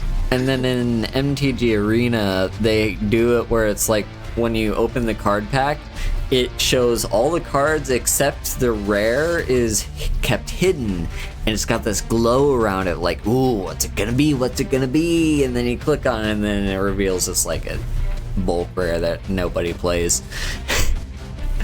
I'm just saying, if you have a gambling addiction, first of all, what are you doing here? Please. Yeah. Please stop watching card games. But like, instead of playing Duel Links, Master Duel, Magic the Gathering Arena, Pokemon trading card game live, go fucking watch pack opening videos or something. Mm-hmm. Find something else. Shadowverse even has that kind of shit. Yeah. Play any game that has play Yu-Gi-Oh! Rush Duel Battle Royale. There you go. Like any game that has any sort of like gotcha mechanics, purchases that you can make in game beyond initially buying the game. Like if you spend $60 on a game, then you have full access to the entire game and everything in that game. There should be no microtransactions afterwards. Play the Shadowverse game for the Nintendo Switch. That one actually is really fun. Yeah. And like Yu-Gi-Oh! So is Rush Duel. Rush Duel, yeah. Play Fire Emblem. Yeah. Yeah. Sure, why not? Yeah, exactly. Like yeah, no, and then if you Stat rolls. I see. if you want to play like if you want to play these card games, like, okay, sometimes it is the issue of like, you know, the reason you play it is because like your other friends are playing it, and so like you have to play it where they are playing it. So like they might drag you over to Master Duel or MTG Arena or whatever. Hey Haru, you should play Master Duel. No. But I played it. Really sucks. Yeah. Yeah, but if you're just playing it because you are interested in the game, there are other options out there. They may not be as flashy as MTG Arena or Master Duel. They may not have like cool animations and stuff, but look at what we have right here. What we played this stream. And flashy animations for free. Play Yu-Gi-Oh! Omega. I need more people on there playing games at random times so that I can play against for replays for my videos. You should do that. There's also Dueling Book, which is what we're using here. Yeah, Yu-Gi-Oh! Omega is actually really good. There's also Edo Pro. Edo Pro doesn't have... It has some animations, doesn't have as many as Yu-Gi-Oh! Omega. But there's also another automatic sim. Yeah, I guess there's Cockatrice if you want to play Magic, but I don't know about that one. That was a little rough. Yeah, I mean, Magic has a few options too. There's Cockatrice, there's, I can't even remember the name of the one, but the one that I did one a long time ago for like a collab stream of Commander. And then there's, I think Forge should still be around. MTG Forge is a thing that still exists. And the cool thing about Forge, that got me, first of all, that's what got me interested in like older formats in the first place, like, because up until then I only knew about Standard, but Forge was like, you have access to the entire card pool, and it's free. So then I could start exploring like legacy decks and vintage decks, and I'd be like, yo, cool, I'm getting to play this like $300 card and I spent $0 on it. You ask, does Omega have pack opening? I know that's a joke, but it doesn't have pack opening, but it does have, if you do well in ladder, you can unlock different rarities for your cards, so you can make your cards shiny. Ah. You get, like, doing well in ladder gets you points to make your card shiny. But if you want the pack opening experience, Yugioh, PRODECK.com. You can do fucking progression series and shit out of there. And that's also where I do my series, 3 Shots to Duel, which you should go watch on my YouTube channel. Yeah. Yeah, like, I guess there is, like, some appeal to playing, to some people, part of the appeal of a card game is building up your own collection. And so if you just have, like, access to the entire card pool right off the bat, then it can, like, take that away from you. Play Inscription Act 2. Yeah. Play Inscription anyways. Yeah, play Inscription, or, you know, Slay the Spire is also kind of cool. Play Pokemon TCG for the Game Boy. Yeah, and then you can play Chandelar, the MTG game from, like, way back in, like, what, 2005? Yeah. I don't know. It's yeah. But yeah, no, I do like draft. So MTG Arena I hadn't touched for like about a year and a half. Like, I kind of stopped playing it when I moved to Japan, and then I just hadn't touched in a while. I've only recently started getting back into it, and it's because I missed the experience of playing draft. Drafting is a fun thing that I enjoy. Yeah. But I am making sure to spend $0 on it. Like, I will grind. I have to do the grind to get the gold for the buy-in on the draft. And then I will do terribly on the draft and only win the tier 1 award or whatever. But still, you know, I still have fun with it. Mm-hmm.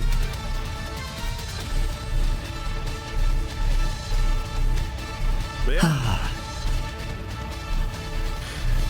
And that's our podcast. Card games. Yeah, we accidentally had an episode of Card Corner over here, huh? Yeah, apparently we did.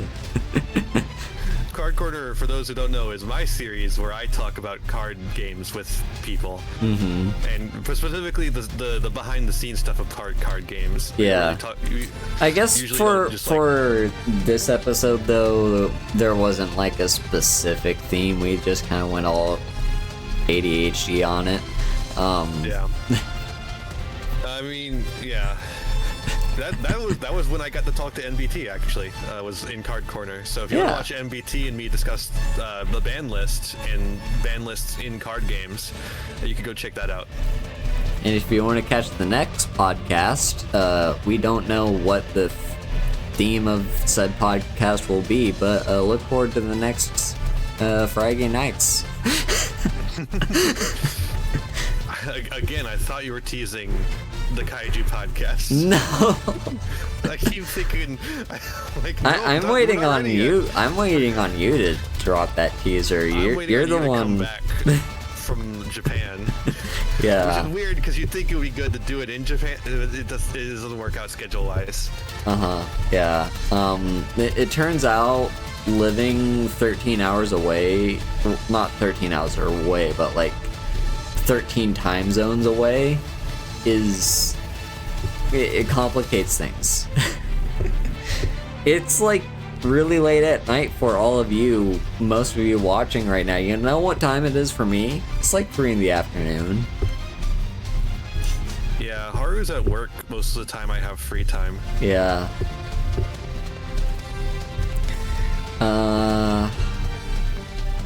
But yeah, I mean, there is a podcast that I also have to do because it was one of the goals in my streamathon, and I successfully met that goal. So I will start doing the podcast. I still just need to figure out a few things, like how exactly I want it to, like, how exactly I want to format it. I need to find who my first guest is going to be. Ian will definitely be on it at some point. I'm just debating as to whether or not. We have a hard time scheduling things. Yeah, I'm just debating on if Ian should be the first guest on said podcast or not. But yeah, I'm more of an episode 5 kind of person, I think. Yeah. I also kind of have to determine the frequency of the podcast. Like, I could do it monthly. Monthly is really nice, except for the fact that it'll get killed in the algorithm. But other than that, it's like really nice as far as like workload. But then the problem with 3 shots to duel. The problem with monthly, there's 2 problems with doing it monthly. Number 1 is I already have a few things I'm doing monthly. So just adding more things that I do monthly, like to show the list of the things that I do monthly. There is 1, a watch party that I host on Discord, which, by the way, you should go join that Discord. Ian is actually preparing for the next Yu-Gi-Oh tournament. He'll be hosting there eventually. Number 2, yeah, so I've got the watch party that I host. I have, like, an appointment that I have to go to every month. I have bills I have to pay every month. That's like at least 2 or 3 bills. Yeah, just adding on to monthly shit is it's gonna be harder and harder to keep track of. But here's the other thing too. The reason I don't want to go monthly for the podcast is because of a supply issue. So, the premise to the podcast is basically,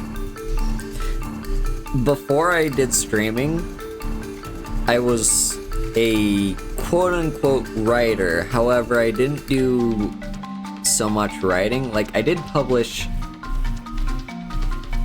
2 stories. I did successfully publish 2 stories that no one ever read. Not true, actually. For the very first story, someone did read it and complimented that I wrote battle scenes in the same way Tolkien does, or did. So, there's that. Neat. I don't know what that fucking means, but awesome. Yeah, and then, yeah, so, like, basically the premise is, I've got all these ideas in my head, but they never got on paper, they never got published, so it'd just be an opportunity for me to talk about them. So that's, like, the thing about it, but the problem is, if I do too many episodes too quickly, I will run out of content. I have, yeah. Yeah. So See, the thing about the kaiju thing is that there's a lot of kaiju movies. yeah. For They me, keep making more of them. there's only 3 stories that the guest will get to choose from. I guess you're gonna have to write some more, Haru. Well, part of it is so, like, when I say story, I'm not just talking about like a book. When I say story, I mean like there's a ton of background to this, there's a ton of detail. I've created an entire world. Basically, the Elder Scrolls series is a story. So I have 3 of those. So there's a lot of stuff to talk about in them. It's just, yeah. Some of them are a little bit more developed than others. I could, however, drop a little quick hint, or not hint, kind of. I don't know what word I'm looking for, but That's fair. I could drop just a little bit. Teaser, that's the word I'm looking for. Teaser. So the setting for these 3 stories. Story number 1 is actually a fan fiction for MLP, My Little Pony, Generation 4. And whether or not you enjoy MLP, you may or may not enjoy this story, because I think this story goes in a very different direction from MLP. It just kind of uses the setting as a base. Story number 2 is set in a near future post-apocalypse Earth. And story number 3 is a fantasy world that I'll fully admit takes a lot of inspiration from the Elder Scrolls universe, but it's also distinct. Like, it has its own rules and its own ideas.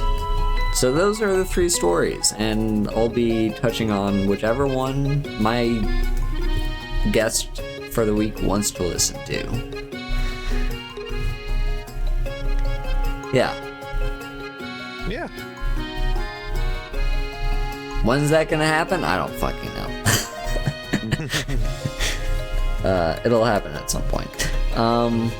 Anyway, should I stop rambling? I think we can end. I think we've got a stream done. Cool. You want to go ahead and do your official plugs? Hi, I'm Vampire Ian.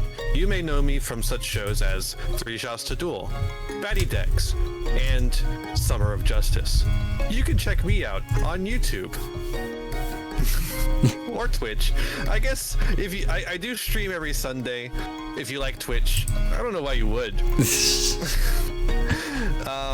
I also do a lot of Yu-Gi-Oh, but weirdly enough, I don't do a lot of Yu-Gi-Oh on Twitch. I do it mostly on my YouTube channel these days. I'm a bit of a Yugi-tuber, you might say. Yeah. I've worked with, you know, Golden Nova and MBT and Hard Leg. That one's coming soon though. But yeah, go subscribe to my YouTube. We're working our way over to 1,000 followers. That would be neat.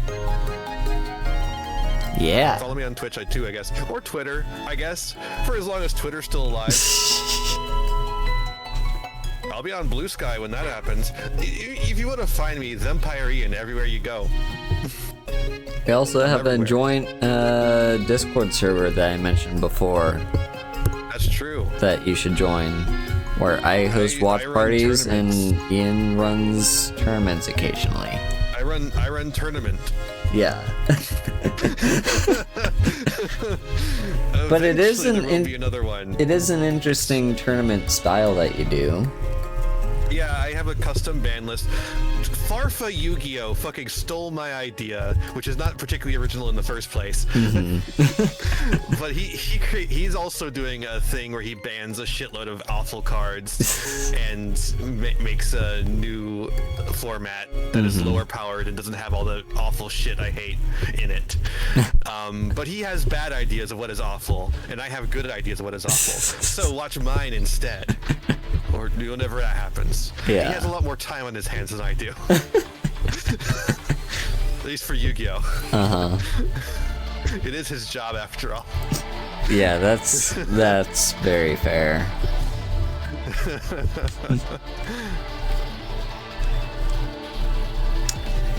But yeah. Go follow Ian everywhere. What? Okay, he's not banned IRL. He was at one point, I believe. I don't remember. Don't quote me on that. But he works with Konami. He's not banned. he literally commentated the last YCS in London. Oh, speaking of like big tournaments, I don't think they did. I know people were saying that MBT got banned, but it was a different Joseph R. So I know we're wrapping up here, but just on the mention of tournaments, and since we're talking about card games here, I recently watched this really cool video of like an MTG tournament. It was in like the mid 2000s or something. And I can't remember the name of the player, but like if you'd asked me 6 years ago, I would be able to tell you his name because he was a pretty big name competitive Magic player. He played a combo deck, except in his deck list that he submitted to the tournament, he forgot to include the win con to the combo deck. Right, you were telling me about this. But he ended up climbing his way all the way to first place in the tournament just through bluffing. Basically, like, he didn't do anything illegal. He didn't say he had the card in his deck. He just did the combo, said, okay, I have this card in my hand, and then the opponent just scoops. Well, in this deck... If you want to win the game... If you want to win the game, you need a win condition. Well, technically, he did have a second win condition, but that was Darksteel Colossus, which costs 11 mana to cast. And usually in big tournaments, you're not going to hit 11 mana. No, it's not a request. That's the point, is that he didn't have it on his thing. Yeah, he did not. Forgot it. And in the middle of a tournament, you're not allowed to change the deck list. Yeah, that's the same in Yu-Gi-Oh. Yeah. So he didn't have the win con. But just to briefly explain it, basically the idea behind the combo was he would play a bunch of cards for free and or cheap. And then this creates this is a thing in MTG called Storm, where basically if you cast a spell, you copy the spell equal to the number of spells that have been cast this turn.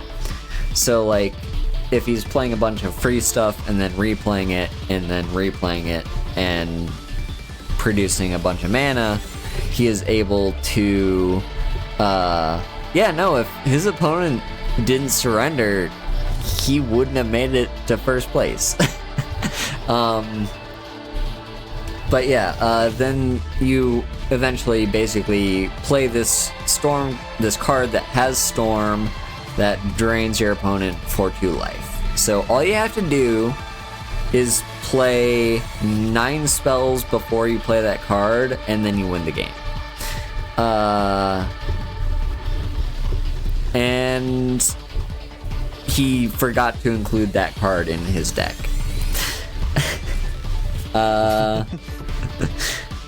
So yeah,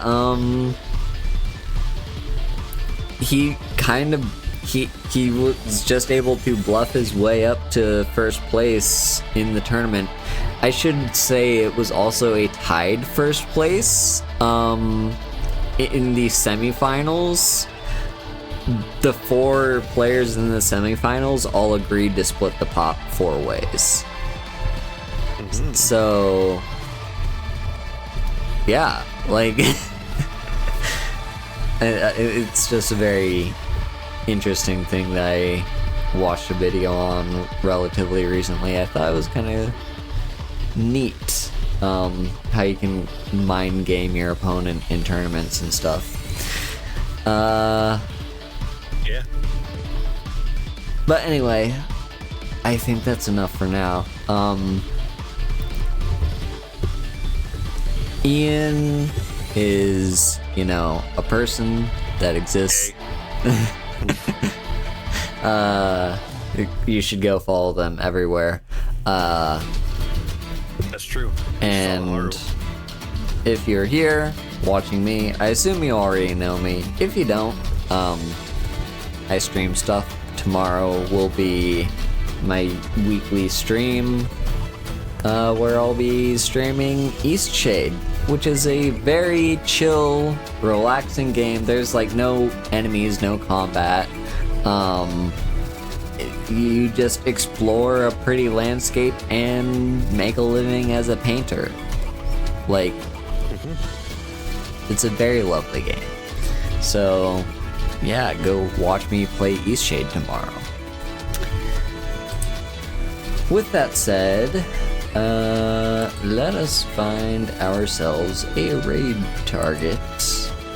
And down here in chat is our raid message, which you can copy and paste or type it in yourself. There you go, there's the message. There he is. And if you subscribe to me, you can, have access to that email. Anyway, who are we going Just to so you raid? know, that is on the screen. If that's what you wanted, that's fine. But It's fine. Yeah.